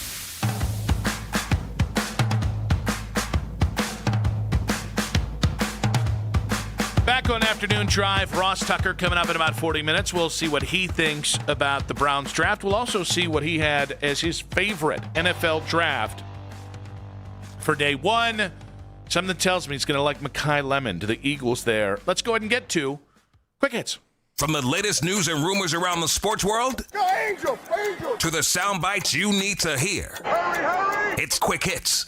Given that last night was the draft, there's a million ways we can do this, but the Rams shocked the NFL by drafting Alabama quarterback Ty Simpson with pick number 13. Now, people and myself observed the Rams post-pick press conference featuring a silent Sean McVay. He was asked a couple times. You could tell he looked ornery. Did you just be clear? You watched the video? Obviously. All How right. could you avoid it? Are you buying into the fact that Sean McVay didn't want Ty Simpson? Seemed pretty obvious. Yeah. I don't know any other way to interpret that. Yeah, which is, honestly, like, with love and respect to Sean McVay, who's earned it, you've had a lot of success with Les Snead. Maybe don't be a B. I just think he had the convo with Matthew Stafford earlier in the day that told him basically this was coming. And so I think there was a loyalty to Matthew Stafford attached to that, because I'm sure Stafford didn't, appreciate that. But also, if you're Sean McVay, here's why GMs get to make that pick at the end of the day, Nick, and why coaches oftentimes don't get the same power as what they think they should have. GMs are thinking 5 years ahead. Head coaches are thinking right now. And they want to win right now and in the immediate. And if you're Matthew Stafford, you want to win right now in the immediate. And Ty Simpson doesn't do anything for that. So here's the thing, though. It's kind of brilliant. Like this, again, what Green Bay has done that has been so incredible is taking a quarterback, letting him sit for multiple years with the right head coach, and then building from there. Sure. Again, it doesn't guarantee that it's going to work, but at least puts Ty Simpson in the best possible chance to work out. I will say, though, I don't know how you're Les Snead. I know he's very close with Ty Simpson's dad. I don't know how you favor that relationship over the relationship of your head coach, because Sean McVay doesn't seem like the guy that would do it, but Sean McVay, he could go ahead and just get around you, and you could be Les Snead on ESPN in 2 years from here. Yeah, I mean, you start making the wrong call or pissing off the wrong head coach, sure. What I really think happened, though, I know they'd mentioned Matthew Stafford as a possibility throughout the day. I wondered, 3 tackles taken in the previous 4 picks ahead of him. I wondered if they were going offensive lineman there, and then you just saw the run that happened prior to their selection, and then they just did what they had to do. It's me now, isn't it? It is. All right. Well, you mentioned Mekhi Lemon. Let's play the video as the chaotic Steelers-Eagles NFL draft drama unfolded.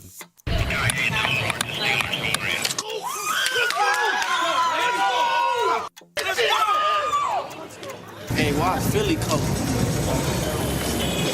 Yeah. Oh, Philly just traded for you. Hello? This is Philly. They just traded for you. Philly's taking you right now. All right, so if that was hard to understand, if you didn't follow that at all, he was on the phone with the Steelers, and then the Eagles all of a sudden were taking him, and then they were on the phone, and he had to figure the whole thing out in real time. All right, there's a few parts to this. One, wouldn't have hated if that had been the Browns. 2, because the price that the Eagles paid to go up was not insane, to move up like 3 spots. 2, egg on the face of the Steelers, who apparently call these prospects early. Last year, they called Derek Harmon with still 3 minutes on the clock for who was drafting in front of them. And then 3, Pete Schrager on ESPN today. Yeah. Doing the Steelers really like Max Ihanachor, and they're really happy here. It's not like they missed out on Jerry Rice. That's clown shoes, buddy. They got snaked. It's clown The shoes. Steelers were pissed. There's no way. What was the start of that Schrager for me again? Oh, He that's turned Schrager different into than. Ken. Oh no, I go Yosemite Sam with Ken. Oh, I'm going. Who was the caller yesterday? What? I did the Tim the Toolman Taylor. Mike Vrabel hastily scheduled a press conference for 40 minutes before the draft last night. Yeah. Many, myself included, suggested he might resign given the latest turns in the Diana Rossini saga. Diana. Even Roger Goodell was asked about the situation yesterday, which he called a personal matter. Here is Vrabel's opening message. Again, just want to reiterate the gratitude that I had the other day that you guys have shown in a personal and private matter. I want to address the news regarding my current situation. I understand that there are questions, but I take accountability for my actions and the actions that caused a distraction to the people that I care most about. My family, this football team, the organization, and our fans. My previous actions don't meet the standard that I hold myself to. And what I believe is best for the two most important things in my life, my family and this football team, is for us to take the necessary steps to work together and to give them what I told them I'd give them, which is the best version of me. And that's what we're going to do. All right. We already had the report. He wasn't going to be there on Saturday. Yeah. Mike Vrabel took a story that was starting to slowly peter out because there was no oxygen, no news, right? And then I know there were no new photos and everything. New photos, yeah. But what do you mean? But he took this and he lit it on fire with his press conference earlier this week, with his lack of press conference last week, and then with this press conference, he took it from, there's new information, to, oh my God, this is the biggest story on night one of the NFL draft. I don't know you could screw up the PR approach to this story more than Mike Vrabel has. And that's saying something because Diana Rossini resigning from The Athletic also made it look like a very guilty person as well. Here's what I believe. I believe that he tried doing that yesterday because he wanted to make sure. So Pablo Torre came out with a whole new video. And I don't know if he caught wind that Pablo was coming out with a story, but I think he just wanted to be done talking about it to then go and leave before whatever Pablo came out with. And I think that's what he was trying to avoid. And I've seen some of the stuff that Pablo came out with and suggest really not horrendous things, all things considered. I thought Pablo would throw his weight around a little bit more, if I'm being truthful. But I think that he's worried more is to come. And so he just wanted to go and be gone and away from it. And so he made the statement on Friday, kind of like a I'm not leaving type statement. And then he just is going to go away for a couple days. Can we also say that other media members clutching their pearls on this story can blow it all out? I don't know. I'm back to out on the story. I've gone from out to back in to I'm back out on the story. It is fascinating. I'm no longer interested. And the picture, I understand. I have no problem if somebody has interest in this. If he resigned, it would have been the story of the year. But the judgment I'm out from other media members is just so predictable. I'm on my soapbox, and I'm like, guys, I'm going to tell you right now, Mike Vrabel and Diana Rossini are not the first media / public figures in sports that have slept together. It happens a lot. And by the way, people have sex. Another breaking news that we have here. And oh, by the way, people have sex with people who are not their spouses.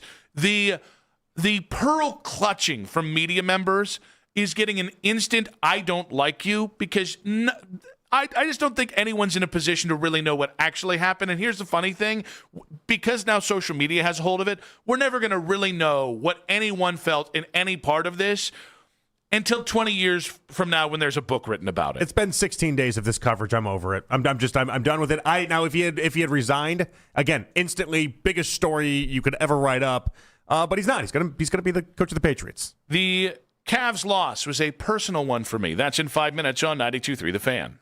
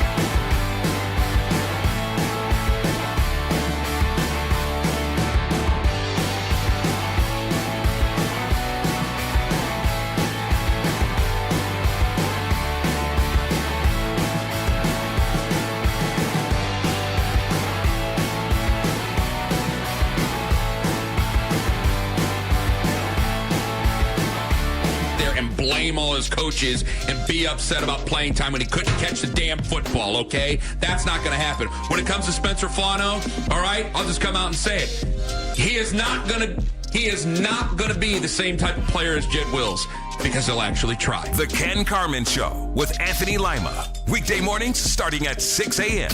We are Sports Radio 92.3 The Fan. It's the 4 o'clock hour on Afternoon Drive. Your boy took a pounding.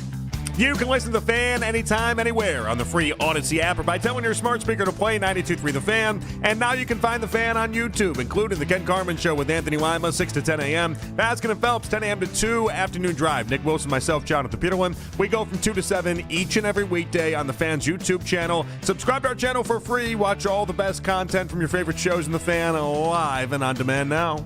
Nick and JP back on Afternoon Drive. Ross Tucker coming up in just about 20 minutes here. We'll talk about what draft he loved specifically from last night, get his thoughts on the Browns draft, and of course, just the state of the Browns, all that stuff. Always look forward to talking to Ross Tucker every chance we get there. We do have the lead coming up in 1 hour's time, but last night's Cavs loss was a personal one for me, not just in the fact that I was very annoyed with how you lost that game. Mm-hmm. And that was the kind of annoying loss that in the playoffs really grinds my gears, but it grinds them even more because I officially lost the burger bet to Darryl Ryder, and that really stinks. Yeah, first burger bet you've lost, Yep. and that couldn't have felt good.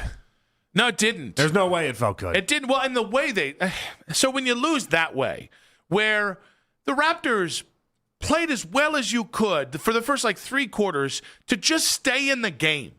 And it felt like the Cavs at points, they would get down 6, 7, 8, 9 points, and then Strus would hit 2 threes. Or, Jalen Tyson had a really nice third quarter to keep them in the game. Yeah. And it felt like the Cavs, it was just a matter of time before the Cavs flipped the switch.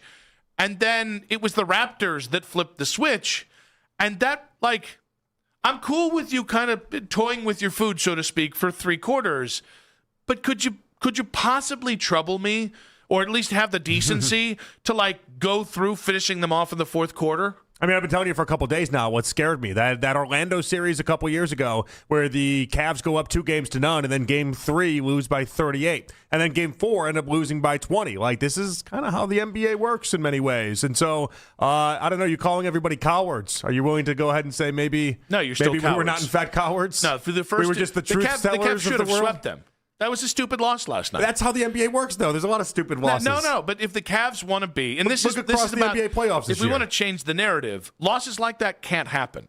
Do I think that loss is indicative of the Cavs are never? No, but if you want to change the narrative, avoiding games like that, where the R.J. Barrett and Scotty Barnes were playing out of their skis for that game, and it was a tie game for most of that game. Mm-hmm. It took Herculean efforts from their 2 best players or 2 of their 3 best players, and it was still just a tie game. And so the idea that the Cavs at no point woke up and went, they really can't win this game unless we just give it away. I find that kind of loss annoying. And what I will say is definitely annoying. It is kind of anthemic of the things that annoyed me about the Cavs the 3 previous years, and the things that when they traded for James Harden, I was like, well, I'm going to have to see it in the playoffs. Because I know those kind of losses happen in the NBA, and I do. It's just one. I'm not panicking. It's not a referendum. Yeah, it's just one.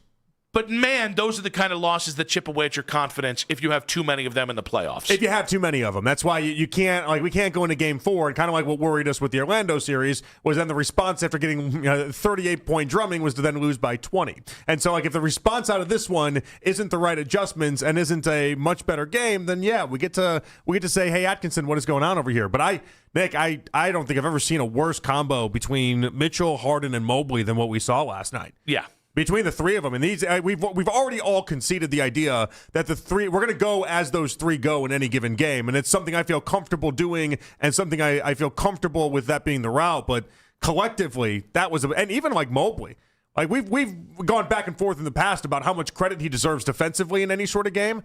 Him and Allen were getting bullied on the inside. Yeah, well, and that's not supposed to happen. And offensively too. Yeah, like, offensively, the they amount weren't of times good, but, they tried to, but defensively, like Mobley's supposed to be a stalwart consistently, and that was one of the worst defensive games I've seen him play. Listen, kudos where it belongs, which is Toronto played a tough physical game, and that aided to the Cavs' struggles at different points. What pissed me off about it, though, is the Cavs not wanting the smoke. That I cannot abide. Like in a game, and I know they went. I know, like they're who's Colin Murray Boyles. I know he's a different player than Pirtle, right? Yep, that's right. Like they're throwing different guys out there, and that's part of this, and that's changing the identity the Raptors are going for in that game. But like, so you face a little static at the rim. Have some onions.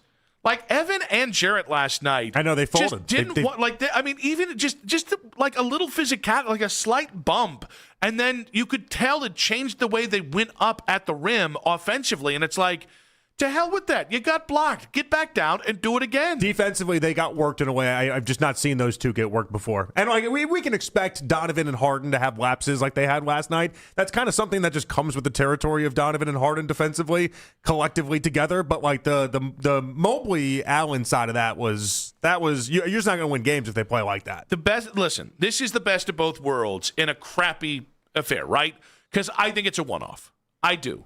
Now you get your gentleman sweep. Yeah, I agree. Like this to me, this is like a mini wake-up call for the Cavaliers because I think they're going to watch that tape back and just be pissed at themselves, as they should be. And at the same point, so it's again, as of right now, not a referendum on the Cavs. But that doesn't make it any less infuriating for how that game went. Well, I think they got really lucky that the NFL draft was last night. Oh, yeah. Because if not, and the sad part is I thought we were going to, if the NFL draft wasn't last night, if this was happening Wednesday night or let's say Tuesday night into Wednesday, the sad part is I would just have to be telling people, as many people know, but like hey guys, it's just that's one game. NBA's weird. This happens. Don't freak out. The freak out part happens if what they did in that Orlando series happens again and we take this into game 4. Yeah. Because Toronto feels like they just found something here. Toronto feels like they found something, and now we got to see the Cavs' response. And if a lot of this response is Mobley and Allen not getting beat up in the paint, well, okay, then I got to see these guys respond. Yeah, and it's every loss you can learn from this, because that's just it's where when we went through the first two games and there were people in the station named Anthony Lima who wanted to take their victory laps, it was always like, man, that is incredibly premature. I'm not going to do the reverse of that, by the way. This is not. You will not hear I told you so. But when we start talking about the Cavs in the playoffs and the things that we look out for of signs of you're going to disappoint me, getting bullied by inferior opponents is that thing. Yeah. So we're to the point where that's a one-game thing. And I really am. Like, guys, I wasn't hot about this. To your point with the NFL draft last night, I was pretty laid back. It wasn't until I've already forgotten his damn name. Who's the guy again? Is it McGraw? Your redhead? Battle? Jamison Battle? Jamison Battle. Until he You're started. redhead, non-redhead? And still he's the redhead. And until he started dropping threes from just making unconscionable shots. You make him seem like he's like Scalabrini or something like that, though. What do you mean? Like there's sliding redhead, scales there's of ginger. redhead, and then there's what Jamison Battle is, which I don't even know if it constitutes as a redhead. I think many people would say he's a redhead. The point is, like, when that guy starts just raining threes and you don't have the chutzpah to like get up on him and play defense, did that infuriate me? Don't do Jamison that again. Battle shooting a three is actually a good defensive tactic, though. That's like that's the fun thing about that is that's the Cavs are winning when they get Jamison Battle to be launching threes at the rate he did. He just kept hitting them. That was the problem. He was 4 for 4 last night in the fourth quarter. Yeah, like that was the problem. He just kept hitting them. But that's a good defensive possession for the Cavs. If Jamison Battle is thinking to himself in a high leverage moment, I'm the one taking the three. Yeah, but that's what they're going for. At what point? Scotty Barnes going 6 for 6 in the fourth quarter is not the recipe. By the way, I'm pretty sure. By the way, you don't want anyone to make their shots. I think a good defensive battle is when none of them make their shot, or at least they make it at 25%. No, but the idea is you give the lower percentage 3-point shooters and the guys that don't typically score, if they're the ones shooting in high moments in the fourth quarter, that's the advantage. But you maybe win. You like win in the that. second time he aces a three, maybe that you throw a little defensive, or no, maybe just guard him. That's the problem. Is Well, it's not. That's part of that though. Is that you could tell is again Scotty Barnes went 6 for 6 himself in that fourth quarter. You could tell they were just trying to put everything on R.J. Barrett and Scotty Barnes and trying to stop that. And they said if Jameson beats us, then Jameson beats us, and then Jameis just kept beating them. All right, let's go with BP and Pepper Pike. BP, welcome to the show, buddy. What you got for us? Hey guys, good to hear. Good to talk with you. Yeah, that was a disappointing loss. I mean, I had a feeling the Cavs were going to lose a game in Toronto. It's a tough place to play. You know, they felt kind of comfortable, but yeah, the way they lost was unacceptable. You know, just all those paint points and, you know, the redhead Jamison Battle beating us. You know, he had a good game against us earlier in the year. That's how he lost a game to Toronto earlier in the season. He had about 15 or 17 points off the bench. Cavs killer. Yeah, so this is not the first time this has happened. So I kind of blame Atkinson on that one. And one last thing I want to mention is, you know, I don't love when the Cavs go to their bench. You know, they are it's like a center and 4 guards. So, you know, this could be a series. You know, I want to see what happens on Sunday, but if they don't get their act together on Sunday, i.e. Donovan Mitchell have 40 points, you know, we could be in trouble. BP, we appreciate you there. Feels like the Cavs are going to win the war, but they lost to battle. I say they lost to battle. Yeah. 2-1-6. I wanted you to sit in that one. Oh, I did, and I enjoyed it. Yeah. I will sit in my own filth, and I will enjoy it. Unlike the Cavs last night, who just sat in their own filth and did not enjoy it. No. Oh, God, pressure at the rim. And now we get another 2 days off because they're not playing until Sunday at 1 now. Yeah, I hate the NBA schedule. It's just too many days off in between games 3 and 4. I don't understand it. Should be every other game or every other day. For every series. Yes. And sometimes when you're traveling back and forth, I get it, and then they want to extend that out. But, like, once you're already in the city, let's get this thing going. Game 5 isn't even until Wednesday. Yeah, that's I know, it's ridiculous. Just dumb. 216-474-0092. What's the right reaction to the Game 3 loss? I think we're simpatico here. That was really annoying. The Cavs really that was just an annoying loss. The Cavs should have won that game on multiple fronts at multiple moments. And also, it's just one game until proven otherwise. Do you even know how to pay out a burger bet? I'm gonna have to. How do you order a burger? I mean, is it going to be? I haven't ordered my own burger. Are you going to do so long. Are you going to do the digital card? Are you going to send it through an email? Are you going to take? No. Are you going to take Daryl out for the burger on his own? I mean, that's what he did for me, so I kind of have to do it in reverse, right? Oh, that makes it like you lost 2 bets. I know. In my opinion. Ross Tucker, NFL Insider, Ross Tucker Football Podcast in 5 minutes, talking the Browns draft on 92.3 The Fan. If you didn't make it to the home show, or you did.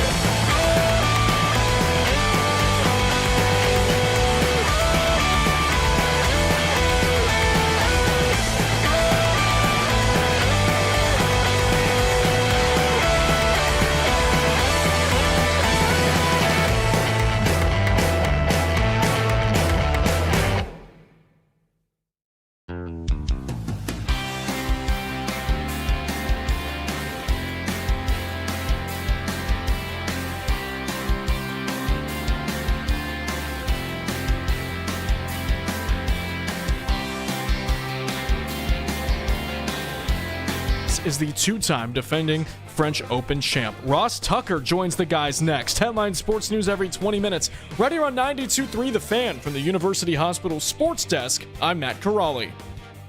With the first pick, the build-up to the NFL Draft is here.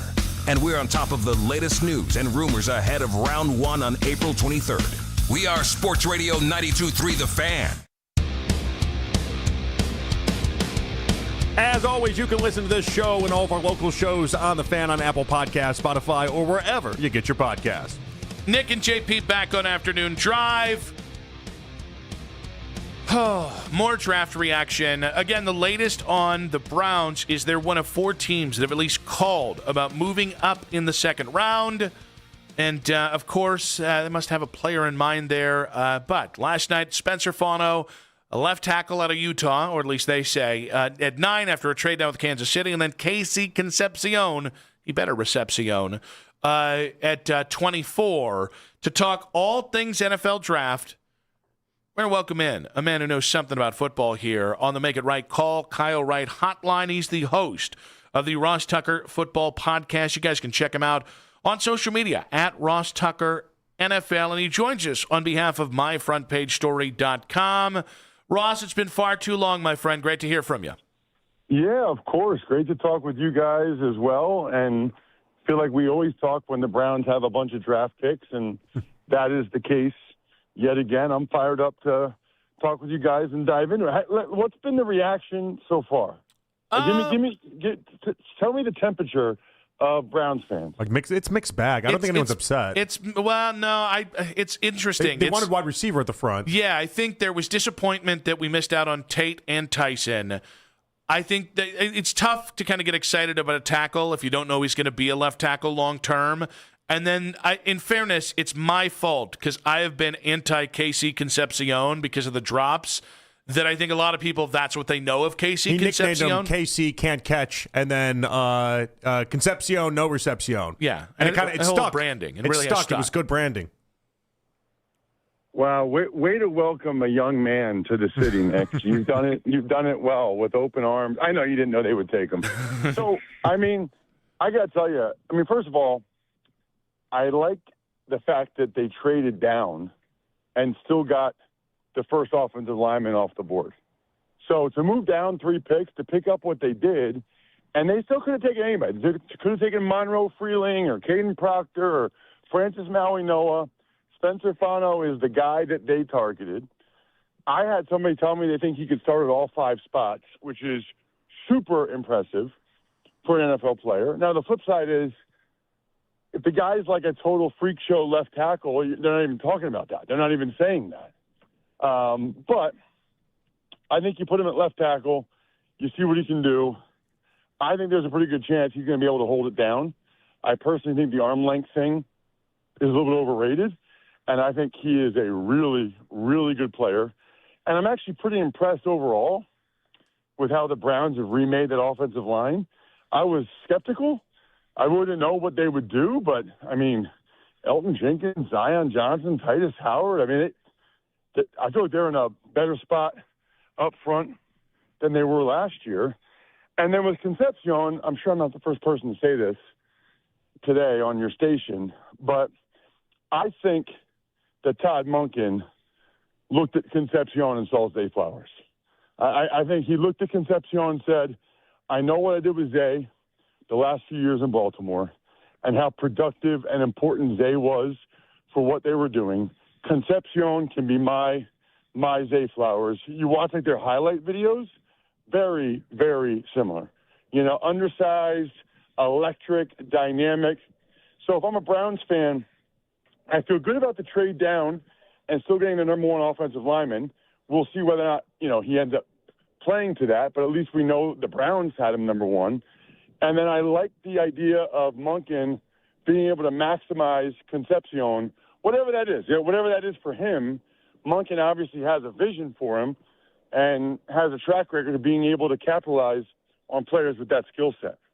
Ross, we've heard a lot from guys like Matt Harmon, who are just adamant that the drops are just not something that they care about. And like the wide receiver community is stressing the idea that because he's so good with running all the routes and everything that happens before the catch, and then he's so good at everything that happens after the catch is made, that it just kind of offshoots and off balances everything that happens with the idea that he does have so many drops. How do you look at it when the wide receiver community tries to make that claim? Yeah, I mean, I know Matt. I like Matt. I'm not a member, I guess, of the receiver community. I don't know. I didn't know all that. Have you been invited at least? It's an invite-only thing. I'm surprised you're not invited, though, because they'd love to have you. Well, I think I'm spending too much time as the club president of the conditional seventh-round pick trade club. When Phil Savage made arguably the best move in Browns franchise history, trading that conditional seventh for me back in 06, I think. At any rate, then he made the worst decision ever by cutting me, but that's another story. I don't agree with that at all. I think the number one job of a wide receiver is to catch the football. The position is literally called receiver, and I remember talking about this every week last year with Flacco and then Gabriel and then Shador. Felt like the Browns had more than their fair share of drops.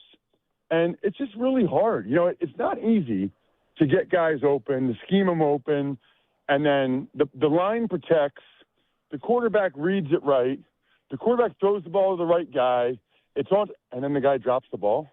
I mean, those are hard to come back from, you know, because it feels like inevitably it happens on 3rd and 6, you know, or some of these high leverage downs, which is what we say about everything now, high leverage. And so I think that is a concern. And, yeah, I don't know exactly what his drop rate is or whatever, or if they believe that there are things that they can do to improve it. It was 10% last year. Yeah, I guess the way I look at it is, you know how when these guys come into the NBA, a lot of them, they can't really shoot that great, but then 3 years later it's like they never miss, or, you know, they're a much better shooter just because they're professionals and it's all they do now. I wonder if they look at that like that for receivers and feel like, hey, we can get that, we can improve that for Concepcion. Maybe they felt like some of it had to do with the quarterback at A&M. I don't know. I know a lot of people really like Concepcion. I mean, the guy is electric, and he's going to be a roller coaster for Browns fans, because he's going to have some of the best, most explosive plays that you guys have seen in years, and the stadium's going to go crazy. And then he probably will have a couple of drops where you guys are going to groan. The hope would be that, obviously, the former far outpaces the latter. All right, so I know you said you think it's a little overrated, but I think it's interesting that that at least people in football have gone on damage control about Spencer Fano's arms, saying that that basically the combine shorted the man 7/8 of an inch. Spencer Fano actually said today both the Browns and Steelers measured his arms at 33 inches on their respective official visits. Am I the only person new to the fact that apparently the combine arm measurement crew isn't up to snuff? You're not the only person, but what's wild is that there's been between, like, they do it like at the Senior Bowl and the All-Star games, and then they do it at the Combine, and then sometimes they do it at the Pro Day, and between those three measurements, it can vary by an inch. So what you end up doing probably is taking the middle. You know, I mean, I remember when I was coming out, sometimes I was 6'4" and 3/8. Sometimes I was 6'4" and 6/8, which is 3/4, Nick. I know math's not your strength. But most of the time I was 6'4" and 5/8. And it's like, is that going to be the difference between whether I'm good or not? Like an 1/8 of an inch one way or the other? Yep. I don't believe for Spencer Fano that the arm length is going to determine. You know, it's not like he's me. I had sub 31-inch arms, which is ridiculous, which is why I should get a lot more credit for being one of the 10 best offensive linemen in NFL history with sub 31-inch arms, rather than just a journeyman or whatever. I don't think it's that short that's going to be the difference. What was your favorite pick from last night, or favorite thing you saw a team do? good question. You know what's funny about that, Jonathan? The stuff that comes to mind, I'm not a negative person. You guys know I come on all the time, and I'm a positive person. For some reason, I feel like the things that jump out to me are the negatives. I guess I really liked what the Jets did. You know, the Jets at number 2. First of all, the Jets traded Sauce Gardner and Quinnen Williams. They have 3 first-round picks next year. When you're talking about, like, Leonard Moore from Notre Dame, Jeremiah Smith, Ohio State, Dylan Stewart, South Carolina, you know, all the quarterbacks. You know, you talk to any NFL team, they'll tell you they'd rather have a first-round pick next year than this year. So I already liked what the Jets and Muji had done, getting those 3 first-round picks for next year. Then they end up having 3 picks this year with David Bailey, pretty much the consensus best edge rusher at 2. Then you get the best tight end by far in Kenyon Sadiq at 16. Then you come back in and get Omar Cooper, one of the, top 4 or 5 receivers. At number 30, I think all 3 of those guys will start. I think the Jets need those guys to start. So I kind of like what the Jets have done with all these trades, all these moves the last year or so. So one of the big moments of the night, one of the first big surprises, Ty Simpson going to the Rams at 13. And then as the night progressed, we heard back from McVay back at the owners' meeting saying he hadn't really done a lot of work on Ty Simpson because they had other needs. There was the press conference where Sean McVay seemed pissed, and Les Snead looked over at him multiple times like, you want to chime in here, buddy? It's interesting because I thought that was the perfect spot for Ty Simpson, given Stafford, given the winning culture there. But if McVay doesn't want him, should we be selling our Ty Simpson stock before he even starts a game or even gets into the practice? Well, so I disagree with your initial premise. How dare you? I don't believe for a second that McVay didn't want Ty Simpson. I mean, you're talking about arguably the best head coach in the NFL. The Rams know exactly what they have in McVay. Any guy that's an OC or DC there gets a head job somewhere else. They know that McVay is one of the few coaches that actually brings eyeballs and excitement to a franchise. To think that after they had the season they had last year and how they feel about McVay, that they would take the quarterback of the future without him being on board is laughable. What value is there in taking Ty Simpson if McVay's not on board and he leaves when Stafford retires and then you don't have McVay anymore? I mean, the value in Ty Simpson is being coached by McVay. I think what McVay did, and I feel pretty strongly about this, was performative.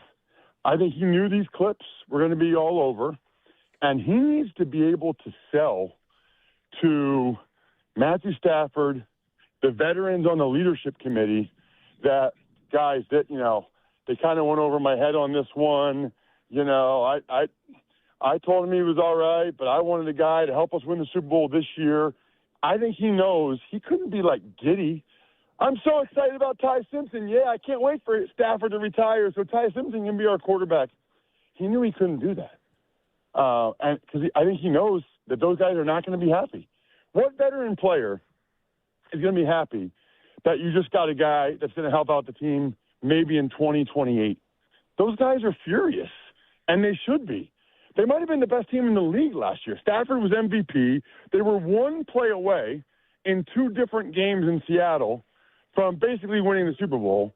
And so I think McVay did a very smart thing to act like he wasn't totally on board. I'm not buying it. Ross, you know our quarterback room. It's Deshaun, it's Shador, and it's Dylan Gabriel. Do you feel like the Browns will add to that this weekend, or they'll just stay pat? It's a really good question. I don't know. I mean, I would think, given the volume of picks they have, JP, I would think that if there's someone that Monken likes, I think that they might take him. With all those 3rd, 4th, 5th round picks, that's a lot. So it gives them the opportunity to take Drew Aller, Nussmeier, whoever that they feel like they get. And they proved last year that they like getting what they think is depressed asset. They like getting what they think is value with the Shedeur Sanders pick. So that would not surprise me. But I don't think they need to. You have two super young quarterbacks, and you guys have to tell me. It seems like there's a lot of steam coming out of Cleveland about Deshaun Watson having a real shot to be the quarterback. Oh, there is some steam there. Yeah, there's some a lot steam. of people selling that steam. And Ross, he did the thing that we all knew he would, which in the one day it was open to the media, he looked awesome in practice because he's always looked awesome in practice. Yeah, I'm always skeptical of those guys. It's a lot different when you're wearing that jersey and nobody's allowed to touch you. It's a lot different in that regard. But honestly, it's probably worth a shot. At least in training camp and mini camp and maybe it's probably worth a shot to see if you can rehab him, if you can get him to play back what he used to be. I mean, I know we've all given up on him with the injuries and whatever, but he's only really struggled under one coach, and that was Kevin Stefanski. So maybe it's worth giving him a second chance. You gave him all this money anyway. Might as well give him a spin. Ross, you mentioned a couple names at quarterback there. Drew Aller, who's from down the road in Medina. Garrett Nussmeier's got a lot of fans. Carson Beck played for Todd Monken back at Georgia. Do you have a favorite of the day 2, day 3 quarterbacks, regardless of their fit with the Browns? Yeah, probably. But it's like from a pure entertainment standpoint, Taylor Green from Arkansas. So my favorite player growing up was Randall Cunningham.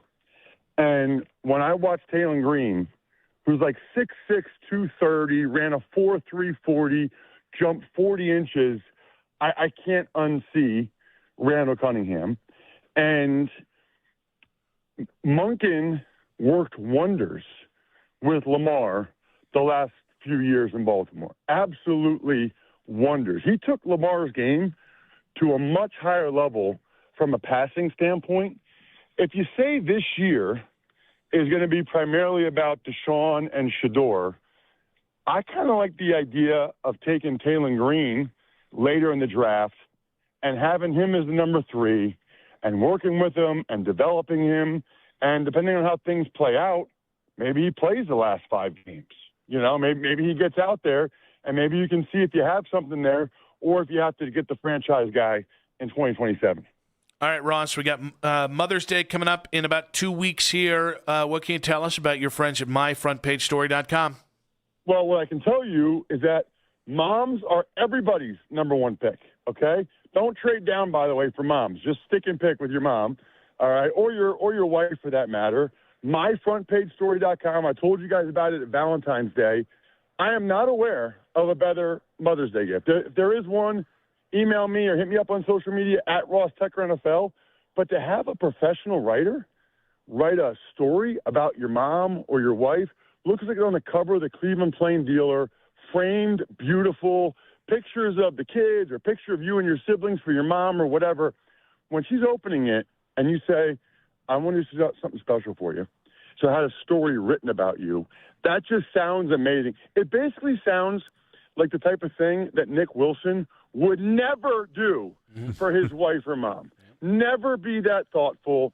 Once again, it's a gift card to the Olive Garden for Nick Wilson. Myfrontpagestory.com. Be the opposite of Nick. Do the opposite of Nick. Don't be saying reception and can't catch you on or whatever you're saying. Go to myfrontpagestory.com.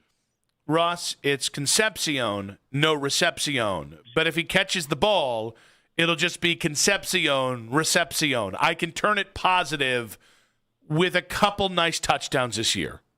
There's a I would say less than 5% chance, but it's not 0 that I will try to say that during a CBS game this year. As long as you credit Nick Wilson. Just got to say that name.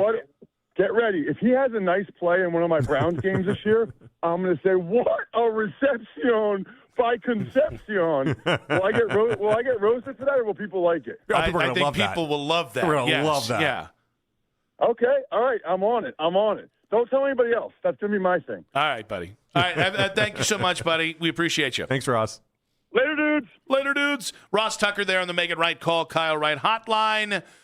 Ross Tucker Football Podcast at Ross Tucker NFL. We'll react to what he had to say and talk our favorite drafts in 5 minutes on 92.3 The Fan. 92.3 The Fan, 2020 Sports. This 2020 Sports Update is powered by Good Nature Organic Lawn Care. Ken Carman is teaming up with Good Nature for a yard rescue. Get the pro-grade, chemical-free results Ken trusts at whygoodnature.com. Night 2 of the NFL Draft taking place.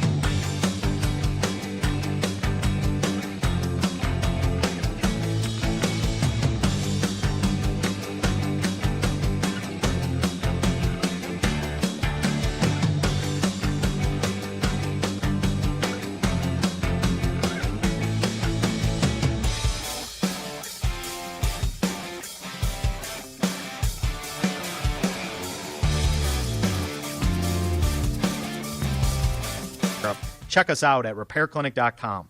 If you need a world-class website or technology project, then I would highly recommend AmericanEagle.com. Call AmericanEagle.com at 773-NETWORK. That's AmericanEagle.com, 773-NETWORK. Don't trust anybody with your Cavs playoff coverage unless they have sports in their name. We are Cleveland's Sports Radio, 92.3 The Fan. Given the volume of picks they have, I would think that if there's someone that Monken likes, I think that they might take him. You know, with all those third, fourth, fifth round picks, that's a lot. So it gives them the opportunity to take Drew Aller, Nussmeier, whoever that they feel like they get. And they proved last year that they like getting what they think is depressed asset. They like getting what they think is value with the Shedeur Sanders pick. So that would not surprise me, but I don't think they need to. You have two super young quarterbacks, and you guys have to tell me. It seems like there's a lot of steam coming out of Cleveland about Deshaun Watson having a real shot to be the quarterback.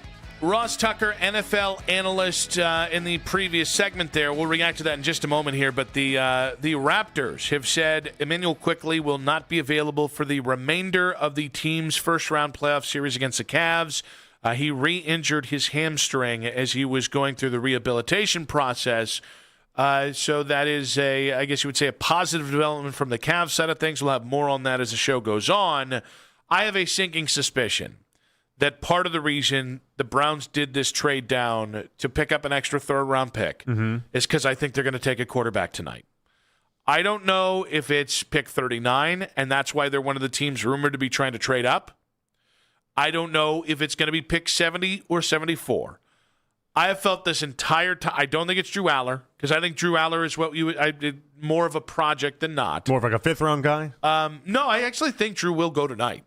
But you do? Okay. Or even maybe round 4. Last year, everyone kind of decided, unless you were Dylan Gabriel and then Quinn Ewers, and it was like there was like that big gap in between. Yep. That's why we had the fall with Shedeur that way. And it's like if they didn't want to take him in the third, the fourth was out of the equation, and so then it moved to the fifth for people. But I think it's going to be Carson Beck. I think there's the personal ties to Monken. I think Carson Beck is as finished of a product as you're going to get, having played, 3 seasons of college football. Being a starter for 3 seasons. So are they moving up to jump the Cardinals? The Cardinals pick at 34, and Carson Beck would be a rumored spot for him there. I could see that, yes. Now, I everywhere that I've seen has Carson as a third-round pick. That doesn't mean that's where he's going to go. But I just pulled it from Matt Miller and his thing today. And he had a 2026 mock draft, rounds 2 to 3 predictions, 34 overall, Arizona Cardinals, Carson Beck. But yes, I do think the Browns will take a quarterback today, and I think it is going to be Carson Beck. What's fascinating about that is that if it is another Monken move, and that's the double M, Monken move, it's interesting. Monken, the maximizer move. Concepcion is clearly a Monken decision, right? We've connected the Zay Flowers dots. That's obvious. It's there. It exists. He feels like he can do something with it. If they give him the 33rd pick or whatever it ends up being, if you go ahead and move up in order to take Carson Beck, that is a lot of confidence that they're giving in one Monken that they really, with the exception of Dylan Gabriel, did not seem like they showed towards Kevin Stefanski. Will the Browns draft a quarterback tonight? The lead in 5 minutes on 92.3 The Fan. The weather's nice outside. You might think, maybe I'll put off those upgrading my windows for yet another winter, right? Here's the reality. If you've got old drafty windows, guys, the outdoor temperature doesn't stay outside, no matter whether it's nice outside, whether it's awful outside, whether it's winter outside. All seasons are affected by old and drafty windows, and that's why right now, Universal Windows Direct is making April the perfect time to reset your home for the long run.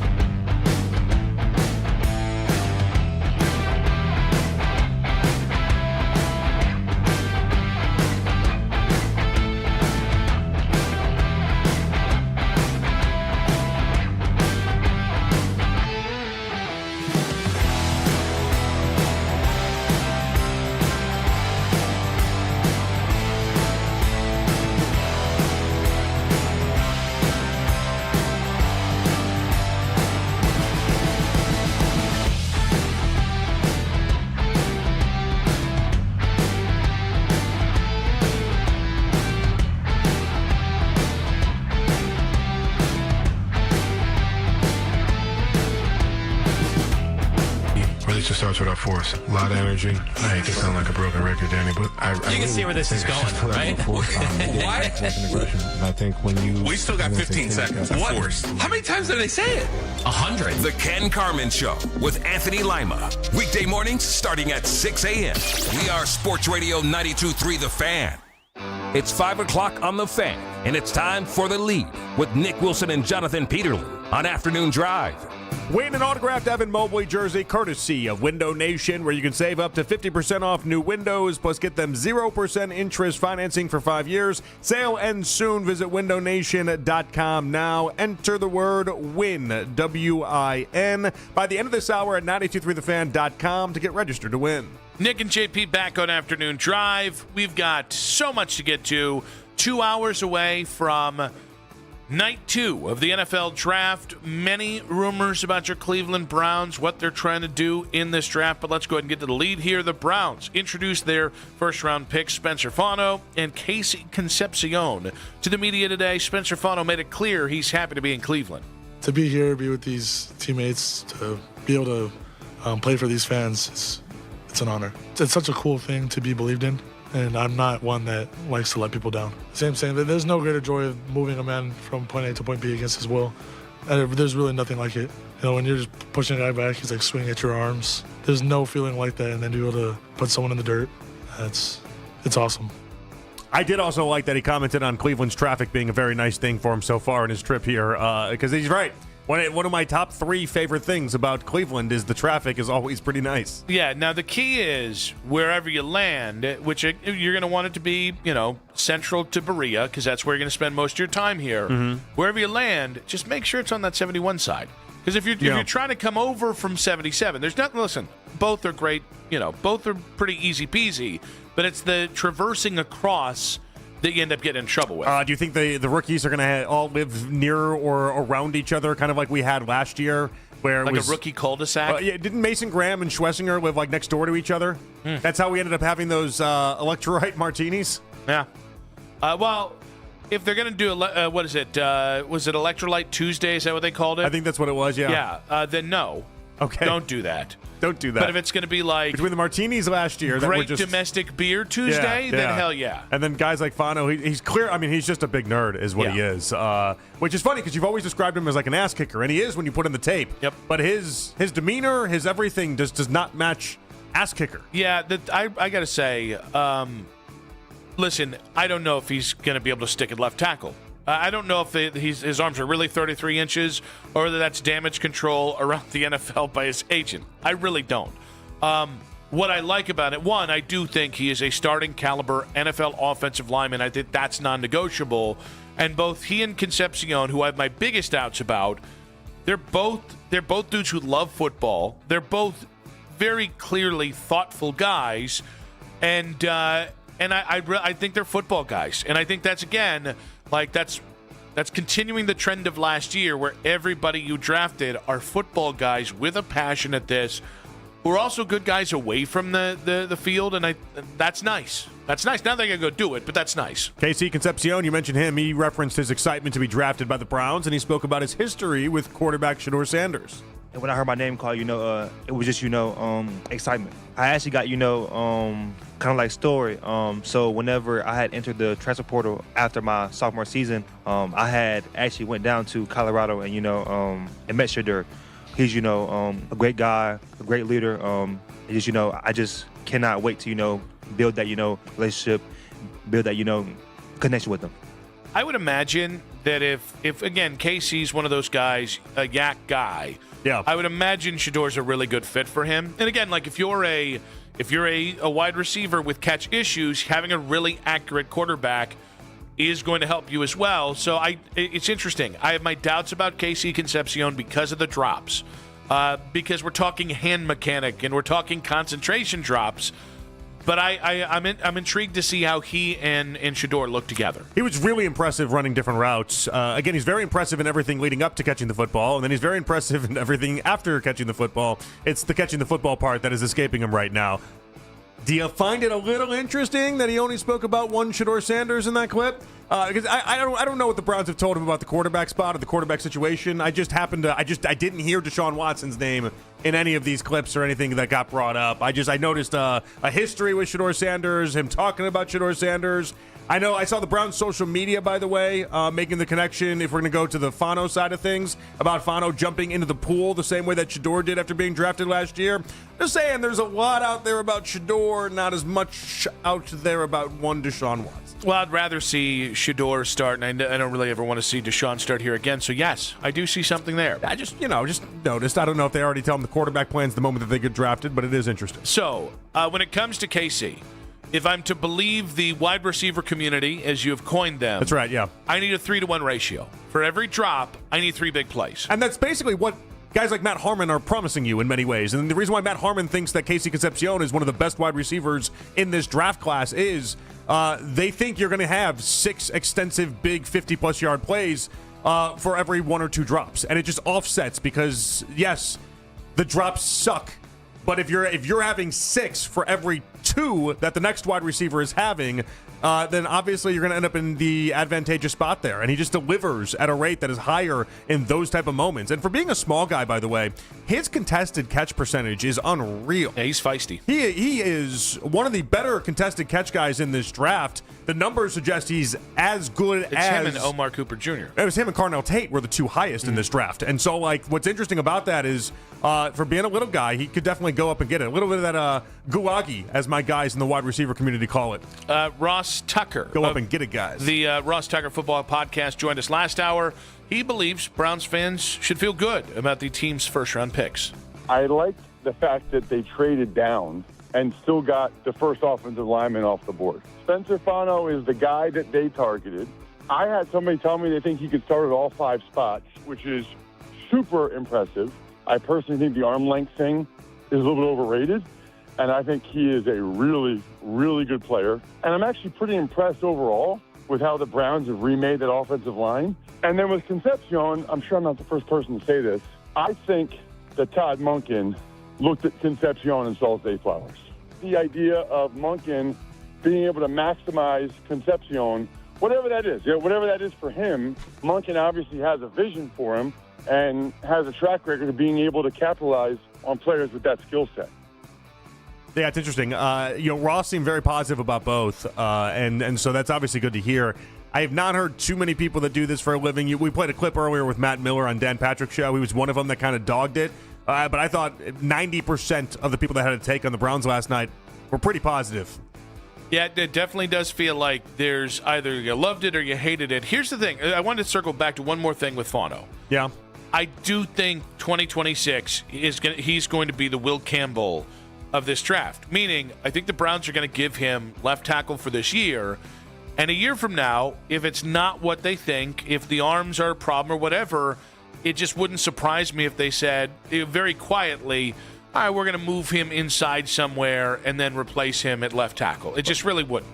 Okay, so what happens with DeJuan Jones now? He's just going to be a swing tackle, I would imagine, and he'd fill it in. But I'm trying to figure out. You're going to give Fano the whole year. Don't be surprised if Titus Howard kicks into right guard if DeJuan dominates in camp. Okay, so that's kind of what I'm asking, right? So you get Howard inside, and then Tevin Jenkins just becomes kind of the backup guard, floater. the floater. Yeah, okay, and then you can have him at the right side. I guess swing guard would maybe be the better way to say that. So it makes a lot of sense to me. Left a floater. The only problem is that Titus Howard was about as vocal as any person I've ever heard, being like, "I'm a tackle and not a guard." Well, someone should remind him. They did give him $48 million. So that's what the money was for, I guess. Reports for round 2 suggest the Browns will attempt to trade up. Who should the Browns target to start off round 2? And if they make a move up, who would they specifically be targeting? I love Chris Bell. And because because he's coming off injury, I think you might be able to get him at 39. Actually, you might even get him later. Yeah, you're probably getting him later if you want. Would be Chris Bell. I don't think you can sleep on like a Caden McDonald because I think the Browns are in on defensive tackle in this draft, or even a T.J. Parker. I don't want to say my fear because that's not fair, but I wonder if it could be Carson Beck because there's a lot of speculation Carson Beck could be with the Cardinals there at 34. Matt Miller's projection for the Browns at 39. He's got Chase Basantis, the guard out of Texas A&M. Would not hate it. He had a lot of penalties at A&M.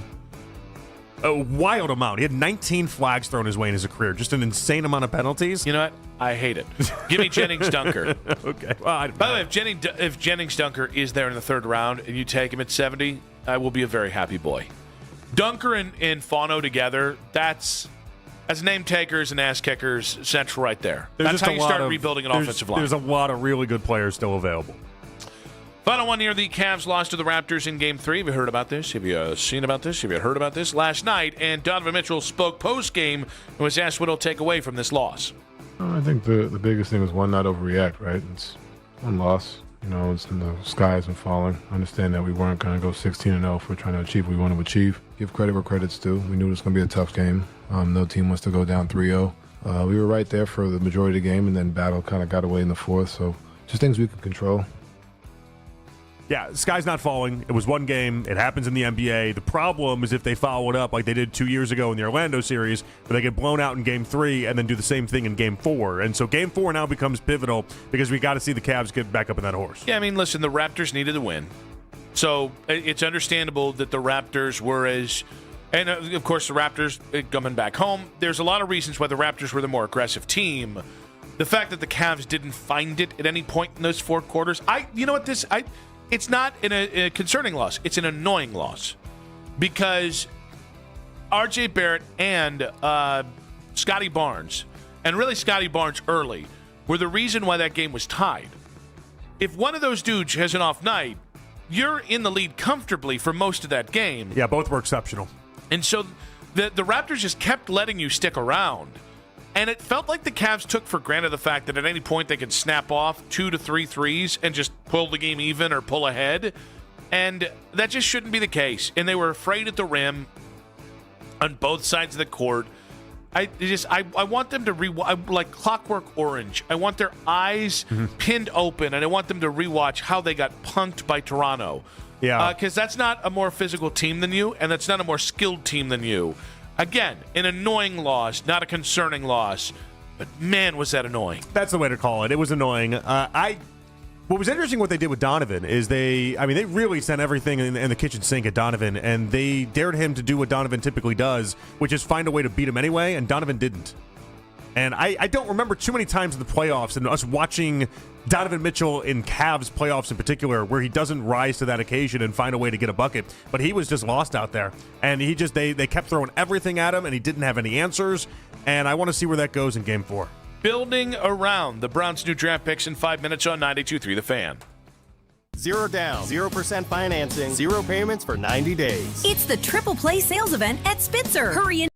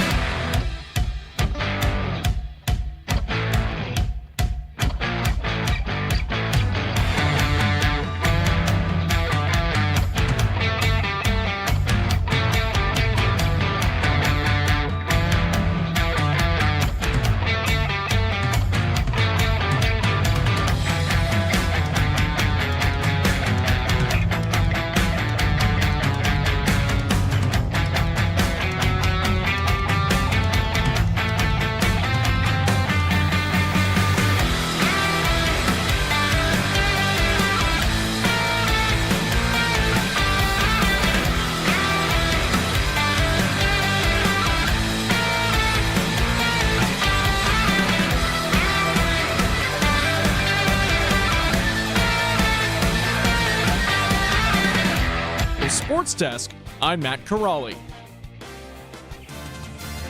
Tonight, second and third round Browns draft coverage on The Fan, hosted by Ken Carman and Nathan Zagura. Hear from the Browns picks and the latest from Andrew Barry, Todd Monken, and more. Round 2 coverage kicks off at 7 p.m. right here on your radio home for Browns football.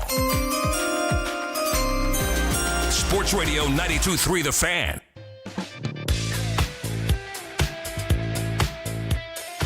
Nick and JP back on Afternoon Drive. Reports and rumors and innuendos abound. The Browns trying to trade up in the second round. Who could that be for? Obviously, we are about an hour and a half away from the start of the second round of the NFL draft. The Browns pick right now with 39. And then in the third round, also tonight, it's 70 and 74. We'll get to all that. Very excited. Very, very excited. Yeah. Bought some fish today. Oh, very good. And I'm so excited that I bought these fish. I just bought fish food. Yeah. Yeah. Now, mind you, I can't pick up the fish for 2 weeks. Okay. That's the next time I go to pick it up. And I bought fish food for the 15 fish that I currently have in the pond. Yeah. To get them satiated. Yeah. So that by the time we just have a real nice fish community by the time 2 weeks rolls around here. Are you just going to like get fat and happy and then just kind of let them just figure it out for themselves, or how does this work? Oh, yeah. So basically we have. So it had been and was kept stocked for a long time. Mm-hmm. And over the last 3 homeowners, the last 15 years, nobody's done anything. Yeah. And so there's a couple of just hogs of a bass that have just any small fish. Like I put a couple bluegill that I caught last year, immediately eaten by these ginormous big mouth bass. Okay. So I'm trying to create an ecosystem where there's minnows and then bluegill and then bass, so that we actually have like an ecosystem that can survive. So I was trying to figure out where the humor of this was coming for you, and I get the general idea. You like to fish; it's going to be fun for you. But once you said creating your own little ecosystem, I got it now. Oh yeah, yeah. You get to play God in many ways. Like you get to decide the fate of this fish, and yeah, it might not be the biggest fish in the world. It might not be the most impressive pond in the world, but you know what? You could decide what goes in, what goes out. And here's the thing: it's kind of fun. I think our current fish touch ungrateful. I'm the guy, every time I go around, what a beautiful fish these are. Oh, you speak to them that way, huh? They They get away. There's a fat man. I'm going to run away. And these new fish. They know you didn't put them in there. Yeah, well, these new fish, they're gonna be more, because again, they're grown in these hatcheries. Yeah. They're gonna be more used to humans. And so they're going to be more like, oh, Nick can just watch us. I'm probably not even going to fish for a couple of years because I want the fish to catch on here. Yeah, they can trust you. Then you fish. 3 years from now, then I'll start hooking them. But I just like to be able to watch you. Like this just what do you want to watch them do? Just chill. Fish are very chill to watch. This is a man that's never grown up near a pond or a lake. I can tell. What, did Chicago give it away? What was Lake Erie? But the point is, there's a big tell there. Yeah. It's like being near a lake and watching fish and just kind of watching fish be. This is very relaxing. I'm excited for you. I'm insanely excited. I feel like if anyone ever got really mad at you, I feel like the way to get you back is to somehow kill your fish. Now, why would you put that in the ether? Like you get at the pond and then what kind of Jeffrey Dahmers are you sicking on me? They're going to butcher my fish. It just seemed like an easy way to do it. I don't know. I don't even know the right tactic in going about doing that. How do you poison a pond? You got to go all the way down to the pond. That's a lot of work. Is that right? And that hill coming back up, that is not for the uninitiated. You're going to get one of those nice sprinklers, though, that I always see at the golf courses I go to that clean the pond, but then it makes it look really nice in the process. We've been doing research on the pump that helps clean it. Yeah, I love that. We've been doing research on that for quite some time.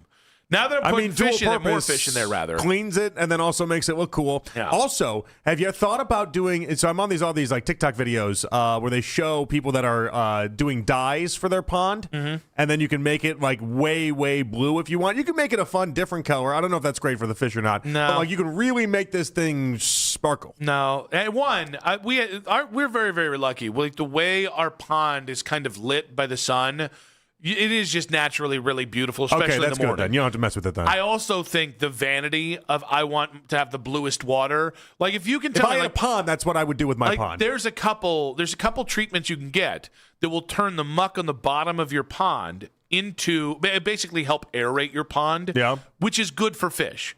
I would do that.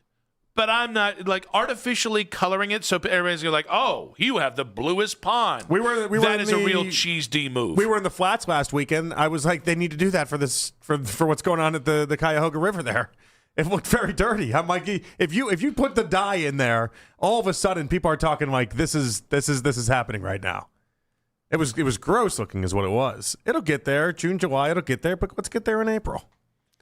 You seem insulted. You being vain I want about the color of the Cuyahoga River. I want a pretty looking river / pond, whatever's in front of me. What's wrong with that?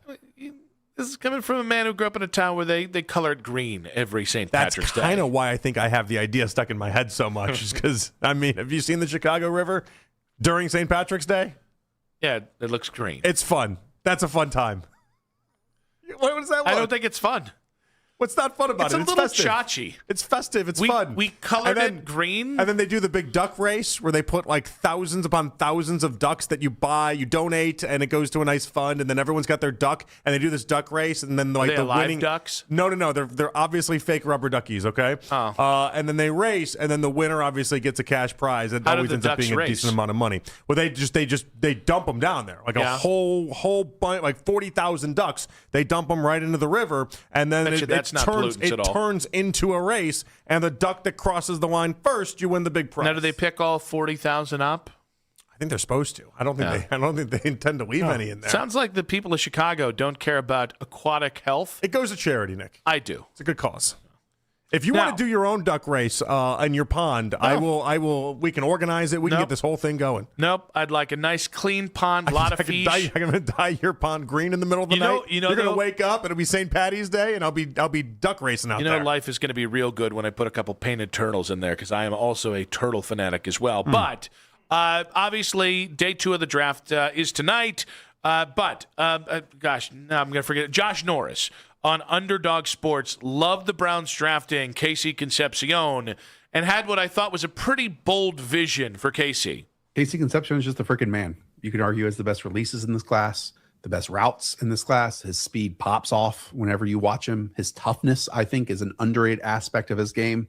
He has 40 carries, and they're legit carries between the tackles, and he averaged 7 yards a pop on those. Or it's, as a returner. Fantastic. I'm happy that he's going in round 1. People just instantly go to, he can't catch. He has bad hands. He is aware of this. If you just focus on the drop rate, you miss everything else. You miss actually some spectacular catches. Again, you miss him lining up from every single alignment and winning at every single level of the field. I think Todd Monken is a pretty cool play caller and a pretty cool play designer. And this is the one that he's probably going to build that passing attack around during his rookie year. And I can't wait for it. All right. Some of that was really funny to me. Like him being like, he can't catch. He knows that. Oh, well, it was knowledge is the first step, I guess. It was more the idea that he gave really awesome analysis sandwiched in between he is the man. And then Todd Monken, really good play caller. It was so basic. It was so funny to me. But here's the thing. I can't find a person in the wide receiver community that we've just been talking about all day about that doesn't like Casey Concepcion. There's not one that does the wide receiver thing as their thing that doesn't like Casey Concepcion while acknowledging the drops, but it's everything else that he does that makes him aesthetically beautiful to watch. It is the route tree to lead up to the fact that he can't catch the ball, and then it is the yards after the catch that he just excels in. And there's, whether it's zone, whether it's man, there's so many different areas that he just thrives in. It's just a matter of whether or not he can actually catch the football. I do think as a rookie, if he can catch enough passes, meaning if he can just limit the drops to some degree, I think his speed can be a game changer for the Browns offense, especially if Isaiah Bond, another very speedy wide receiver who's had a drop or two in his day. That's a lot of speed, and that's something that we have not seen a lot of in the Browns offense from the receiver game. So I can see an element where you're building around that speed and featuring that speed to keep defenses on their toes. But if we go on the Zay Flowers comparison for Casey Concepcion, Zay Flowers was good as a rookie. Mm-hmm. You could tell Zay Flowers was going to be someone eventually in the NFL. He had 800 yards, which again will take 800 yards next year from KC Concepcion. Yeah. But like the thing with Zay is, and again, Zay's a little smaller than KC's, which I want to keep in mind. Zay's not. He's listed at 5'9". Zay is not the contested catch king that KC Concepcion is. But what I will say is the idea that I don't know you're going to be able to build the offense around KC. You can feature him, and I think you're going to do a lot of fun stuff with him, given how much Monken is clearly behind this pig. But building the offense around him, that doesn't mean the same thing to me as maybe it means to Josh Norris. No, the idea for myself, though, is late in the last part of last season, it felt like Shedeur was just the only thing he had to do was go to Harold Fannin. Everything was to Harold Fannin. It was consistently there because he's the only guy that he could trust. I'm pretty confident KC Concepcion is going to be in the right parts of the field. And like that at least is a good spot. Now, the sad part about this, and it was kind of reminded of it when we talked to Ross. Ross was like, wait, I called those Browns games. How many Browns games did we leave thinking, wait, Jerry Jeudy had a million drops. Said Tillman had a million drops. Isaiah. Like, we just kept leaving. Who didn't have drops? Harold Fannin. He's the only one. Caught that ball. And that's why he became Mr. Reliable, because he was the only one. But like that, it's been a theme. And going back to the Njoku drop situation of a couple years ago, it's just been a theme with this team. And so I think it's going to aggravate fans in a big-time way because we're already aggravated at these pass catchers that can't catch the actual football when that's the title of the job description. We're already angry at these guys because we had a whole year of bent-up frustration. And so I think it's just going to get more and more agitating for people if he has a big third-down drop. Yeah, and I think I don't want to say there's a flaw in the logic here because the Browns are still building the offense.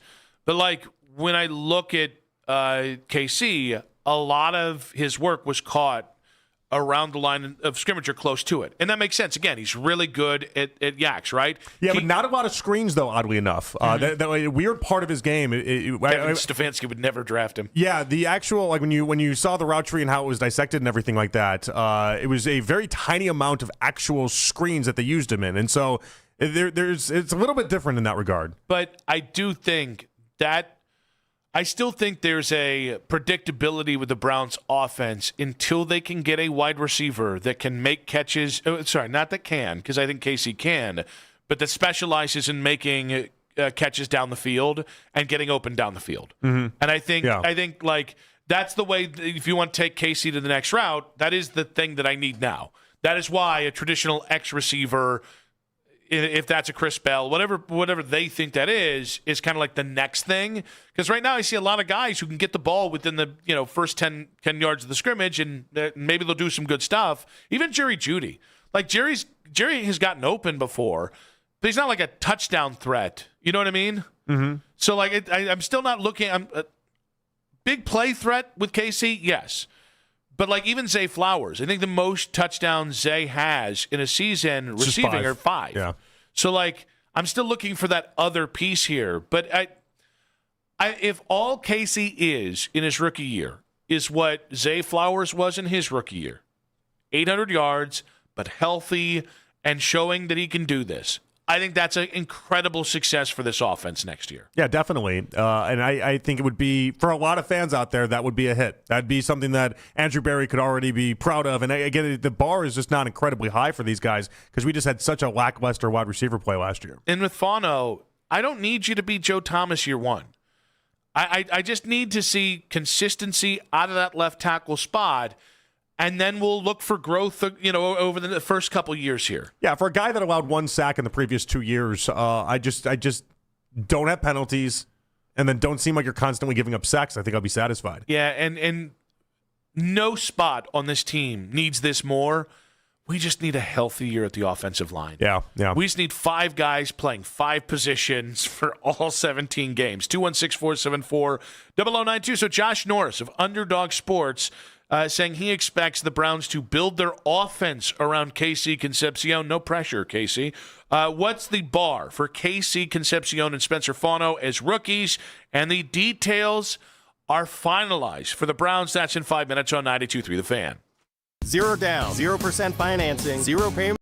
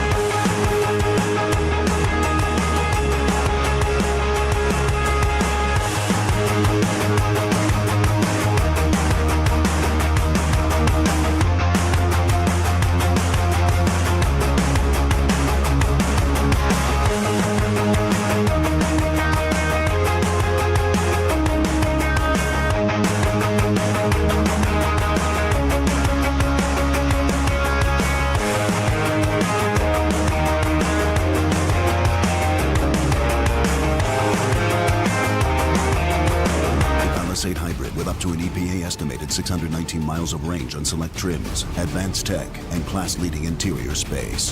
Visit HyundaiUSA.com or call 562-314-4603 for more details. And hey, come on, no cleats on the seats. In your weeknight with the best segments of the day. The Fan Rewind. Weeknights at 11.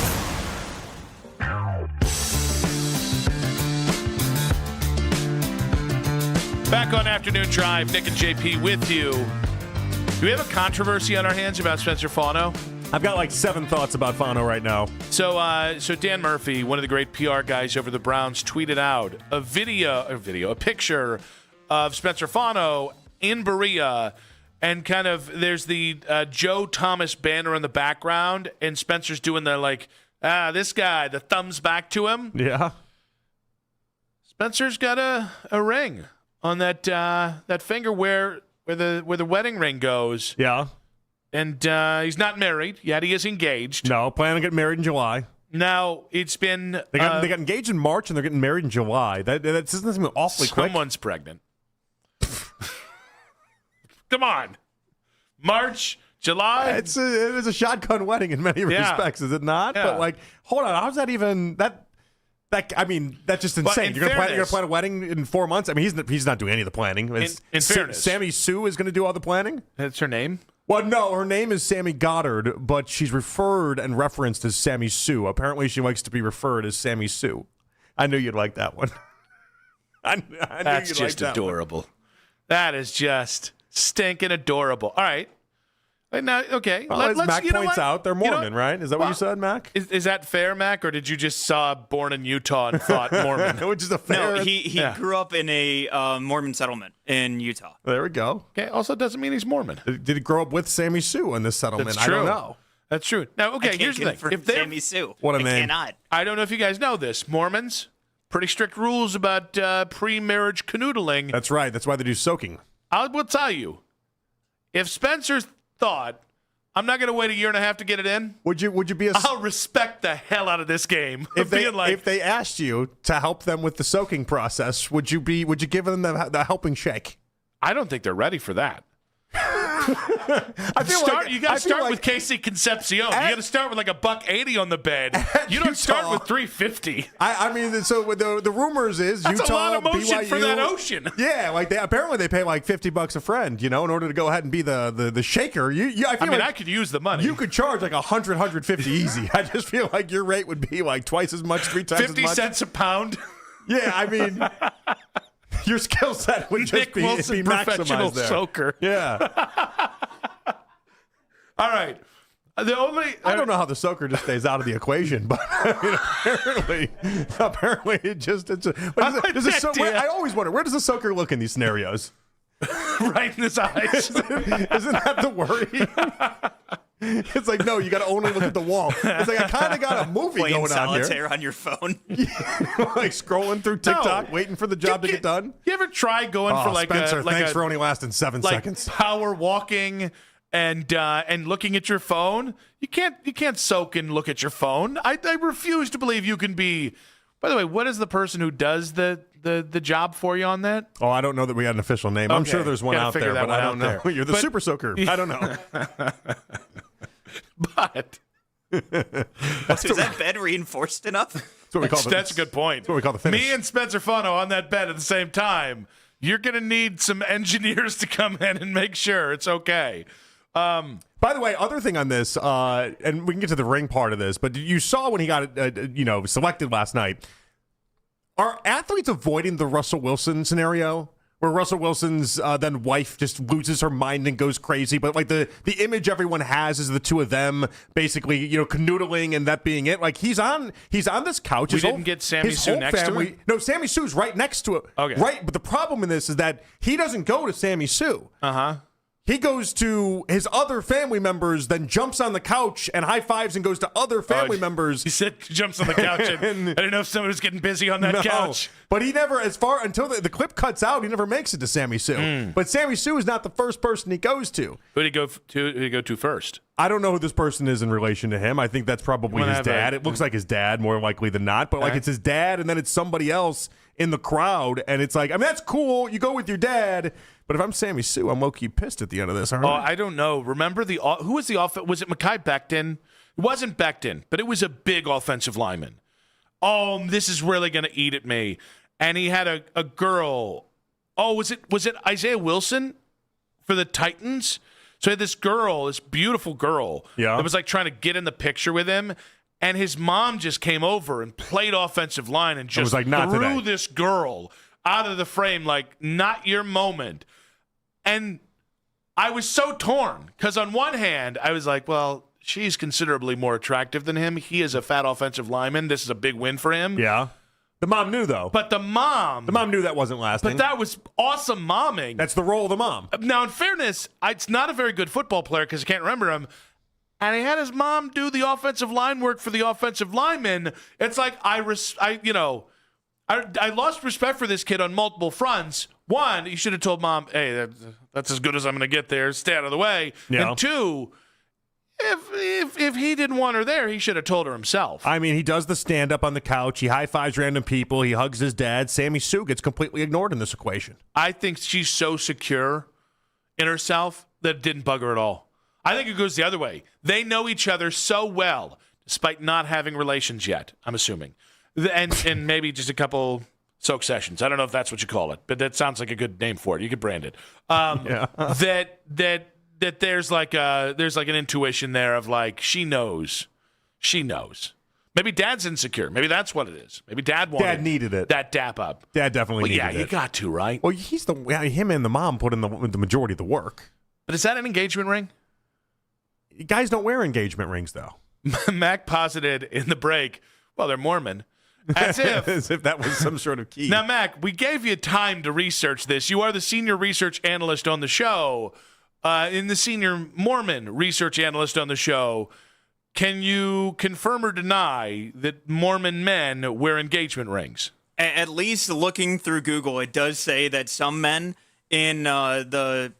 some Mormon men do wear the engagement rings there as well, although it is not a tradition or required practice. All right, so you can literally get away with anything by saying some men. Yeah. Yeah, like there are some men, regardless of faith, that wear engagement rings. It's not the traditional, which means it's not a Mormon thing. Is it the majority? And Google tells me they typically do not wear engagement rings, the men. So like they typically do not is the idea there. And so it's an odd move if that is in fact an engagement ring. I'm not judging. You wear whatever you want to wear. Well, here's the thing. Guys don't do that. If they've been together a while, and again, they haven't completed that relationship, right? I get it if he's just trying to do just about anything to try and the man, 22-year-old man in the prime of his life. You remember those days? If things were held out, wires started getting crossed, things started overflowing. You think Sammy Sue is like demanding the wearing of the engagement ring? Because no guy would come up with "I want to wear an engagement ring." I think it might be a chance. Yeah, and maybe there's I'll wear this if we do that kind of thing going on. Yeah. If we hire Nick to soak, I'll do that. It's the only way. It's the only way we can get that done. I like the idea that 10 years from I suddenly drop out of public life. Yeah. And 10 years from now, I have like a HD TV show that I've relocated to Mormon country. I've even gotten fatter. Mm-hmm. I'm now like 450 pounds, but I'm the richest man in Utah because I've become like a soaking legend. Like King Soaker. Yeah. Yeah. I hate that branding. There's nothing about that I like. Any chance that's how they got Lomu to go ahead and like he's going to have the left tackle spot. You go to the right side, and in like an exchange, some people like jersey numbers they exchange, and there's money that's transactional in this. It's like, no, Lomu, great soaker. This is going to be the trade-off. He's going to take care of you. All right, It'll be listen, fine. I don't want money. I don't want you ever free watch, pizza. Yeah. But like once a week, I need you to stop by the dorm room, and I just need you to just do a fellow a favor. Yeah, did you ever watch the Cocaine Quarterback on Amazon? It's about the USC drug lord. You sure know I did. I know you did, right? Yeah. And so if you haven't seen it, the idea is that this one guy that was on USC's football team, and the only reason why he was on the football team is because he was awesome at getting drugs, and he was awesome at getting them steroids, and he was awesome. He was a guy that would get you anything you wanted, mainly steroids, though, and bulk everyone up. You got to wonder if BYU and Utah have like a soaking syndicate? That's the equivalent? The guy that's on the team, because he's great at that role. Everyone needs a guy that's great at that role in those schools. He's a third-string long snapper. They pay him in huli chicken. And fist bumps. He's one of the Celaya brothers. Remember Kimoatu's. Remember how what was it? Make Kimoatu was like 360 pounds, and that's what he came into the NFL at? You just know. It's more it's a don't ask, don't tell thing. It's like, so Coach, why is he on the team? He's not very good at football. He doesn't really need to ever play. Well, he does one thing really well. I don't really have anything. Oh, what's the expectation for Spencer Fano? I might finally get to the Browns. Details are clear. And disappointment in L.A. in 5 minutes on 92.3 The Fan. I've got a challenge for you. If you're looking at new trucks this month, a Ram truck should be atop your list. All right? So pull into your Northeast Ohio Ram dealer and start one, because you're going to hear the difference. So many years ago, when I was looking for my first new truck, first new car purchase ever, all right, I did the Ram side-by-side with a competition. I did that alleged challenge. Guys, I bought the Ram, and it wasn't close, because the first time I started up that legendary 5.7-liter Hemi V8, I was hooked. All right, you can also choose Ram's award-winning Pentastar V6, because for power, there's no competition, right? There's only Ram trucks. But, start that bad boy up. And then it took it for a block, and I saw all the incredible space within the cab there for my growing kiddos and Ness and the pup and all that. And then you felt that power. Guys, it's the best of both worlds. We don't just use it for, stuff around the farm there. We also use it as the family car as well. And while we're on the topic of power, just circling back here, why would you or anyone trust any full-size pickup with a 4-cylinder engine at any price? Why? You wouldn't. Merging into traffic.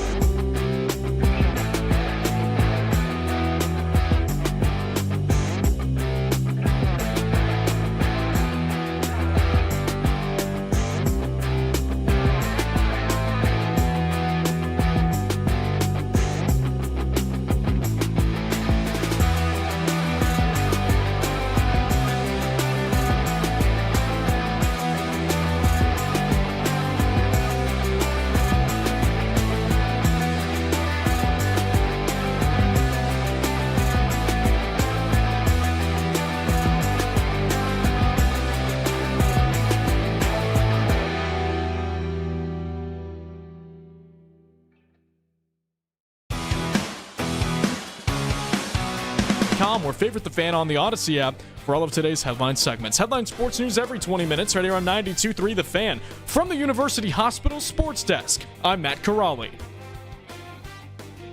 All day long. All day. All the time. At work. 92.3thefan.com and the Odyssey app. Check it out. It's the 6 o'clock hour. Someone step on a duck. On Afternoon Drive. Odyssey Sports Draft coverage presented nationally by Bet365, where winning is everything. Download the Bet365 app. Lock in your picks before the game begins. Must be 21 plus. Gambling problem? Call 1-800-GAMBLER. Available in select states only. And by Liberty Mutual Insurance. Only pay for what you need. 1 hour to go. Nick Wilson, Jonathan Peterlin back on Afternoon Drive. Will the Browns trade up in the draft? Will they take a quarterback tonight? These are all things that are on the docket. In case you missed it, coming up in about 40 minutes here. We were just watching, the lead up to the final hour of pre-draft coverage on ESPN, and Bret Michaels of Poison is he's a Pittsburgh guy, he's a Steelers fan, and so he's got his faux cowboy hat and he's got his Steelers regalia on. He's I think there with Wiz Khalifa, and watching it without sound is maybe the funniest way you can take it in. Because it's apparent that the crowd is half comatose. And at one point, Bret Michaels, you can tell he's just trying to get people going. And he has everybody's waving their, he and Wiz Khalifa and his band, they're waving their hands, right? Yeah. And the audience is kind of going along, but in like the least spirited But it's that like it's that ever. page section Yes. ahead of where it's like, oh, we put 7 Dolphins fans here, and now there's 12 Ravens fans, and then there's 13 Bengals fans, and it's just a very awkward experience. I think the concept of the draft on the road is great. And it's the same thing with, like, if they eventually do this with the Combine. Yeah. Same thing with the Super Bowl. It's better than at the Radio Music City Hall. Yes, exactly. And I do think when done right, you get that local flavor.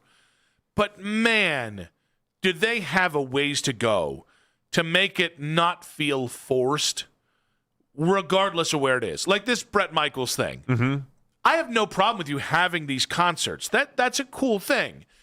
But it is apparent that when you're trying to televise them, if it's a turd, there's no running from it.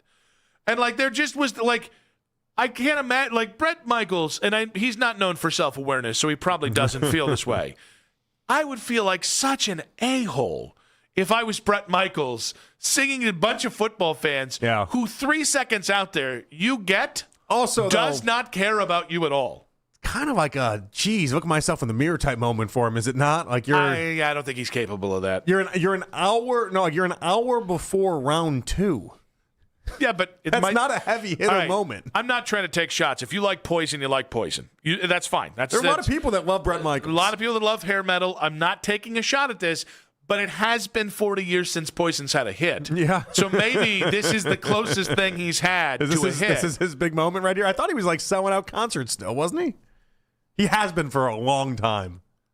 Okay, a 2,000-seater? Sure. I don't know. I don't know. I don't know the venue. Yeah, we got a nice little venue in Wadsworth, by the way, that's got about 300 seats. I bet you he would destroy. Is that right? Are we selling out Quicken Loans? I don't think we are. You know what's funny is that, I heard Ken this morning. Ken was getting on like the house band that was like playing Renegade and doing all that other stuff. And he was saying, well, if the draft comes back to Cleveland, they have to do a whole bunch of Michael Stanley and a whole bunch of everything. When the draft was here in Cleveland, I went. They did all the same stuff. Yeah. They did everything that the Browns everything you think the Browns would do, and all the local hits, they did them. I was there. I listened to all of it. It is not a great draft. It's not a great experience in general, by the way. Like they tried. They put like all sorts of different stuff you could do inside the stadium. But it was just different than how this is set up now, where there's like hundreds of thousands of people. Well, in Cleveland's with how it currently is, that's a tough setup over there because of the space. But I wish they would have done like 4th Street, if we're being honest about it. Like I think conceptually, the NFL draft is one of the this is not just a successful financial event, but I think this thing can continue to grow and become something even more special the more it goes there. But they gotta tamp down some of the corporate crap in this because it sucks the soul out of it. You know, like I don't see the NFL draft experientially as a media member different than I do the NBA draft or an all-star event. The All-Star events. When I was in Charlotte, we hosted the NBA All-Star game, and I remember saying, it's a NBA event that's in Charlotte, but isn't about Charlotte. Because there are differences. Yeah. And again, I get that leagues aren't going to think, how can I embrace this area? How can I? But it's noticeable. When you're in a town, I think Cleveland might feel this way too. You don't feel like it's really here. You had to go to the different events. I remember when the All-Star game was here for the NBA, I remember going to Tower City, and they had all sorts of different events that were inside the mall there. It was weird though, because it was who's the guy that always goes around with the clock that I can't think of now? Flavor Flav, yeah. It was you go to a store and Flavor Flav would just be there, and it was a lot of that. But it was they don't advertise that. That wasn't something that was come see Flavor Flav at Tower City. It was you just happened to be there, and then there's all sorts of NBA stuff, and then there's Flavor Flav and different things like that. It kept popping up everywhere. All right, Flavor Flav. Am I not saying Flavor Flav? You're saying Flavor am Flav. I not giving him his due justice? Yeah, I would say so. You're going full government name. Yeah. Am I whiting it up too much? I think many people listening, is being very nice, Mac. I would say, sound like a great broadcaster, but his government name's a great call. Flavor Flav. Yeah. Sounds like you're being a bit of a public enemy. Okay, then. See, Flavor Flav. No, I got the. We all got that. Oh, you got that. We got one. that. I didn't know after you saying Flavor Flav. Listen, I watched all of his MTV shows because that was back when MTV was really after it. All right. So when it comes to, and we're going to get to some calls here, 216-474-0092. We do want to hear what you guys. Love. Great show. Flavor of Love. See, you got it right there. But 216-474-0092. What do you want the Browns to do tonight in the second and third rounds? What do you want them to stay away from? Drafts, I hated Arizona. Jeremiah Love, when you have – I know, listen, I think he's going to be a very good player. But what's the worst thing you can do to a special running back? Put him behind a bad offensive line. And, oh, by the way, give him nothing at quarterback. I mean, I told you leading up to yesterday, it just felt like the owner was going to get what the owner wanted. Yeah. And the owner got what the owner – that was not an Austin Ford call. That was the owner stepping in saying, I want to sell tickets, and this is what I want, and this is how this is going to go down. It's a little Ashton Genty for me on that one. Yeah. Again, I think Ashton Genty will be a good football player, but not if the Raiders don't get a better offensive line in front of him. Mac? To add on to that as well, Jeremiah Love now, being selected at number 3 overall, comes into the NFL – with the most guaranteed money ever given to a running back. Yeah. Before even playing a snap. So I didn't love that. I'm actually trying to scroll I thought the Chiefs was very peculiar how that whole thing went down. With Delaney and Peter Woods? Yeah, I almost wonder, that was, I don't think their intention was to just take Delaney. I really don't. I won't be sold on that. It doesn't make sense. He wasn't going to be taken before 9 anyway, and so they gave up picks. I think they wanted Reese, and I think they were just thinking the Giants weren't going to go Reese there, and then they made the trade and they jumped the gun, and then they just kind of got stuck. I can't remember whom said this. I think it might have been Andy Reese. It might have been Brett Veach. One of them, I'm pretty sure, came out and said the second Carnell Tate went off the board at 4, they realized it was Delaney or bust. And that was Andy Reid, and I don't believe him. I saw that clip too. I don't believe him. No, because it just makes no sense. He was going to be there at 9, and so the idea that you had to trade up for him, I think the Cowboys were trying to trade up too for Delaney. That was the other rumor out there. The Cowboys were sitting pretty. In fact, the Cowboys did exactly what they should have done. They traded up one spot for 11, and that was exactly what they needed to do. No, I actually remember what it was now. There had been a big rumor that day that Washington was going Delaney at 7. That was, and again, that was a smokescreen because I think they were going Sonny Styles. Once you saw how the board was breaking and how it broke properly, they were always going to choose Sonny Styles over Delaney. So, is there a draft you loved or hated? Yeah. So, and I hate to steal it from Ross because I had this before we had Ross on, but I absolutely loved what the Jets did there. Because I like Sadiq. We've talked about Sadiq a lot. I think it's the best tight end in the class, and then I love them getting Cooper, trading in to get Cooper. Was fantastic. Now, the problem they have is that they don't have a quarterback and they don't have a head coach. So I don't think you're going to see the payoff with that. But the idea that they got the value they got where they got, I don't know that anyone could have had a better draft. So I think it was really tough to have the number 2 pick this year because what they needed most of all was a quarterback very similar to the Browns. So I like David Bailey. I think it makes sense. They traded Jermaine Johnson for Sweat, the nose tackle so you needed another edge rusher. Sadiq's a good get. Omar Cooper Jr. is a good get, and I think specifically across from Garrett Wilson, it's a good get. I actually, if I can just focus on the Titans and Saints, just on their wide receiver picks, I really like that. Like I didn't like Keldrick Falk. That was in trading up for him. I didn't see Tate coming for the Titans. That was the first shock of the night for myself. Same and here. That was incredible. And I experienced it in real time, and it stung. But once you have your franchise quarterback, the next best thing you can do is try and get him a wide receiver to help make his life easier. I know Tyler Shuck already has Olave, and they've got a couple other weapons, but Jordan Tyson in that dome could be lights out for Tyler Shuck. And Cam Ward and Carnell Tate could be really, really fun today. It wouldn't surprise me. One of the things that surprised me is that I thought that the Titans were going to double up at wide receiver because they just don't have that.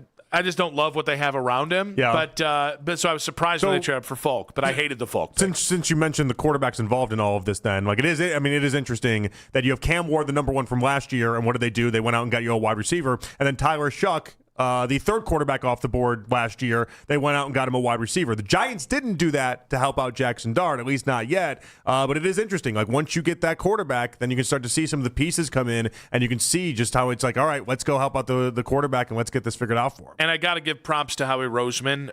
He's already gotten enough, but to move up, to know Pittsburgh was going to take Mekhi Lemon, and to snake Mekhi Lemon when you know you're going to be trading A.J. Brown on June 1st. Yeah, and the rare, I think that was really smart. The rare Eagles-Cowboys trade that I think anytime you bring up in any of the mock drafts or anything, it's like, well, this can't happen. They're not going to trade with each other. Well, here we are. Didn't we also have a Bills-Jets trade, or was it a Bills-Patriots trade? I know we had another interdivision trade, and everyone was kind of blown away by that. 216-474-0092. What was your favorite drafts? We got Bob, Rott, or maybe Roy, Thomas, and Nelson. What do you want the Browns to do with 39, 70, and 74? We'll dive into that in 5 minutes on 92.3 The Fan.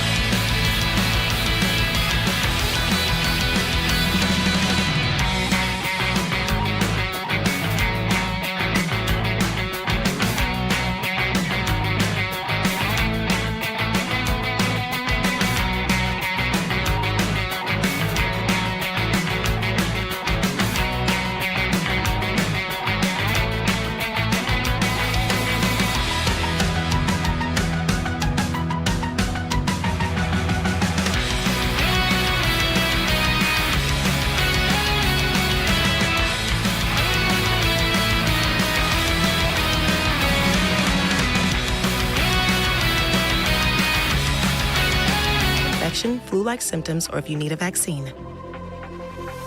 Imagine being a million miles away.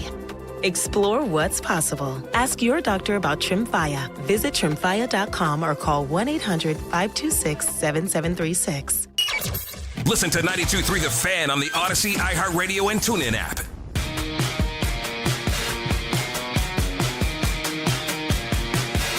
In case you missed it, coming up in just about 20 minutes here, Nick and JP back with you. We're asking what you want the Browns to do tonight in the draft. Because you went wide receiver and tackle last night. Yeah, I do think we're in the best player available pool here of potential talent, and there are. Jermod McCoy. I don't know. He makes it to 39. That is a top 15 talent. I know the injuries are real, but top 15 talent. Mm-hmm. And Denzel Ward's getting older. Emmanuel McNeil-Warren, the Terrell, the kid from Clemson, Denzel Boston, Caden McDonald, the defensive tackle out of Ohio State, a couple edge rushers, T.J. Parker still available. Obviously, wide receivers, Chris Brazell from Tennessee, Chris Bell, Denzel Boston. There's if they stick at 39 or if they move up, there's definitely potentially another day one starter here. Oh, definitely. There's a lot of talent here. What's interesting about it is that there seems like there's a lot more defense right now than there is offense. But if the Browns want to go offense, you take Denzel Boston if he's there, that'd be an incredible way to start out round 2. Yeah, it does. I don't know that they could go wrong here. You know what I mean? Maybe Zachariah Branch. I'm not a big fan of him. He's okay. I mentioned his name because he's top 13 here of the best available prospects. Bernard out of Alabama. If I'm gonna, I want a bigger X receiver. If you're going to go wide receiver, those guys don't really fit it. Maybe another off-ball linebacker. I don't really want Eli Stowers. I'd rather get a Kakmarek or Max Clare later in the draft. I'm trying to think what would piss me off, and there really isn't much here. Yeah, here's unless it's something random like a Zion Young or something like that shouldn't be in the area that we're talking about, but is good. So he's in the top 10 of their remaining players. Oh, I'm surprised. Matt Miller's got a mock to the Lions at 50th here. Well, so this I actually think we're pretty interesting here because we are in the spot where the difference between the 20th pick in the draft and the 50th pick in the draft is up to whatever draft board is there. Mm-hmm. So Jennings Dunker on ESPN is one of the top 25 best players still available in the draft. I don't think I don't know he'll go in the first 25 picks. I think if you're going to go guard, Jennings Dunker would be one of the guys that could be available there, or that could be in play. Yeah, it kind of just screams to what we've been talking about with this draft for a while. That once you get from it was really pick number 25, then now to pick 70, it's going to be a lot of the guys that they could go anyway, and it's interesting the talent that's around. 216-474-0092. The second day of the NFL draft comes up in about 35 minutes. Here, of course, we've got the draft coverage for the Browns Radio Network coming up in about 25 minutes. Let's get another receiver today. Let's do it. Make me happy. Let's get another receiver. If they don't take one at 39, I'm really going to be hoping a Ted Hurst or a Chris Bell are still somehow available at 70. I'd love it. Especially a guy like Denzel Boston, that I've already discussed I wanted, but I wanted him last night. I wanted him in the Casey Concepcion spot last night. So if you ended up with 2 wide receivers, we throw in Jerry Jeudy into this mix, and all of a sudden the wide receiver room looks completely different. That's kind of what I'm going for. That's kind of what I want. 216-474-0092. What do you want at 39, and what do you want in the third round? Thomas in Brunswick. Welcome to the show, buddy.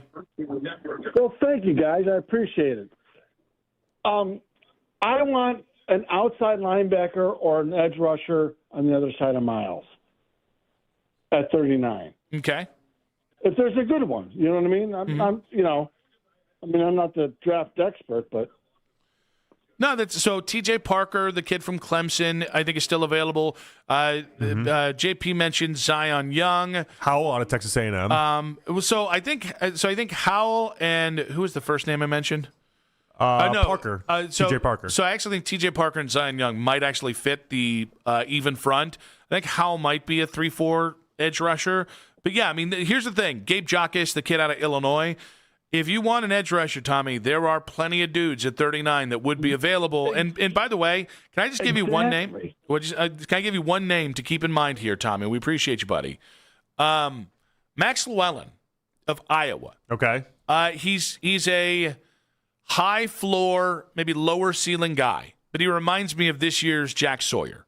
He is absolutely a even front edge rusher.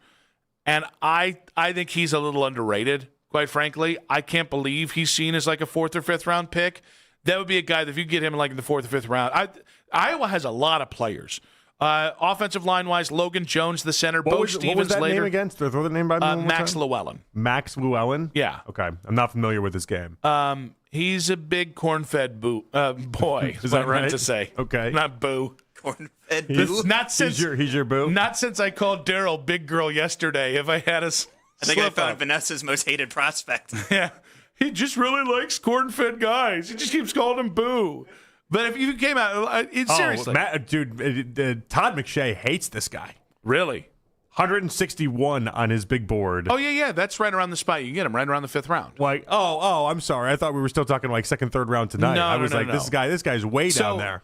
So I look at edge rusher and safety kind of in the same encampment.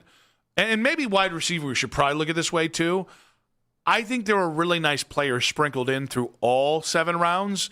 So if you went on a spot that maybe there isn't that depth in, like defensive tackle at 39. He's a slow guy, Max Llewellyn is. Or tight end, I could see you waiting on safety. I could see you waiting on defensive end here. Let's go with. Is it Rott in Kent? Rott, short for Rottweiler. Gentlemen, before we get into Browns talk, I wanna say this: the demographic for the target audience when I'm listening to the app, it's like hair loss. Get your hairline back today. Thank God I got a good head of hair and strong hairline. And then ED, erectile dysfunction. Thank God I don't suffer from that because I'm a young man. But you know what? We won't get into that. I just like it. It makes me laugh. I know something stupid. But what is up with Andrew Barry? I was at a bar, okay? All week I heard if Caleb Downs is available at 6, which is a huge maybe, you get him. And he was available at 9. And you know who we got? What's his? I don't even know his name. Spencer I know Fano. when they showed him, he was the video of when we got him, they showed a video of him dancing. He just looks like bust. It looks like a bust written all over it. I hope not. And then who's the other guy who's 5'9", small hands? He's 5'11". 5'11". But if you're 5'11", you might as well be 5'9". You might as well. That's the new 5'9". All right, wait, real quick. How tall are you? I would say around that height, but you know what? hey, I'm not a wide receiver though. I'm not a wide receiver. All right, I was just saying some short king on short king crime. He doesn't suffer from hair loss or I got no problem with my short kings. No, I rock it, and I had the guy from Miami, the Hawaiian guy. When they're Hawaiian, they're really good at football. We could have had him. Rod. By the way, Spencer Fano is Polynesian. He's in the Polynesian Hall of Fame. So he's not from America, Samoa, but he is. Yeah, okay, that's a lot. Also, yeah, if you have to say I have a full head of hair and everything works fine down below the belt, it probably doesn't work fine, and you don't have a full head of hair. Yeah, and here's the thing: if I go after short kings, Dylan Gabriel, little fellow. You did call Casey Concepcion a chihuahua earlier. Yeah, I meant his spirit, and I meant that as a compliment. Yeah, okay. All right? You heard it, you took it the wrong way. But if I go after short kings, that makes sense. I'm 6'4", and I'm built like a brick, you know what. If you're 5'9", and you're going after, and by the way, that's more like average king height. 5'9" is not short king. Yeah, but I mean, you're in the 1% of height and 1% of weight. 2%. Of height, 1% of weight. That's how I remember it. I thought it was 1.9%. I gave you the 1. Oh, you gave me the 0.1? Been there. But no, I don't think you should go after other short kings. I feel like, they're going to turn on you.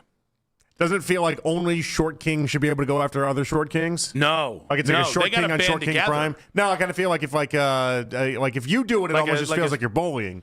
That's kind of how it goes historically. Whereas if I'm 5'9", I'm not 5'9", but if I was 5'9", and then I just made fun of people that were like 5'8", I'm kind of in the right ballpark. Solidarity, strength in numbers. Because it's going to take about 4 of them to beat me up. Yeah, is that right? Yeah. How many 5'9" people does it take? Depends on the 5'9s. This is like could 100 chickens beat one bear? I don't know. Are they all fat? Because I think I could do well. Even skinny chickens, I think have a good chance, right? Let's go with Dom in Medina. What do you want tonight in the draft from the Browns? How we doing, gentlemen? Doing well, buddy. Doing good. Yeah. So, I think tonight it's such an interesting pick. I mean, you guys mentioned the amount of talent that's still there, guys that could have easily gone in the first round. And just with what I'm looking at now, I see some of these defensive backs that are still available, and I can't help but think maybe a defensive back at this spot would be pretty nice. I know Colton Hood out of, Tennessee. I think he's going to be a really good player. I know he's sticky with his man coverage. And then the kid from Toledo, McNeil Warren, I think it is. Mm-hmm. He sounds like a really good player. And, I mean, if we're able to jump on one of those two guys at 39, that would be an absolute win for us tonight. So let's just hope for the best. Dom, appreciate you. Yeah, it's funny because there's so much talent. I probably am against trading up. And it does seem like Andrew Berry wants to do kind of volume shooting over the next 2 days. Yeah, he definitely has like a strength in numbers type approach here. So darts at the dartboard. The quarterback thing is interesting because this is deep in safety. There's a lot of interesting guys in safety, and I think there's a lot of interesting guys in the edge market. Depending on where you're going to pick them, corners, yes, but like. I think there's going to be a corner run in the second round, and that might be maybe what the Browns are also trying. That or edge that they might try and get ahead of. Yeah, maybe. But if you're taking a quarterback for this second-round pick, I feel like there's almost too many good players that you're leaving on the table here. And so it's like if you want to do a third round with one of the third-round picks that you got from the Chiefs, I'm accepting of that. We can have that conversation. I don't think it's going to happen, by the way, but we can have that conversation. But if you do it with the second round, like there's a lot of really good players here. I think Cleve TA said value-wise, you could take both third-rounders and you get as high as 44. Yeah, that's right. Yeah. It's interesting. I still think I'd rather have more picks in this. Meaning, like if I'm saying. I'd rather stay at 39, but if my options are trade down or trade up, I'd rather pick up another late third round to move down 7 to 8 spots than deal a third rounder, move up to 6 spots basically. Well, that seems like that's what Andrew Berry's prioritized. He is a volume shooter, and he's like understood the idea that you just have to take as many shots as you can, and then just sort it all out when the whole thing's done. Let's go with David in Lakewood. David, welcome to the show. Hey, what's going on, fellas? Hey, David. So my hope is it's Warren. I think the safety, to play opposite Delpit. I think the problem that I had with Downs is I feel like those guys are probably a little more closer than what having somebody that's more of like a center fielder like Warren, and he's got the measurables, which is another thing with Downs. I think that some teams are a little bit afraid of for all the talent that he has. So that would be the guy that I'd really like. But in terms of guards, I mean, you got Basantis and Pregnon out there. And we're talking about the guy with the mullet. Like, he's not even as good as those two guys. And those guys are both available for the guard position. Wide receivers, there's plenty of guys that are going to be available in the next coming rounds that are as good. Burke, Brazel. So we've got time to go after one of those wide receiver twos, but I think right now it'd be corner or safety because we've been lucky with Ward, but I think that you do have to start to at least think about the future of that position. If you got a guy like the Hood or even it's escaping me right now, but the guy that was injured that's still sitting there might be the next guy to go here when this starts. I think you got to make a plan for one of those guys and go from there. All right. We appreciate you, David. It'd be really interesting if both Tennessee corners are on the board at 39. Yeah. Which one they would prefer. Hood absolutely profiles to be the corner that they like, big physical man corners. Yeah. So not saying that McCoy is a lesser corner. He's actually the better talent. But it'd be interesting if maybe they think – I can't remember which draft it was because I've seen so many day 2 mock drafts. At least one of them I did see the Browns going Hood over McCoy. And I'm a little tantalized with the top 15 pick there. I think that was Matt Miller's. Yeah. Could have been. Well, I don't know. I've seen 100 of these bastards today. It probably was McShay. McShay gave a higher grade to Hood than McCoy. McShay is all over the place this year. McShay likes to be all over the place. He does. He likes to be all over the place. What do you want to see from the Browns tonight in night 2 of the NFL Draft? In case you missed it, in 5 minutes on 92.3 The Fan. What's up, everybody?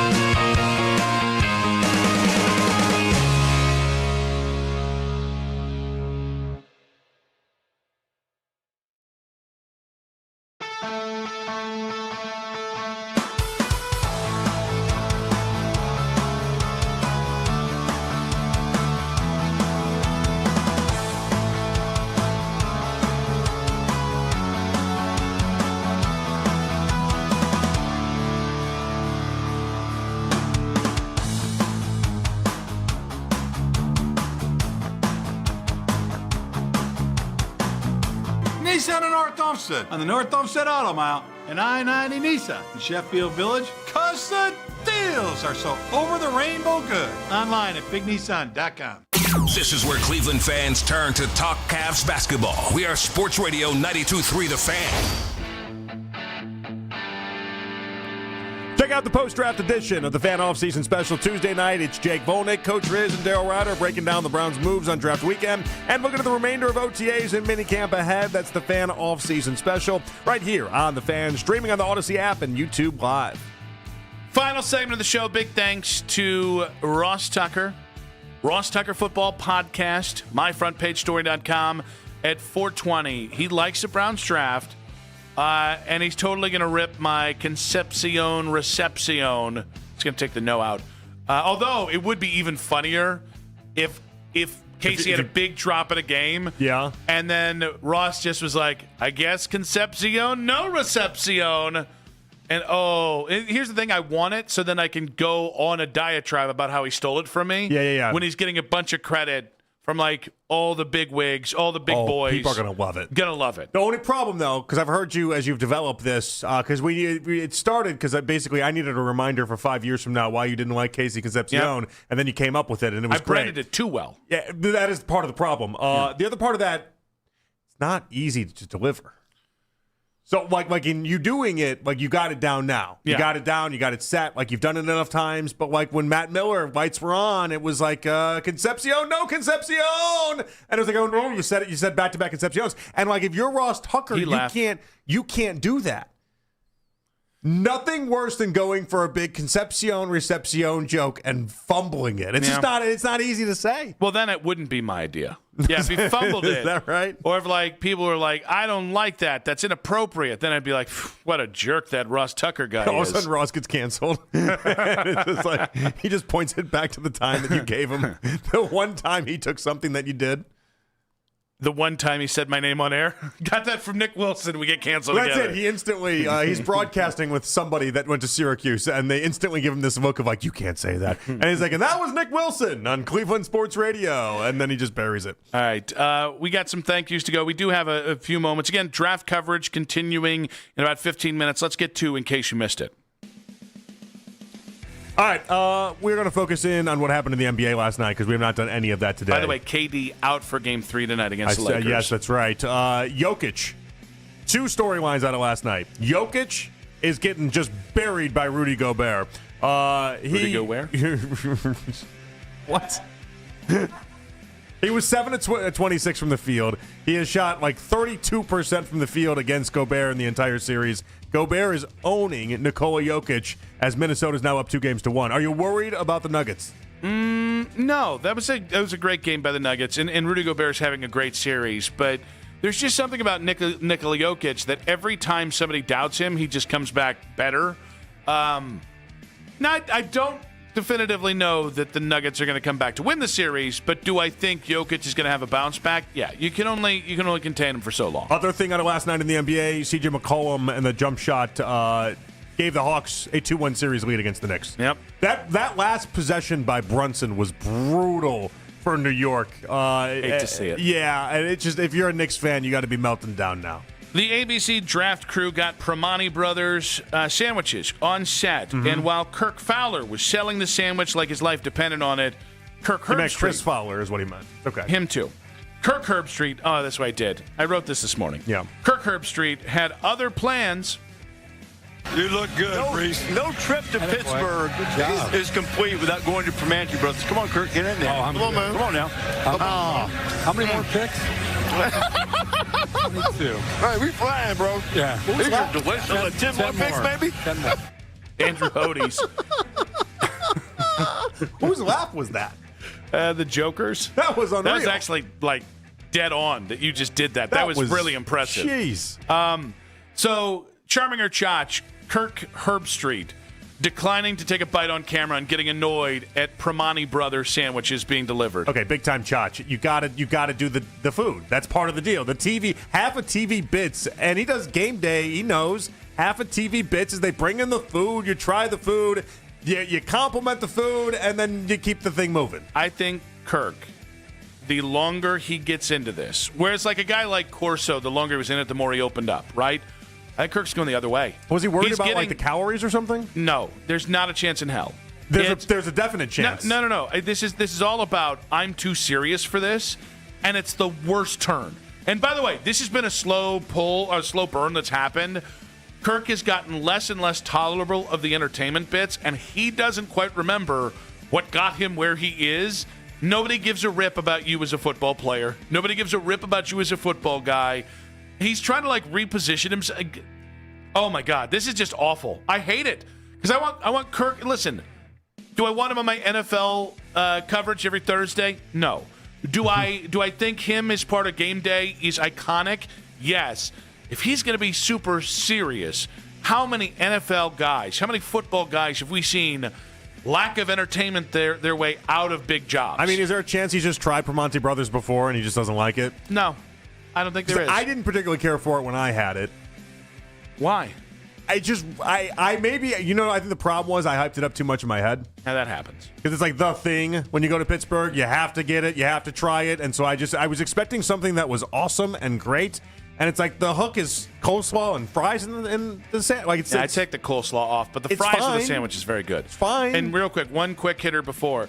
Did you see Reuben Bain's NFL Twitter graphic where they made him look like somebody's great uncle? No. So they took the picture they had. His hairline is halfway up his head. It's like this is the biggest night of this kid's career, and a bit to now. Yeah. And you made him look like he was like 97 years old in the graphic. All right, two other quick hitters. Makai Lemon did end up looking like a crazy person in that interview. Yeah, he slithers everywhere. It's weird. And Lomu. Way too dancing bear. Way too the zesty. dancing bear. That was a ridiculous. Yeah. No, thank you. If where he looked when he was soaking for Spencer Fano. If the Browns would have taken him and then played that graphic, I might have melted. I could hear the ABBA in my head. Big thanks to Mac Robinson on the board. Big thanks to Jake Murren. Big thanks to Matt Corrali. We will be back on Monday dissecting the entire Browns draft. And all the moves they made and all the moves they didn't make. JP, good stuff. Had fun. Talk to you on Monday. See you guys on Monday. Have a good weekend. This is an Odyssey Sports Minute. Sponsored by BetMGM.